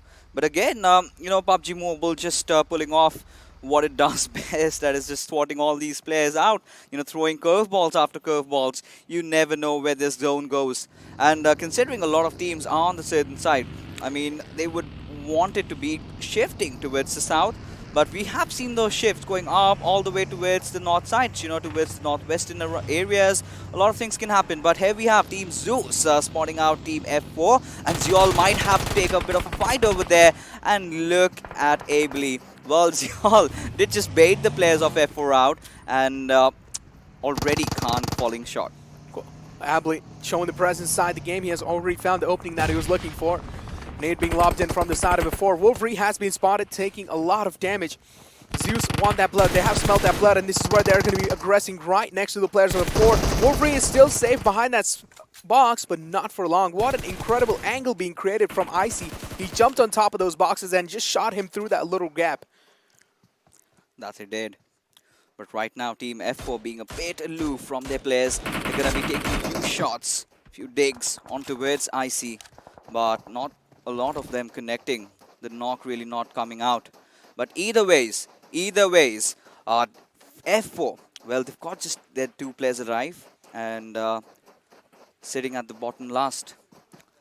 I really thought that they would be going in for those kills. They would be having a really good game. But now, from the very beginning, you know, taking those 2 casualties is definitely not going to help their purpose. It's definitely not going to help them. Any kind of rookie mistakes will be punished because this is the final day and second last game. This game will be so much important for especially teams like Zeus and DRS and overall the teams in top 10. Pretty sure one bad game is going to be hurting their position a lot. So they will need to take their step. They will need to count their step and make their bullets count as well. Deadeyes have spotted out the players of Carnage. Jiggle has already been taken down, the IGL of the team. The main pillar has fell apart. Shifu is there in the back lines. He's going to be confirming the kill. I'm pretty sure he's just going to run him over, which is, yep, quite brutal though. I mean, a lot of combat against that we are witnessing right now. And Deadeyes, I mean, right off the bat, securing that 1 kill. They're looking good. They've got that center spot going in for them.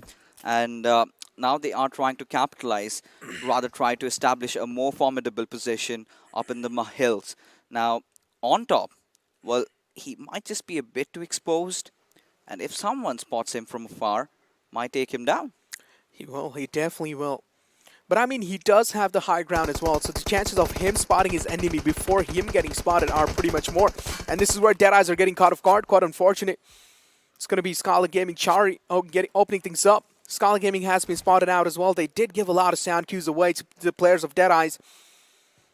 And Deadeyes have already lost out on a player. Another fight continuing in front of our eyes. It's going to be PN Crew approaching the compound of Zeus. Zeus find themselves a home, but PN Crew are like, nope, we're not going to let you have that easily. It's not your property. Indeed. But right now, I mean, take a look at Team Zeus. They've got PN Crew right beside them, and they know what they have to do. Already having secured those 2 early kills. This is exactly what they needed to equalize the numbers, because DRS, they've been also enjoying themselves. Now we've got Manish taking down Blade from StalwartFlex with Godless with this beautiful knock, and this is the kind of an opening that they needed to just riddle down those players, and now they are rattled. They are shaking as again Zeol will get that knock onto its killer as Icy has his eyes onto its Sandesh. Now Zeol having spotted him out, this is where Zeus go in for the scale. I really like how Zeus is playing out this entire day. They have been showing what a massive tactical approach inside the game. Each and every single fight, they are counting their steps. The way they're challenging the fight, it's like each and every single step is has been made in count. And each and every single step has been calculated. And Zeus, again, they are dismantling the entire squad of PN Crew slowly and steadily. It's just down to a 2-man squad. Now the kills will be confirmed easily without any trouble. Sandesh is still there in the back lines. He does know, he do not really want to fire any shots. Legend is still pinned down behind that rock, and it doesn't seem like Zeus have any clue about it. Change in the pace is what we are witnessing in this Miramar, because the last one we did witness those fights happening up all the way towards the very end, but Legend are trying to spray down. And again, Zeus, kind of committing for the same tactics, the same old things. And every single team is not really being able to figure this fact out. And again, Legend has been taken down. Now, what they are really trying to do, in simple words, is that just baiting one of those players out, let them have a buggy, let them have a vehicle, have the enemy's attention diverted towards that. And once everyone is looking at them, and the other players sort of tend to strike. But that has sort of been how Zeus has been getting a lot of kills and even earned a chicken dinner. That's how they've been doing. And now take a look at it over here. Carnage and StalwartFlex are right next to each other. Prabeen is pinned down behind that compound, inside the compound, the guard building. We do know it's quite exposed from a lot of sides, so Prabeen needs to watch out from the initial position. Crypto is still there in the back lines, trying to wrap behind the squad of Carnage. It's just going to be a matter of a second when his position is revealed, and then maybe Crypto would be in a massive water trouble. Snipe, of course, a man who is an incredible player. He's firing, he's causing a lot of rumpus, and that might just reveal his position to Crypto. Indeed. StalwartFlex in a bit of a pickle. Already taking one of those shots. You get those tick markers, you know that your enemy is running away. Now Snipe instantly going in for the spray. Well, not really connecting though. But elsewhere, we did witness DRS racking up a few kills from those vehicular explosions. And I think it was against the players of 7C, if I'm not wrong. It was the players. Oh, that nade from Seal! I'm going to hold on to my words. This fight is going to be a memorable fight. This is going to be an iconic one, as Crypto as well opening things up onto his enemies, but Zeus unloading their max onto Seal. The opening has been found. Godless as well in a bit of trouble. They will need to get the res onto him, and seems like Zeus are getting third party from their left line. It's Skylight Gaming putting the pressure and stealing the fear onto them. Zaki, another nade lops, and this might be so damaging, and yes, it will. Godless goes down again, and the kill is almost about to be confirmed from the back lines. Zeus in a whole world of trouble as Seal go marching in, and they have been the Godslayer so far, and there goes Zaki getting those 2 kills in quick succession, and will make no mistake in conforming them. And Zeus, what has happened?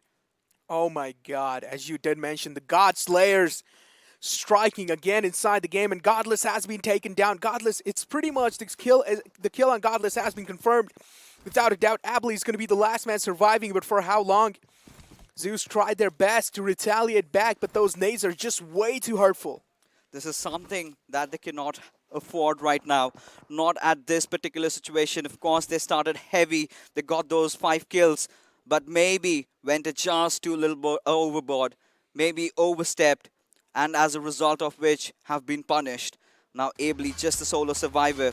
Now Seal, they've done that in the past. It's not the first time, the squad eliminating Team Zeus. Now they know they need to get that final kill, and they are going for it. Look at the confidence level on these lads. They know they are the Zeus Slayer. They are the God Slayer. And they have been taking them down over and over again. And take a look at the way these guys are approaching the fight. Abley might just take him down, but no, it's going to be the answer. Zaki just has those lightning fast reaction. The Gods of Thunder has been taken down by Seal.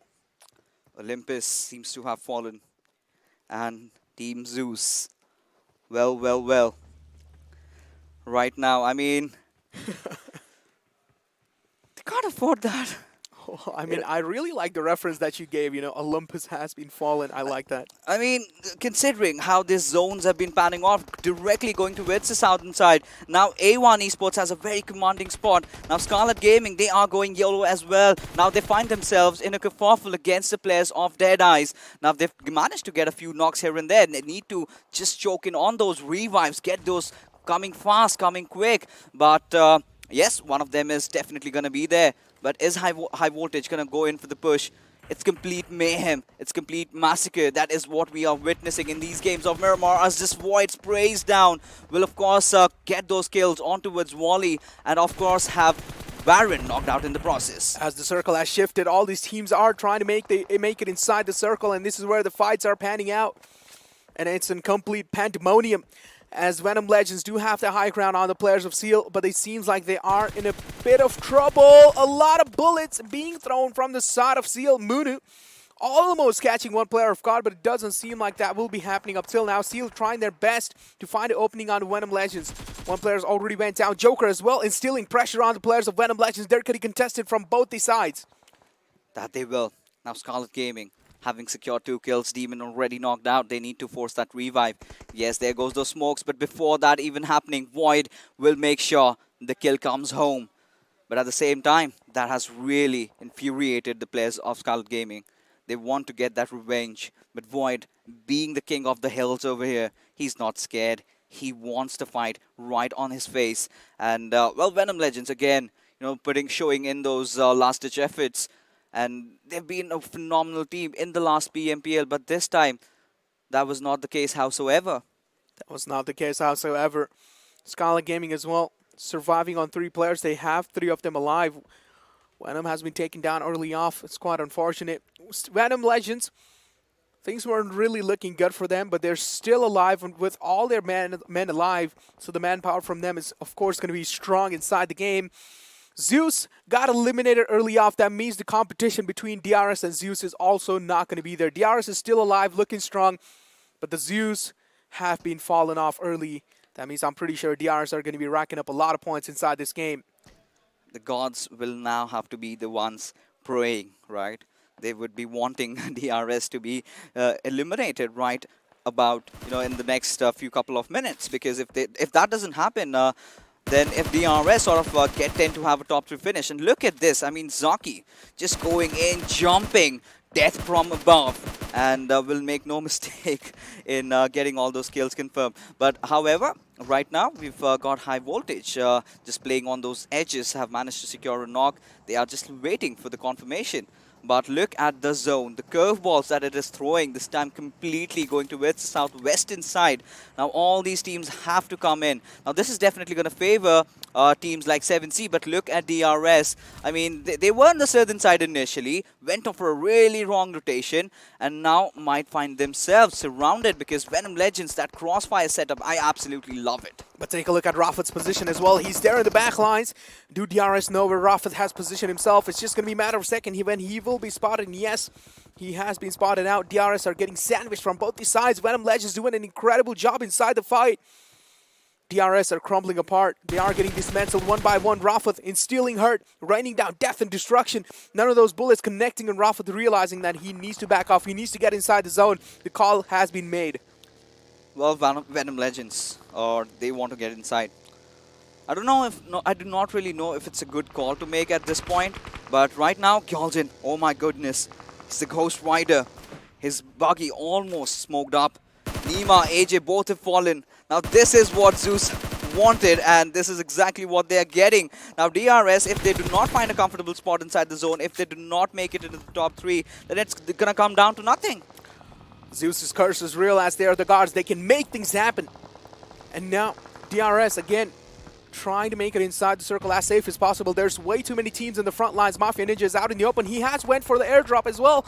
Wow, that's kind of a tricky move, and that's also a brave move by them. Galzin has been caught off guard, and that's going to be DRS crumbling down slowly and steadily. Mafia Ninja is going to be the last man alive, last man surviving. Sandesh is there in the clotheslines of R3D. Warriors pretty much knows there is someone in the clotheslines. There goes the Molotov. This might just flush him out of his position.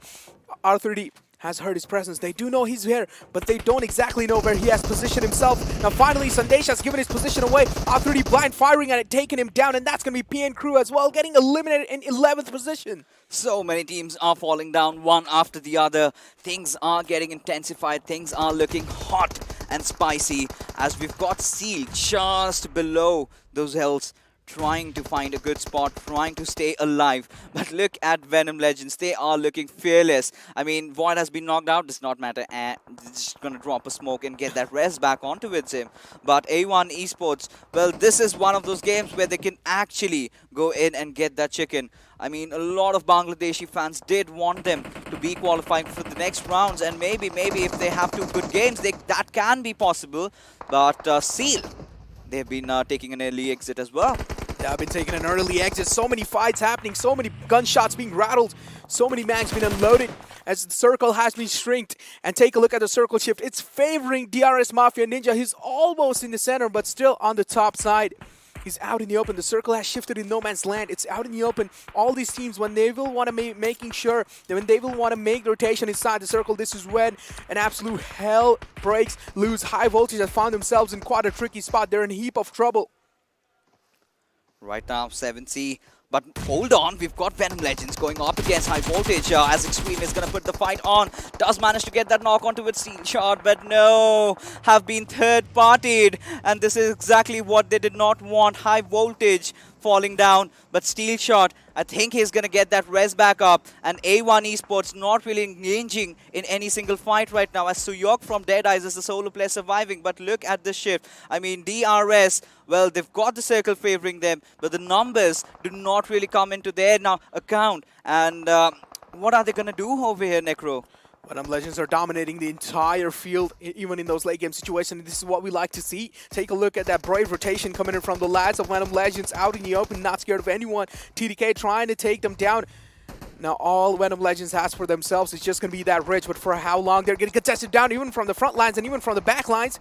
TDK is trying to blow that vehicle up. It's almost on fire. Steel Shot needs to make it back. He needs to get a little bit of distance between the vehicle and himself. That nade is going to be so damaging, taking down Steel Shot, and this is exactly what I was saying. That nade is going to be closing things out on Steel Shot. Shrouded inside the smoke, but here comes those nades falling up. And once smoke dissipates, things are going to turn south for Venom Legends. But they have been in the thick and thins of all the action that has panned out. And Steel Shot having gotten that res back up. The Molotov comes in from 7C. Is it going to connect? All you need to do is drop and roll. And seems like it that Venom Legends have sort of survived. Yeah, I've sort of survived. Reddit sir has spotted out the squad of A1 Esports almost out in the open. Quite unfortunate. Wasn't really able to connect all of his shots. Venom Legends is there going to be in the close nines.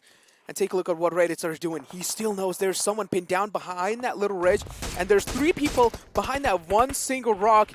And this is where TDK might just rack a lot of kills for themselves. And Deadeyes joining the fray, taking down Arctic Jax with that incredible well-placed nade.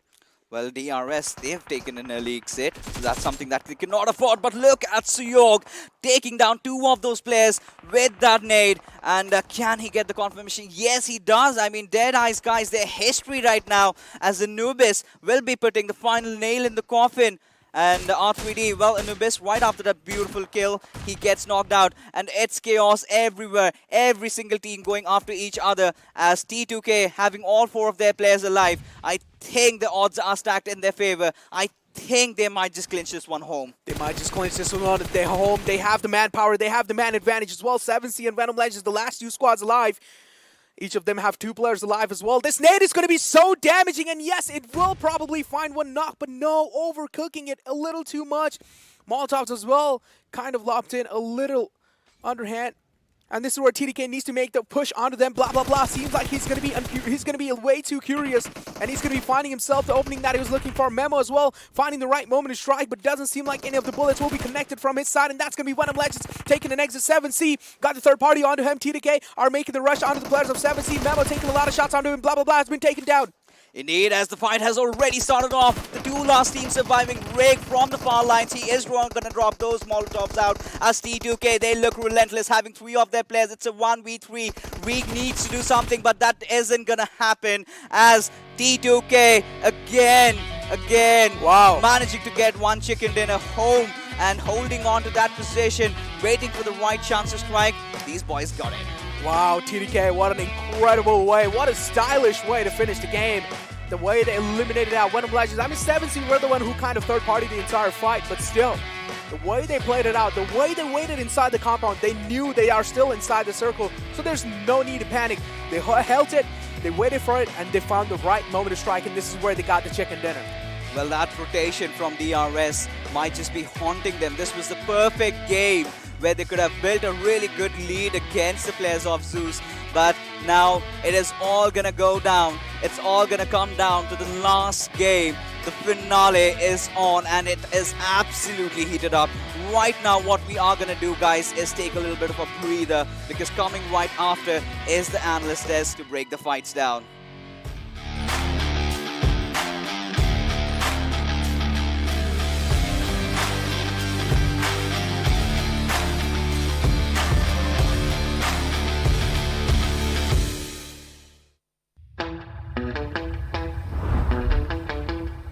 Are you keeping it real?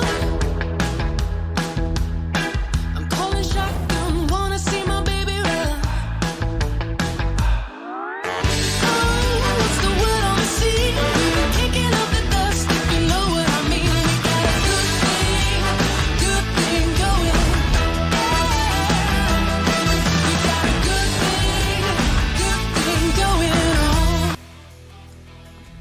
Hello and welcome to PUBG Mobile Pro League South Asia Season 3. It is off to a wonderful, wonderful start and an amazing turn of wins where everything will boil down to that one final game. With that, it is a huge thanks to Oppo F19 Pro. Hashtag Wook Up Your Fun. I'm your host, Blotto. Let's move on to Super Johnny and Ocean Sharma, our analysts, to break down this game or, well, no. So close. No, Still no. so close, so close, so close. It's just a matter of like, what's gonna happen in a while. Like, I need the spoilers. Give me the spoilers. I need those spoilers. Calm down, my friend. Hold on. We will get there, but before we do so, let's move on to the MVP coming in from, of course, T2K's blah blah blah. 5 kills, 2 assists, only 95 healing done from this lad. As I was about to say before we went into this match, I mean, the standings are making my head spin, but T2K desperately did need this win. This pushes them in further inside of the top 9, and a really, really good game coming from their side. Numbers. Yeah. 995 plus 5 goes 1000, like 95. And like, it was just, yeah, thank you very much. Well, yep, that's the class 101 of edition coming in from Ocean Sharma, but move on towards the contribution from blah blah blah. This is where, he just stood out for his team. Yes. Well, 18% onto the damage taken, 18% onto the survival percentage as well. 19.5. Okay. But if you just talk about the way this player just played, and obviously T2K, they always have it. One game of a day, they like to smile after that. But Jane, where was that? Yeah. Where the goggles, man? Where are the shades? Where the shades go? Well, I think T2K's Jane is going to be like, yo, you know what, lads? One game still remains. Oh, yeah. Hold on. It might be the case. I'm telling you, after that, he was like, man, I missed the shade moment. But it was, of course, top-notch performance coming in from these lads. Let's move on to the top players from this game, where we shall see who was able to break the squads. And it is T2K's blah blah blah taking a lead with 995 damage. I just had to put there. He would have been a Slim Shady. Well, Boyd was here, Steel Shot as well, and Assassin on the 4. 3 kills from Steel Shot as well, 4 from Void. Yeah. So it comes down to, again, the damage done by Venom Legends, it was good. But again, that we were hoping that one bad game, what sort of a damage has it done? Quite a lot, I have to say. I mean, because as we were talking about, is Venom Legends could not afford a single bad game. That was the previous one, the Erangel before this. And that is going to be something, like that match's impact, it's going to be felt after the next game when we have the final standings. Exactly, mate. But before we jump into that, let's have a look at the match summary coming in from this game, where we do see a lot of stats being brought on down towards the side of T2K, as well as, well, this is good though, because it is segregated amongst the teams.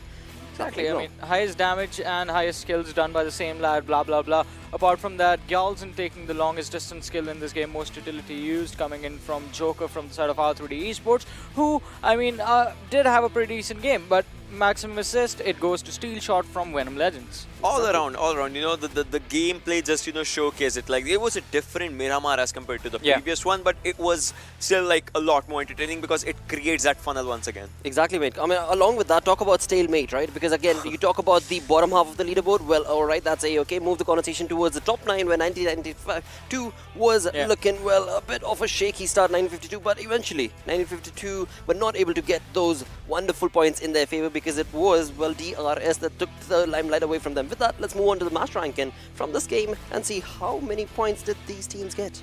Well, as of now, if you just look at this, 11 kills by the players of T2K, that was really good. Venom Legends right now, they have 7 for themselves. But on to the other side, I mean, if we talk about 7C, they got 4 kills. Like, the kills was not a factor right now. But yeah, onto the upper side, you'll see like only one team going to the double digits, and they obviously have a lead against Venom Legends in these points. I mean, definitely, and that sort of allows the opportunity to the rest of the teams to get those kills, which we, as you see, have been nicely distributed amongst the teams that are part of the top 8. But as we move on to the next page of the standings, we have Zeus and DRS. Again, just a single point separating these two teams in this matchup. And as we move down the standings, we have the teams that Blotter, we were talking about before this match, F4 being present, 1952, and what is going on with StalwartFlex?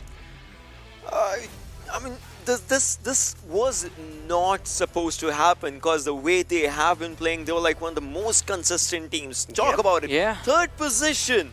Not just that, 3rd position with barely any difference between them and the leaders. that was so impressive, the performance we saw from them yesterday. But hey, I mean, maybe the pressure just got to them because these are the finals. I mean, that was a clutch situation right there within the top 3, but now the pressure was also quite a lot. Maybe it just got to them, but we have the zones in front of us. Yeah, we do, and again, as I was just talking about it, this was, a circle that was kind of the Miramar-ish circle, and it was like really good. But obviously, the other players, they did just get the good out of the competition, and they showcased it onto these kind of maps. But talking about the areas of Graveyard, Minaj, like we saw the fights just because this is where circles kind of shrink, and you have to find out good areas to rotate around the circles. Exactly, and talk about rotations, T2K, it feels like they knew exactly where the circle was going to go, just moving towards the next edge before it even occurs. And look at that, from edge to the next one.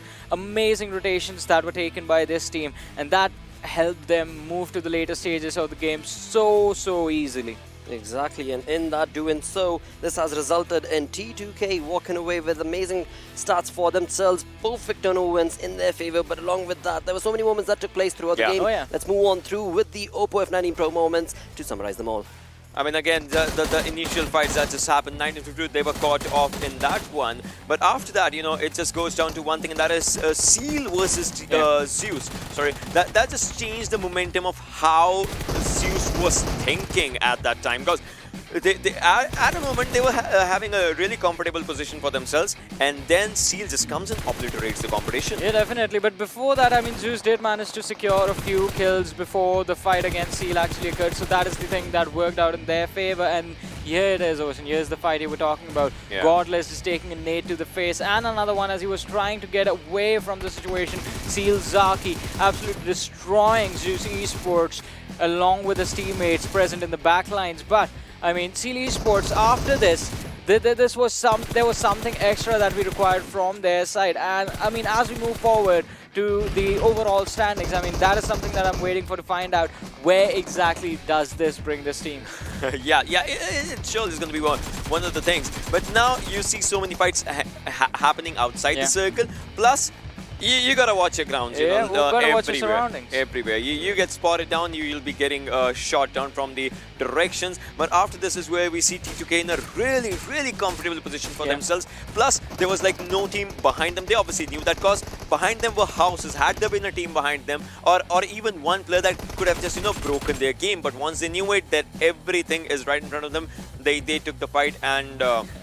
At least the beautiful smile of Rated was still present right there, even though the shades were missing.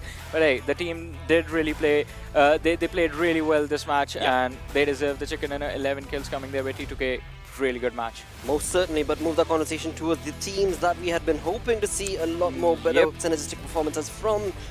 Let's start off on the right side itself, where we've got F4 with 643 damage that they were able to give, but only walking away with that one kill. I mean, the initial skirmish against the players of Zeus, that was quite tricky. One player already, as soon as the fight breaks out, caught off guard, not aware of how many players he was running into, and Zeus did convert from that. Then Zeus goes on to take the fight against PN Crew, and if you compare the damage bars, I mean, right there on PN Crew 226, that was completely one-sided situation. Exactly. Yes, exactly, that was. But after that, it still goes down to the 3 points that DRS has.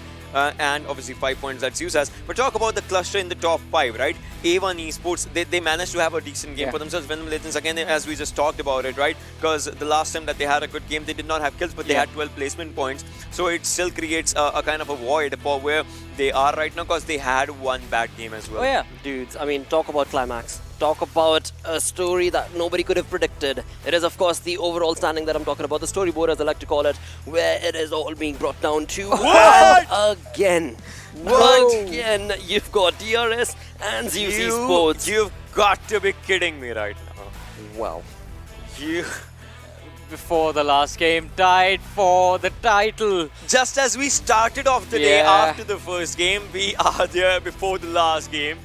This is just annihilating play coming in from the Nepali region. We could not have asked for a better situation before the last match. All right. This Again, is perfect. we are too much focusing, Johnny. We're too much focusing on first and second. Who'll get the third point? 192, 191. Who'll get the third position? Not just them. Look at Train to Kill. 183. They made the jump as well to the 5th. I mean, jumping up 5 positions. They were 10th. They were 10th before this match. Will Zeus get their 4th and tie in the number of chicken dinners against DRS, or will DRS get the 5th? Will I've had enough of this. I want to see the second half. I want to see the second half of the standings so right many now. storylines. Again, you could very well bring the conversation towards Carnage Esports as well, who is sitting on the 8th spot right now, and they need to have a really good game. But Alright, look at the second half of the standings. Yep. 1952 still sticking to that 9th with 164 points, but StalwartFlex only a point away from them, and not only StalwartFlex, even Z3us Esports. Exactly. Z3us Esports, R3D Esports, they're going to need a heavy game. They're going to need a heavy game if they want to cross StalwartFlex 1952 and Z3us Esports. I don't want to be on at one side, but we were hoping to see one Pakistani team get into top 9, right? Because that's the way it was going up right from the start. Remember StalwartFlex being in the top 3. Remember F4's climb one day. R3D was in top 10 at a moment. Well, talk about Pakistani team. We've got Bangladeshi team right now sitting on that 9th spot. Yeah. That means the top 9, they are there. But will they be taken away from there? Will there be a Pakistani team that will join on along? Or will it be Z3us Esports itself who will be able to take that spot away from them? That is really, really stressful. Yep, and absolutely, mates. Nobody could have predicted this storyline. But with that, let's move on to one final game where we go back onto the map of El Erangel, as Ocean did mention earlier. But what to expect? I mean, well, one thing that you fans very well can do, the viewers, hashtag PMPL SA, and let us know what team do you think is going to be, of course, getting that chicken dinner. But what team are you rooting for? What team are you supporting? What region do you want to be able to see? Exactly. We don't know what's going to happen. This is like a Christopher Nolan movie, like a really, really good finish. Tied for the first position, barely any points in difference for the qualification slots as well. So I'm not going to make any predictions. I just want to enjoy this game. This is where it is right now. This is what it is all about. Tied up for the first and second. There has been a close combat, back to back. Go in with no predictions now. YOLO strats are gonna come. Yes. Maybe, maybe not. Again, it is going to be a fiasco that, of course, is going to unravel itself as we move on along with the final game on Erangel. But dudes, this is, again, I mean, you talk about the first 8, right? The teams right there. You got one Mongolian team, of course, that is Z3us Esports, but all the others, we've got Nepali region domination right there.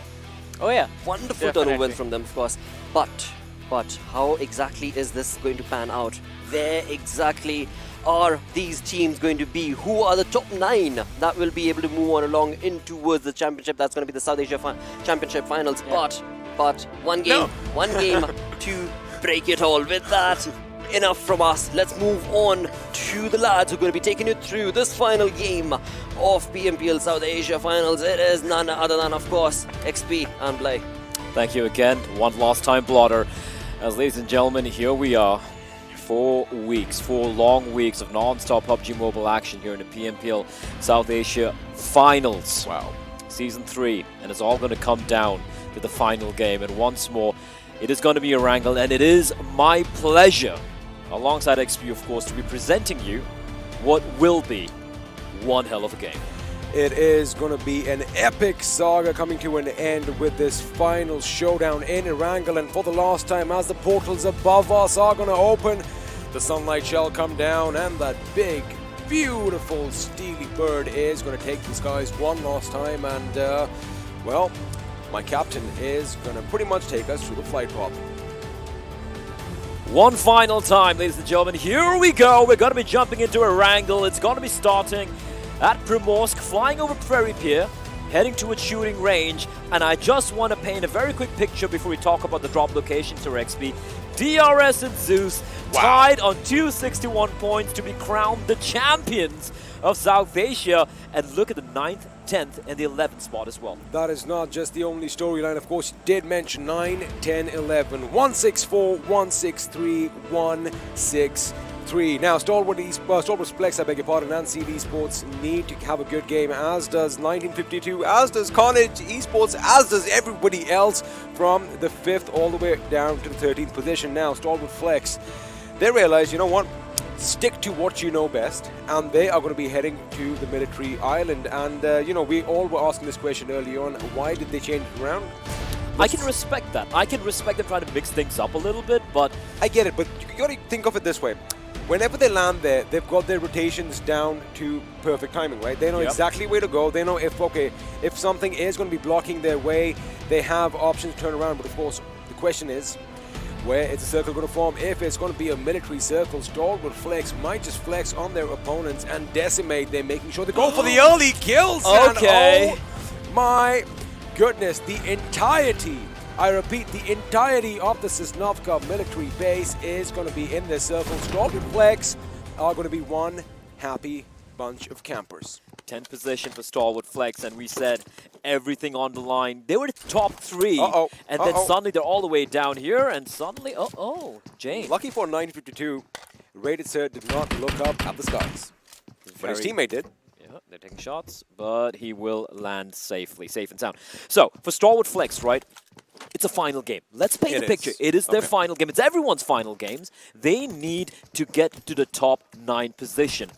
They finally decide to go back to the tried and tested military base, and the Circle gods say, you know what? Oh my goodness. We're going to give you this one. They have been rewarded indeed. Now the question is, our team's going to make an early rotation? Because have a look at this. A1 Esports this time around are going to be switching things up with 1952. Now it is possible that they were going to try and go in for the kills, but 1952 realized, you know what, maybe we just might want to traverse over to the other island as shots have been fired. Looks like it's Carnage Esports taking the fight to the Deadeyes Guys. And this has happened in the past as well, earlier today on Erangel.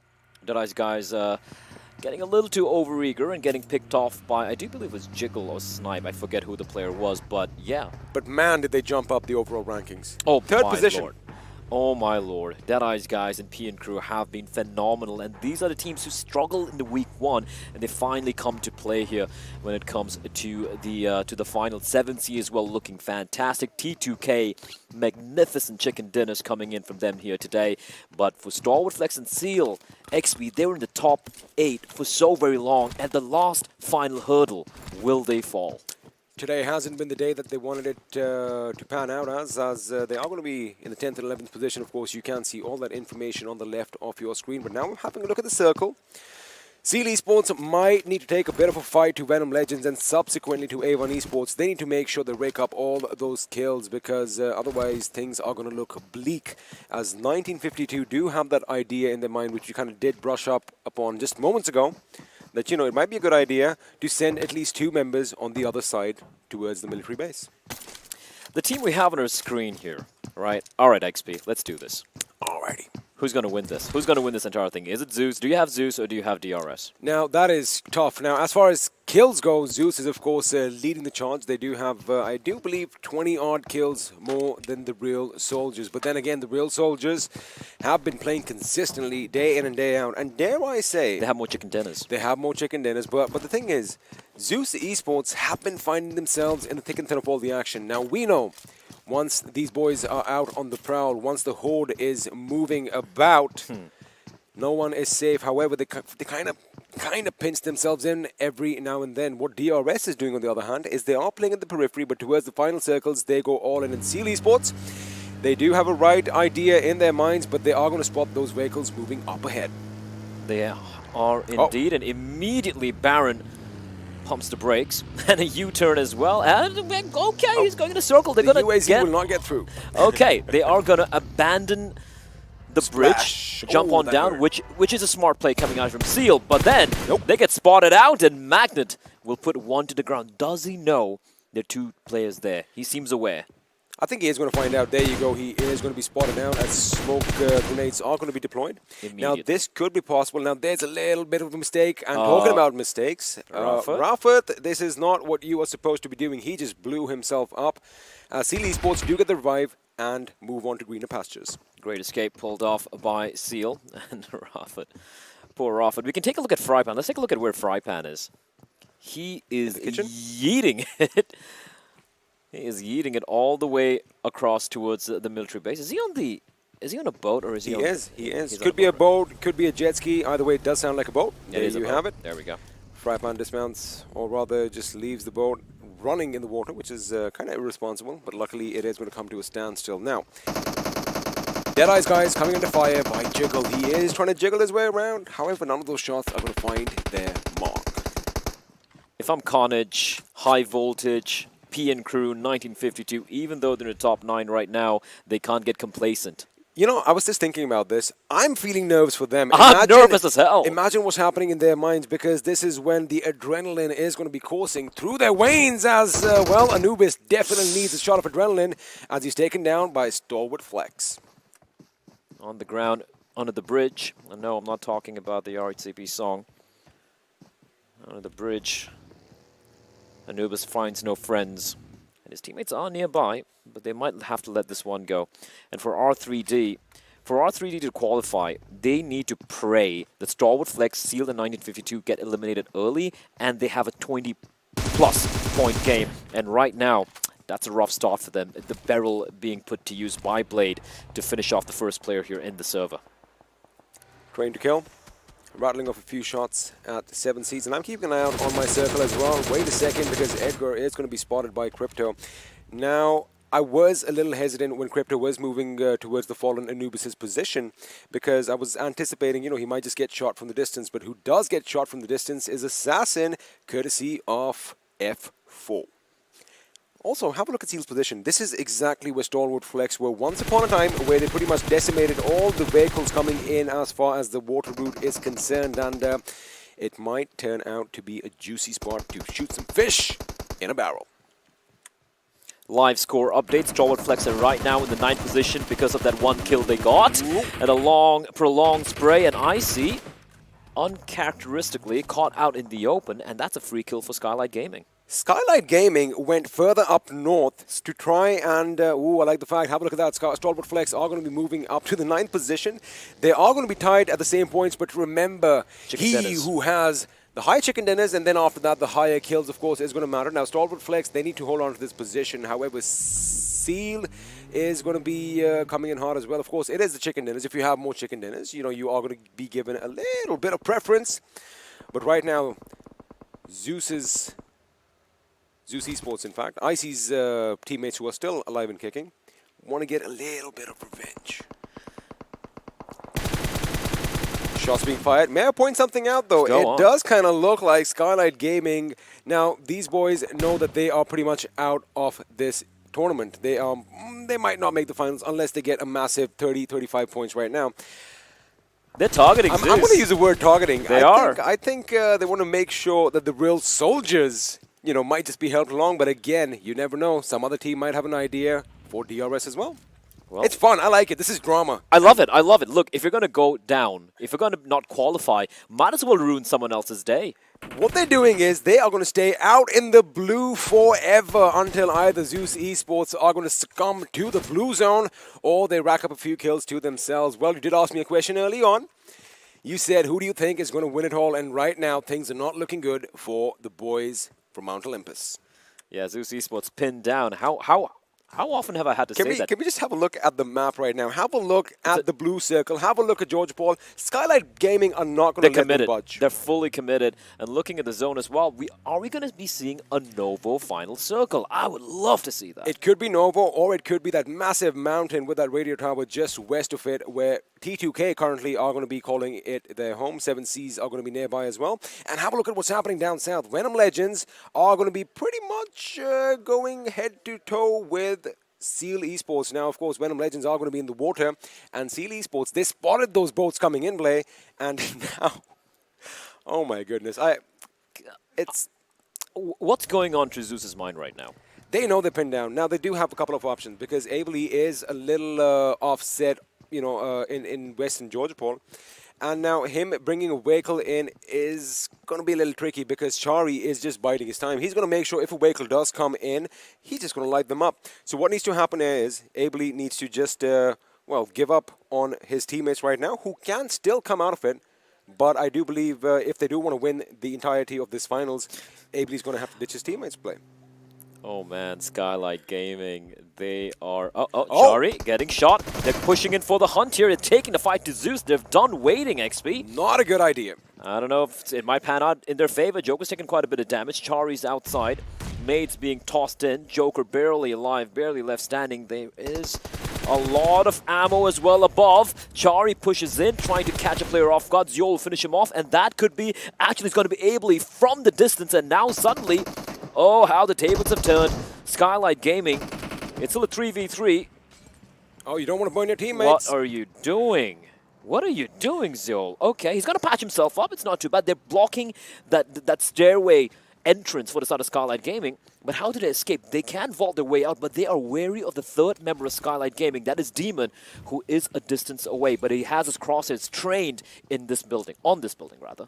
They are going to be blocking their path right now, making sure that it's a direct stairway to heaven for Skylight Gaming, as Joker is going to get taken down, as now Demon is going to come in as well. His position is going to be given up. Ably might have an idea where he is, but now Heaven X is going to be in a one-on-one situation as far as Joker is concerned. He switches his weapon, but he goes down, and Patch needs to come up right now because Demon could be coming in for the kill. Godless is there. Godless is there. He's keeping him at bay. Heaven X will be finished off, and Demon, well, my, oh my. It is the 1v3. How the hell, how in the name of anything that makes sense, are Zeus alive? All three members in that 4v3. Chari in that situation should have been a bit more patient. Like you said, the patience kind of ran out, and that is... I mean, Z3us Esports, man, they were pretty much pinned Give them down. an inch. Give them an inch. And, well, they'll wriggle their way through. Elsewhere, looks like StalwartFlex are going to be taking a fight with 7Cs as Memo is brought down to his knees and then finished. Demon has no first aid kits. He's got no bandages. Right? So he's done. He's done for. He's done. He might get a knock. Now he's giving his position away. They're not going to even stick around. There you go, that's it. Like you say, cometh up the king, you better not miss. Skylight Gaming did try to create a major upset there, but what they did instead was give Z3us Esports a squad wipe. Now what's happening over here is, yes, they've gifted them 4 kills. 4 kills, but look at the distance they have to traverse into blue. Now, I'm not too sure how much of first aid kits they have in hand, but it is a bridge circle XP. And look at everyone congregating to what is going to be a bloody finish. Love it. This is what the last games of a tournament are supposed to be. Everything is going to be on the line again. Zeus do take a temporary lead of 4 points over DRS. Meanwhile, let me quickly tell you what's happening down below. In the 9th position is Seal Esports with 166 points. StalwartFlex going to drop to the 11th, and 1952 are falling down to the 12th position, Blaine. My God, it cannot get closer. It cannot get any closer. PN Crew and DRS up north. And look at this, T2K, F4, a stalemate. They need to have nerves of steel right now. I mean, if I was in their position, I'm sure the hands would be shaking just a little bit as Hungrybox tries to go through the opposition, but Shifu is going to get taken down courtesy of Jane. It is a slaughter. Deadeyes Guys driving in to the Lion's Den and getting mowed down. That's 1 kill for T2K, and if I'm T2K, every kill counts. Every frag they can get, every point they can get, they're going to be claiming it with hungry. Pause, and now Hungrybox. He has an escape route available to him. The thing is, will he be allowed to escape as Rated Sir is pushing up into his direction? Elsewhere, it does look like Zeus could be coming in, but hold on to the thought as DE is going to be shot at once again. Blah, blah, blah. First, and now Utsarga is going to try his best to damage the vehicle a little bit, forcing them to abandon it. But I am keeping an eye out on the map. And, well, good news for all you Zeus fans out there because they have traversed pretty much towards the new circle. However, the damage is going to keep on increasing now on. Make way for the king as Zeus are arriving into the zone. Meanwhile, Seal mopping up a few players here, as Carnage are coming under fire now. These teams are in a precarious position. The shot from the Kar98 just going past his head. A haircut as Wally will be knocked on down. A very brave attempt from him. But with that, a member of Seal, there's no res possible. He's too far away, and he should be taken down here. As what are they doing? Zake's pushing in. He's pushing in. He's not going to let any man behind. Not going to leave a single soldier behind. And Seal, they are arriving at the gates of Carnage Esports. I like the fact that Snipe is going to be deploying the smoke screen, trying to make sure that his teammates are going to be a little bit safe, but Seal can use that to their advantage as well. Wally, wonderful job making sure he crawls his way to safety as C and E are going to be pushing in. Elsewhere, we might just see number 1 go up against number 2 as Z3us Esports are right next to the real soldiers. Oh, Zeus, DRS, and PN Crew. North side of the bridge. We'll get back to that fight in a bit. Right now, never mind. We're going to head straight to it. Zeus are aware. They know there's someone nearby. They know there are players on that bridge. Oh my God, this is a risky play. DRS, this is a risky play because in about 30 seconds, the circle is going to be moving in. And if you get spotted from the distance, you know somebody would love to shoot a few bullets in your back. can we take a look at the map real quickly? Because Z3us Esports, they don't know that the bridge has been abandoned. P and Crew have crossed on over. I'm sure they were super paranoid, but there's no one on the bridge. DRS will opt to swim across, like you pointed out. They have a free entry into the zone. Now the thing is, just before the circle, I did kind of actually spot out that P and Crew had the northern part of the bridge on lockdown, and DRS, they had a little bit of a stalemate. However, no shots were exchanged. Again, is it by design? We do not know right now. But Z3us, they are going to have to move out as they really don't have a lot of options. The bridge is something they are going to have to take. However, teams like 7Seas could be laying down some lead on P and Crew's decision. Position, I beg your pardon, as Godless is going to finally be taken down by the play zone. Considering how terrible a spot they were in, I guess Z3us are still going to be happy with the 4 points and 2 still alive. They're yet to cross the bridge. And as you pointed out, DRS is swimming slowly across into the play zone, but they have arrived. You know, they can actually just go towards the northern side of the bridge and hold on over there, because if they spot DRS, it could be problematic. If they wipe out DRS right now, they've done it? They've done it. Oh, well, it's a 2v4, though, for Z3us and DRS, but we'll get back to that fight a little bit later. Right now, Novo is highly populated. The problem here, though, each and every one of these teams, apart from F4, are outside of the play zone. So High Voltage and Carnage and Skylight Esports have to push into the play zone, and guess who's waiting? It is F4. It is F4. However, Wolverine's going to be the lone man over there, because T2K are going to have a better angle as High Voltage are driving by. Oh my goodness, Aussie and Cooney. This could be a little bit tricky, because P and Crew are right next to you as Sarga takes down Jax from A1 Esports. A1 Esports joining the fray as well, but they will be greeted by a hail of bullets. Sandesh knows where Extreme is. P and Crew playing the edge, playing the cliffs, right next to the sea. You know what just happened right now, Blade? This means P and Crew is now going to be moving away from the bridge. Z3us Esports could be coming in hot. They are. Ziol is crossing on over right now. And F4, they have a great position right now. And if you look at the map, the mini-map on the top right corner, look at the number of teams. P and Crew, High Voltage, and F4 all playing on the cliffside right next to the sea. And Z3us have entered the play zone. They haven't crossed over the bridge yet, though. They haven't crossed over, but if they are going to keep a keen eye around them, they might just spot DRS, as Sandesh definitely has spotted some movement in the distance. Shots are going to be fired. DRS are in a world of trouble, and the number 1 team, which has been dethroned right now, could be seeing their demise. Could be a watery grave for them. However, F4 is still going to keep Seal Esports at bay, and again, this is an important game for all these teams, Blame. Well, ooh, that nade got a little scary. Sandesh rattling off a few more bullets, not quite able to land a shot. Jiggle still away out in the water, but he is in the zone, and he's, well, he's not the last man alive. He still has a teammate. Because P and Crew is shooting down at Mafia Ninja, the rest of the members of DRS are now forced to go north, right towards Z3us Esports. This could be problematic, but right now, Wally is in a wonderful position. Wolverine might not spot him. He gets up a bit too late. However, a grenade could be devastating right about now. Khan trying to go in for the res, but they are so paranoid that a push might come on in now. Ably from the distance. Oh, they've seen them! They've seen them! They've seen them! They've seen them on DRS! Oh, how bad can it go for them? If the moment they get a kill. The moment they get a kill, that's DRS, They'll be like, you know what, guys? Forget about everyone else. Focus your attention to the waters to your east, because, well, Gelson, oh my goodness, that is so close to coming to death. This is going to be tricky. This is going to be tricky. AJ goes down. No, he doesn't. They know. They know now. And Z3us like, all right, baby, we're going to get that first prize. Thank you very much. Look at the determination on Abely's face right now. They know that it's going to be DRS. Oh my goodness, this is mad. They literally don't need to do anything apart from wiping out AJ, DRS. They can just sit on the bridge.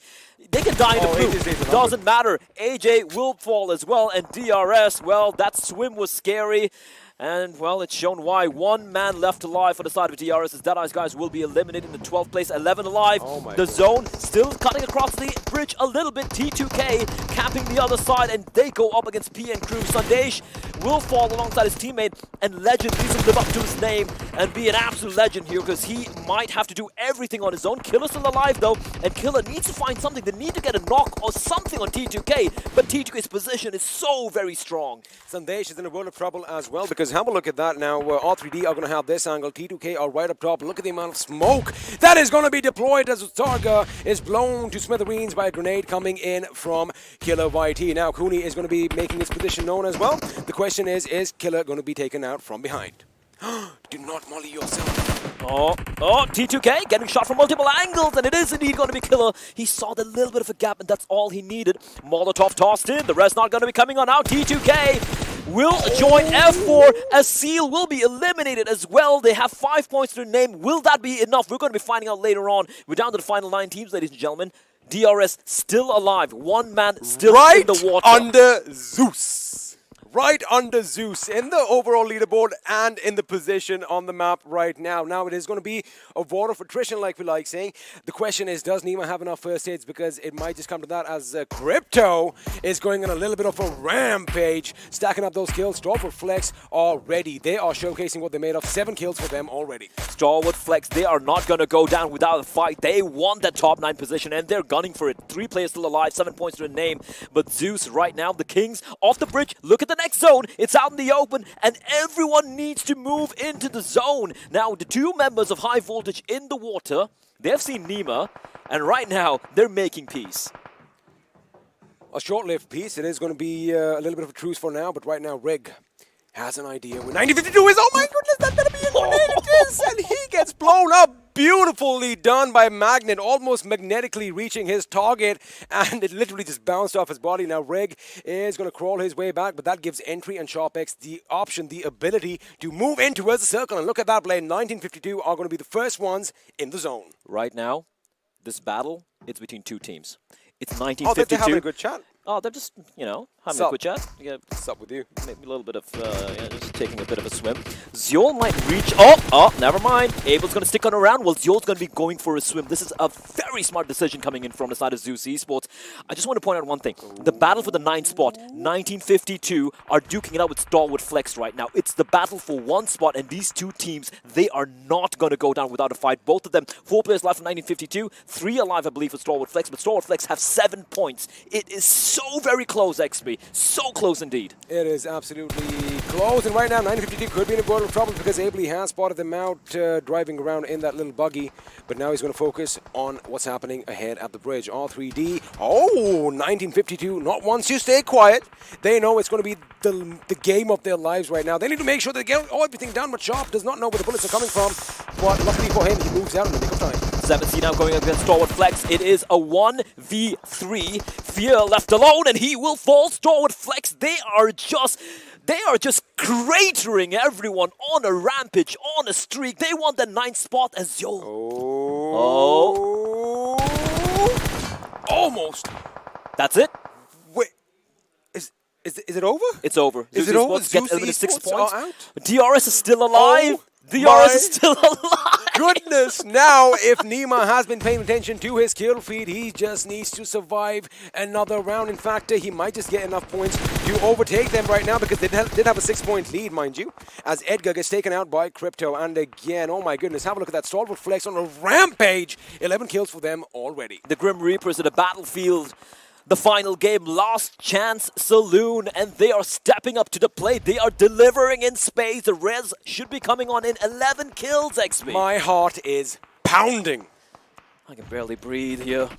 1952 though, all 4 players still alive. This is a battle between 1952 and StalwartFlex. The problem for 1952 is they only have 2 points. They need to get these kills. Aussie will be spotted out, will be taken care of. High Voltage still have 3 players alive. StalwartFlex Blade laying down the pain towards R3D. High Voltage still have those players in the water. 952 in a wonderful position to basically even play spoil sport for DRS, because if Nima comes up for a little bit of air and if he gets spotted, oh my goodness, I don't think the position points are going to be enough for them to get it done. However, Magnet is going to be spotted in the distance by Extreme as Crypto unloads, or rather unleashes, a barrage of bullets towards the enemy's direction. Again, StalwartFlex playing their hearts out. They're giving it everything. Everything, blood, sweat, tears out on display. Nima still swimming around, still keeping the hopes of his team alive. DRS, I don't believe it. They spat in the face of fate and they said, no, we are still going to be coming out on top. R3D, High Voltage, taken down. And the spray from Uzum will connect. They are just mowing down every single body in front of them. And R3D, the smoke keeping the pushing players from StalwartFlex at bay. And another player getting knocked off of StalwartFlex, but they continue to aggress. It might just become a 9th place versus a 10th place lost. Two teams standing as StalwartFlex are now going to come under heavy fire. Crypto could be knocked out, and Virus is trying his best to make sure he keeps the enemy at bay as, well, Joker goes down and Nima is going to move in. Nima could come from behind and, in fact, ruin 1952's game as well. He could use this opportunity, like you pointed out, to sneak in all the way from the right-hand side and just sneak in from behind and take on 1952. This nade could be massive. This nade could be huge. It could be a double. No! It slides on down. The second one could be huge, though. They're getting shot at by multiple teams. R3D, for how long, much longer are they going to hold on? That is the question. Smokes have been deployed, but they are somehow still alive. Cooney's been spotted out, so are Nima, but Sharp not taking the shots. He was focused on R3D right now as Uzum from the other end is going to be rattling them down, and with that R3D are going to be out. 13 kills for StalwartFlex. This is looking bad for 1952 as Cooney and Nima are still good friends. It's a 3v2. Oh, never mind. StalwartFlex. One player survives. 1952. If they get a chicken dinner, they can jump on top of StalwartFlex. High voltage Cooney and DRS still alive as well. It's a 3v1v1. 1952. They can do no wrong. They want this chicken dinner, and this could be what they need. Nima spotted out. And now, who's going to fall first? Is it going to be Cooney? Cooney holding his breath. For how long is he going to hold his breath? He will be finally found out by Sharp. DRS still in contention. A top 3 placing. I think they've done it. I think they've done it. They've taken everyone out at DRS. They are going to steal it away from Zeus. I don't believe it. Oh my goodness. Zeus, I do believe, had 7 points on them, but now they're going to go out with 10. Ladies and gentlemen, well, first of all, congratulations to 1952 for getting the chicken dinner. 15 points right there. However, StalwartFlex going out in third. That is going to be a tremendous thing to catch up on because, well, they did have 11 to 13 kills. Blay needs to hold his head right now, as do I. But what a win coming over here. Let me say one thing. First of all, congratulations. Winner winner chicken dinner goes 92 ways. Finally stepping up to the plate. But oh my goodness, who is going to go to the regional finals? Did they qualify? I don't know because they got a chicken dinner, but StalwartFlex got 13 kills plus 10 to top 3 position. Oh, this is going to be difficult. You know what? While we anticipate all this, that's it from us, a little bit of maths. By the way, yeah, that's been a pleasure being over here with you, Blay. I am going to miss you, but don't go anywhere because this is too close to call. The analyst desk is going to break it down. I'm going to be sitting in the audience as well. Well, we'll take a quick break. Don't go anywhere. See you after this.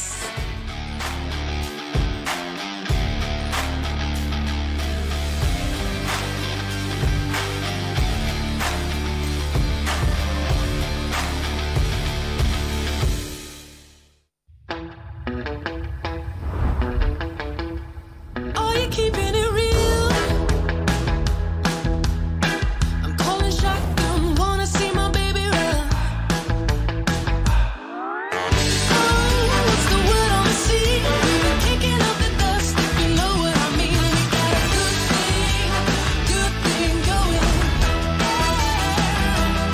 We got a good thing going on.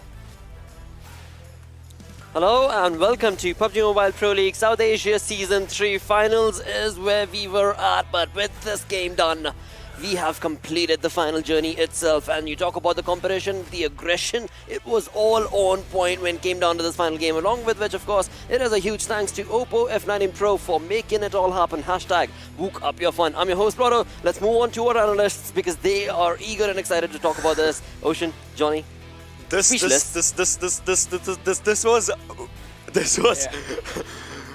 DRS won the tournament in the final match without killing anyone. Well, we're gonna find out. We are gonna find out. Talking about the chicken dinner itself, Trust the team me, that we had been my hands are numb. They are just they are very cold and they are numb right now. They are numb right now. Mate, but again, you talk about, well, we were discussing Pakistani teams and what they were doing and what they could bring to the final game. So, StalwartFlex. Alright, StalwartFlex, this is, I hope this is going to be my big brain moment. Yeah. But StalwartFlex, they were in the top 8 before this match, and they got a lot of kills. They had a good finish in this game.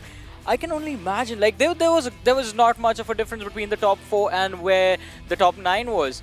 What if, we are discussing the winners, but what if StalwartFlex from top 3 goes outside the top 3 and then make their way back in?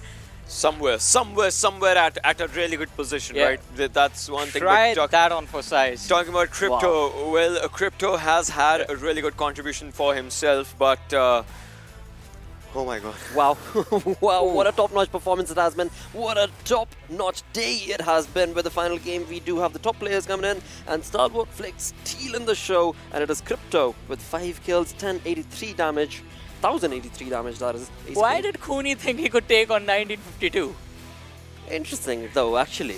Yeah, because I mean, I'm pretty sure these players were keeping an eye on what was going on the seashore, right? Yep. R3D went out. You know, StalwartFlex, they were down to that one individual, and that is why we saw DRS's Nima. Once he started taking a few shots, because he was spotted out, he moved in that direction. That's the place of least resistance, right? Yeah. And you're just gonna face one player. You can get out, take that point maybe, and then get taken out. Smarter choice. Cooney on the other side, he was like, all right, I'll take the cover of the airdrop.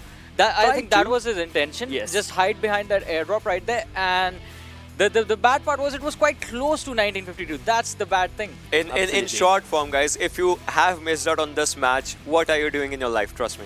Like what if you have missed out on this match? No two ways about it. But move on the conversation towards the match summary coming in from this game, and that is going to bring up a different start where it is StalwartFlex 1952's entry as well as R3D's virus. The way entry popped off after this game, definitely well deserved from this team.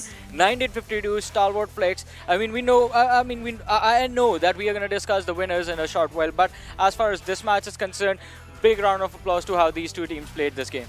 Most certainly, mate, because again, the aggression was on point. Everything was working in these teams' favor. What was not working in favor, again, was the zones, the rotations, and the gatekeeping coming in right off the bat. That was Skylight Gaming and Z3us Esports. So let's move on with the zone analysis and have a look at what happened. Whilst the circle just moving south, there are two teams just dancing around onto the blue side of the circle, outside the circle, and that took them a while.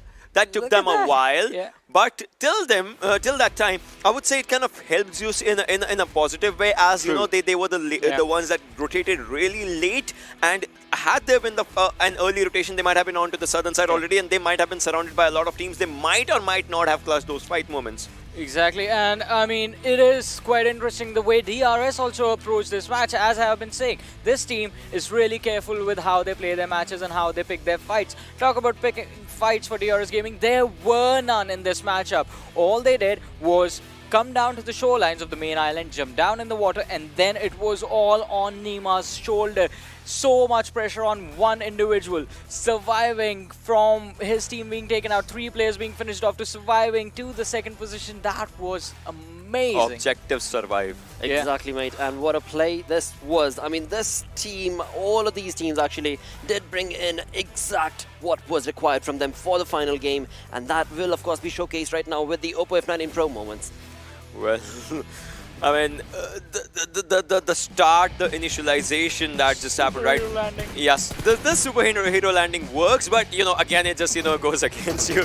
But I guess whilst this was happening, there was another fight that was just going on, and Skylight Gaming, like, it was kind of a YOLO moment for the team as well. Like, they had nothing. They were like, we can if we see a team, we can take them down, and they tried really good. I mean, it makes sense for them as well. I mean, Skylight Gaming already moving on to the championship. I mean, come on, they are just here to do recon on their opponents, the teams that they will be facing once they are going to be playing championship matches. But as you said, them delaying Z3us Esports close to Everest right there did actually really work out in their favor, because by the time Z3us got to the bridge, everyone was already on the other side or in the water. Yeah, and they got time to hold the bridge for themselves. And this is where Z3us just, started raining those lead bullets onto their opponents, and that did work out in their favor at that moment. But after that, once one player once that happened and one player of Z3us did go on to the other side, you'll see here, and ably, he was on low HP, he went down, and after that Z3us was obviously taken out. Yeah. Quite unfortunate finish right there for the team, but I mean, who knows how this is going to turn the overall standings. Look at that. So that is where Cooney went out. Nima, the last man surviving. They knew exactly where he was, because I mean, they spotted him out quite early on before they actually finished off StalwartFlex and High Voltage right there. Look at this. First time a team at this moment, and they have 0 kills, 0 damage. but they take the limelight is the conversation. But move the conversation towards StalwartFlex. I mean, this team did showcase perfect way to annihilate the competition with 13 kills, 2,371 damage coming into their favor. Wow. I mean, on the other tangent though, you could very well talk about Venom Legends. We did not talk about them during that rotation, right? Yeah. That water snake rotation that they tried once again, but were caught off guard. Did not work out in their favor. But alright, apart from the obvious, the usual suspects, right? DRS Gaming and Z3us Esports, there are a lot of interesting things going on here. 1952, StalwartFlex, Seal Esports as well. We're gonna see a lot on the verge. A lot of green and red markers. Minds are gonna be blown when the standings come up. Absolutely, mate, because this was just the kind of battleground that we wanted to see. I mean, throughout the day, since the start of the day, that is what we had been noticing, and that was, of course, kudos to these teams, DRS as well as Z3us Esports, that they kept on that aggression point. When any of them faltered down, they're the one who did so gracefully as well. Yeah, but, definitely. But, move the conversation towards who is going to be the champion, who is going to be the one that will take the limelight towards being in a while. the PMPL South Asia Finals champions. It is going to be very close, because after all, $10,000 as well. Along with that, exactly, mate, you're going to get rich. You are going to get rich. I love money. No question. Someone's gonna get really rich, and I guess it's time, right? It is time. It is time to finally put an answer to the conversation that has been going on since the past 4 weeks altogether when it comes to the Pro League of PMPL South Asia Finals. Here we have the champions. It is going to be none other than the Real Soldiers. It is phenomenal turnover wins from this team. DRS Gaming take a massive victory, but those points, they are going to be real happy. I mean, you talk about those interviews that we had with them lads. They were working on every single thing, and here they have rained down on their opponents within 4 weeks. Champions, $10,000 in the bag. As I said, the redemption story is finally here. DRS Gaming, this time they were not going to miss out on the opportunity, taking the victory, taking the trophy, and as you mentioned, the $10,000. Right from it, right? Previous season, second position. This season, they had to go for it. Went to PMGC, looked after what PMGC teams do, gathered the experience, came back, and became the Real Soldiers with a lot of confetti is what it is right now. Down on us. Perfect dominating play from this team, and as much as I would say, as much as we want to thank to the team, right? Nima for the final game. Yeah, Nima just made it all a success. But now it's not just the winners that we want to know. We want to know how close was the finish. As well as the top 9. The top 9 that are going to be moving on along. So let's move on to the story board. That was looking pretty anticlimactic as of now, but it has been confirmed, of course. DRS Gaming, 273 points. 2 points. 2 points away. Wow. You know what I feel like? Alright, so now time to actually break down that situation. I feel like had Z3us Esports actually, because they play aggressively, right? They were getting those kills. Had they stuck to the bridge, things might have actually worked out for them. They could have gotten more kills. But the zone was, just zone moving was away. Definitely moving but look at this, look at this. 273, 271. Close. 194, 193, 190, 180. It was so close of an affair. But lads, look at the had there been one extra game, it could have just fumbled again. Talk about before the game started, right? We were talking about will Pakistani region be a part of these top 9 teams? Will Bangladeshi region have any team in there? And we've finally got that working in their favor. Of course, 1952 right here in the top 9, as well as StalwartFlex and all these top 9, as well as PM making it through. But they are all top 9 going to be moving on towards the PMPL South Asia Championship, and along with which, of course, we've got the 15th position holder right now, Skylight Gaming, that has already been invited, so we'll see them there.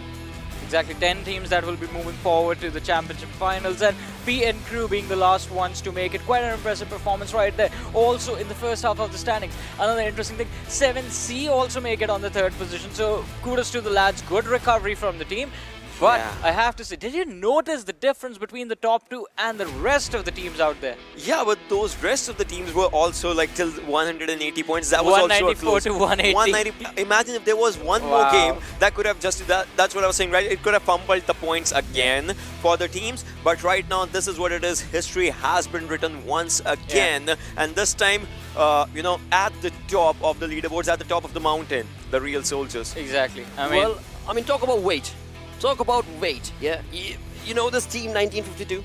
They had us waiting for the longest time. Yeah. For the longest time, Definitely. they had been asking for They them always to. do this. Yeah. You remember the league stages, Every right? single time.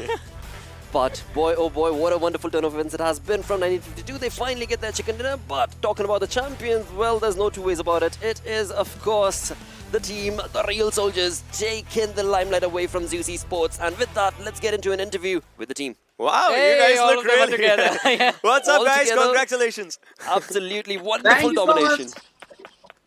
Well, You've made it, absolutely. And with that, you've got the $10,000 in the bag. And now, of course, the journey moves on along. But talking about that final rotation, mates, that was a risky maneuver, do you think? Or, well, of course, it worked in your favor. But what do you guys have to think about that as you look back onto that? Okay, the last one was pretty bad for us. It was very tough, but we did manage to get those crucial points. So yes. Well, certainly, no two ways about it. You did certainly do very well, and for that, you are the champions. No two ways about it. No question asked. I just have one question. I want to know, like, what was going through your heads when just 3 of the players went down, and it was just Nima surviving. And what was the team's communication at that point? Like, did Nima actually feel a lot of pressure? Or were you guys like, all right, buddy, you got this? Can I have the question again? All right. So as I was saying, what was going through you guys' like, what was going amongst the team when 3 players from your team went down in that final match, and it was just 1 player surviving, because it was really, really crucial that last game. So all 3 of us died in those water areas, but like Nima did manage to like sneak into the zone safely, and the players around us, like, they kept on dying until like we were the final remaining one to die. And yes, we were feeling extremely like pressured at that moment, because like we had only 1 player who could do nothing but like survive in the end. So yes. And survive you guys did. Well, exactly. now I guess the time for pressure is gone. I think so. Maybe not, because my question with this one is going to be, what's next for your team, right? Because you have played against these teams now, and you will be playing against these teams once again. So what's next in the mind of the real soldiers? So basically, what's in our mind is that like we have to prove many people, right, from Nepal, that we are not just one season wonder. Like last time we managed to like we almost managed to get the win, but like we lost by 4 or 5 points. But like this season, like we did manage to get the win, and like we got the throne that has always been meant for us. So yes. So next time also we are like the same consistency will absolutely, mate. we'll try Of to course. maintain the consistency and get the PMPL season 4 winner next time too. I actually have one request from the team right now. I know you guys have a slogan. I know you guys have a slogan. I would like you guys to actually chant it out for your fans out there. So like our slogan goes like this, like Saksa. Saksa. And also Ghost of the Mountain, hashtag Ghost of the Mountain, and also hashtag One Spirit and One Ring. And with that, of course, you guys are the champions. The real soldiers have made it. With that, one final request coming in from us is going to be, talk to your fans, because they've been supporting you throughout the journey. They have been showcasing that love to you, lads, in your local language. What would you want to say to your fans? Basically हाम्रो फ्यान्सहरूलाई चाहिँ भन्न चाहन्छु कि अहिलेसम्म हामीलाई धेरै support गरिदिनु भयो सबैजनालाई धेरै धेरै धन्यवाद अनि यो हाम्रो जुन अहिले हामीले जितेको छ भिक्टरी यो चाहिँ हामी डिआरएस टिम चाहिँ सबै हाम्रो डिआरएस फ्यामिलीलाई चाहिँ फ्यामिली भन्नाले फ्यान्सलाई चाहिँ धेरै क्रेडिट दिन चाहन्छु अनि अब आउने दिनहरुमा नै अझै यसरी नै सपोर्ट गरिदिनु होला यसरी माया गरिदिनु होला त्यही नै हो गाइस थ्यांक यू गाइस अब जस्तै Perfect. Thank you once again for that wonderful play. The perfect play coming in from you lads. You guys are the champions, of course. Feel proud, feel happy because the journey has not yet stopped. It will continue on towards, of course, the PMPL South Asia Championship, for which, of course, best of luck. But congratulations once again from the entirety of the desk. Yeah. Congratulations. Time to celebrate before moving on to the next tournament. Yep. With that, of course, that is the real soldiers, lads, right there, looking real comfortable, looking really in control. The Nepali region domination continued on in the name of DRS, and they will move on with the journey. So you guys sitting back at home who have showcased that love towards this team, do not stop, because the journey, yes, for PMPL Pro League South Asia has reached an end, but the journey will move on towards, of course, the championship for South Asia, and that is where the real soldiers are going to be coming back once again with some annihilating plays. But boys, what a perfect play. Let's move on and have a look at the stats coming in from this team and what they have given to us throughout this journey. Well, what they have given is an amazing performance, Oh, I'd yes. say. Yeah, every player having a higher than 1 KPM for themselves. Plus, given the fact that, you know, these 24 matches, they polished them through every match. It's not like they were stopping at one match. There have been good games and bad games, but they polished them throughout the matches. Decent amount of damage, decent amount of kills coming out for these players. Yeah, there was some, as you can see, you know, there were some good survival times and bad survival times, but at the end, you know, you cannot complain because they are the winners now. I mean, numbers are just going to be numbers.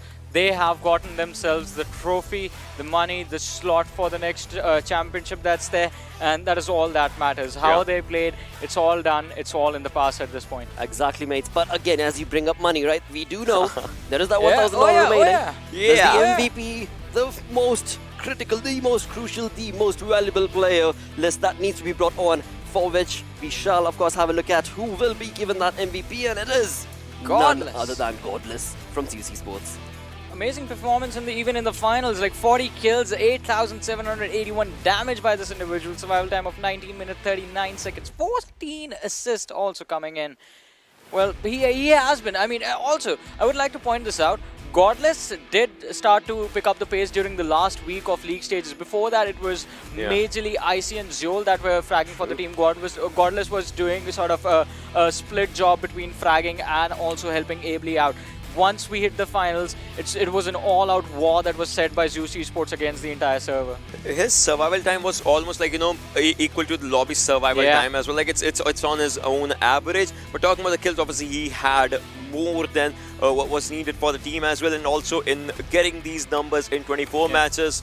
That's a huge chunk of kill numbers. Definitely. Absolutely. With that, Godless walking away with $1,000, being the most valuable player. But moving on to the ranking itself, it is none other than Zeol, as you guys mentioned, who was almost able to get that money as well. Exactly. I mean, we do have the MVP, do have the winners, but there's one thing I would like to say. I mean, for the teams that did not make it, a valiant effort by the lads, also performing to the best of their abilities, and to all these players that are present in the MVP rankings. Zeol, Wally, Icy, Crypto, a lad who outshined among some of the best talents in South Asia. Mafi Ninja, a veteran of his scene. Sandesh, really amazing performances, really amazing clutch moments. Magnet, a lad that we were seeing for the first time and like blew our minds as to what sort of gameplay he can bring to the table. Fear and Assassin as well. Assassin always being consistent for his team and making sure that high voltage definitely had that voltage along with them in every single game they went in.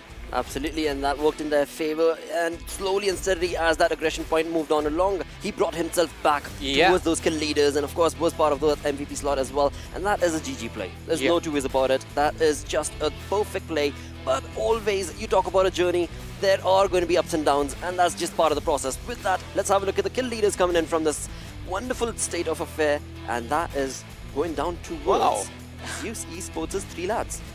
Wow, Zeol is here, Icy is here, Godless is here, and then comes Crypto, alright? If we talk about Crypto, right, StalwartFlex, because we have talked a lot about Zeus and DRS for sure, but StalwartFlex, right, they had really good games for themselves. There were moments of faltering down, but Crypto was the lad who had everyone's back, and they, with the proper synergistic gameplay, they once again make it into the qualification for themselves. 35 kills coming out from this lad, and like 7,709 damage as well. Good numbers. Yeah, I mean, StalwartFlex definitely did display that they can take anyone on, doesn't matter where they are from or who they are. This team is going to stand up to the competition no matter what situation they're in. But as we move down the standings, we have Mafia Ninja from the squad of DRS Gaming, the champions being represented right here. Then we have Wally from Seal Esports, a man who we knew that was going to perform one way or the other based on how they actually played the PMCOs. Sandesh from Pre and Crew and Magnet from 1952 as well. Again, these two lads have been really impressive, and I'm going to follow them. I'm going to see how their journeys pan out from here. Exactly, mates, because again, I mean, we've been saying this again and again. Yes, when it comes to PMPL Finals, the journey certainly has reached an end, but as you move on towards the macro scale of things, you still have to move on towards the South Asia Championship, and that is where it's going to get that much more ludicrous when you talk about the aggression, when you talk about dominance, as well as being on point. But talking about today's day, let's summarize it through, of course, the stats being brought onto our screens, and it is going to be the day summary. Alright, so Zeus again makes it another day. Always. And he is done by... Alright, so healing number is good with StalwartFlex. And if you talk about knockouts, obviously DRS, being the front end for the fights and being the front end by the end of the day, they had to. Exactly, they definitely had to. Amazing performance from these teams, including Venom Legends. Including Venom Legends, I'm going to include them in this because first 3 matches, not even the first 3, like first 3 games, they were really consistent. They started that off yesterday, constantly finishing in the top 4, one way or the other, whether they were getting kills and finishing in the top 4 of the match rankings, or they were surviving and getting those points for those placement points. So Venom Legends, in those clutch moments when the pressure was built up, they started to perform, but it was that one game, one Erangel that sort of their foot slipped and they fell down, that I believe is was detrimental to how the team actually finished. But overall, good performances from this team as well during the league stages and in the finals. Absolutely, and with that, we have had a perfect month of aggression, domination coming in from so many of these teams. We've got the top 9 teams that, of course, will be moving on towards the PMPL South Asia Championship. But when it comes to, of course, the Pro League South Asia Season 3, we do reach the end. And for that, of course, thanks to you guys for supporting, along with which it is a huge thanks to Oppo F19 Pro for making it all happen. Hashtag hook up your fun. I've been your host, Blotto, joined in with, of course, iSuper Johnny and Ocean Sharma saying sayonara. Take care. We'll be back again with all the domination for the PMPL South Asia Championship. Until then, adios.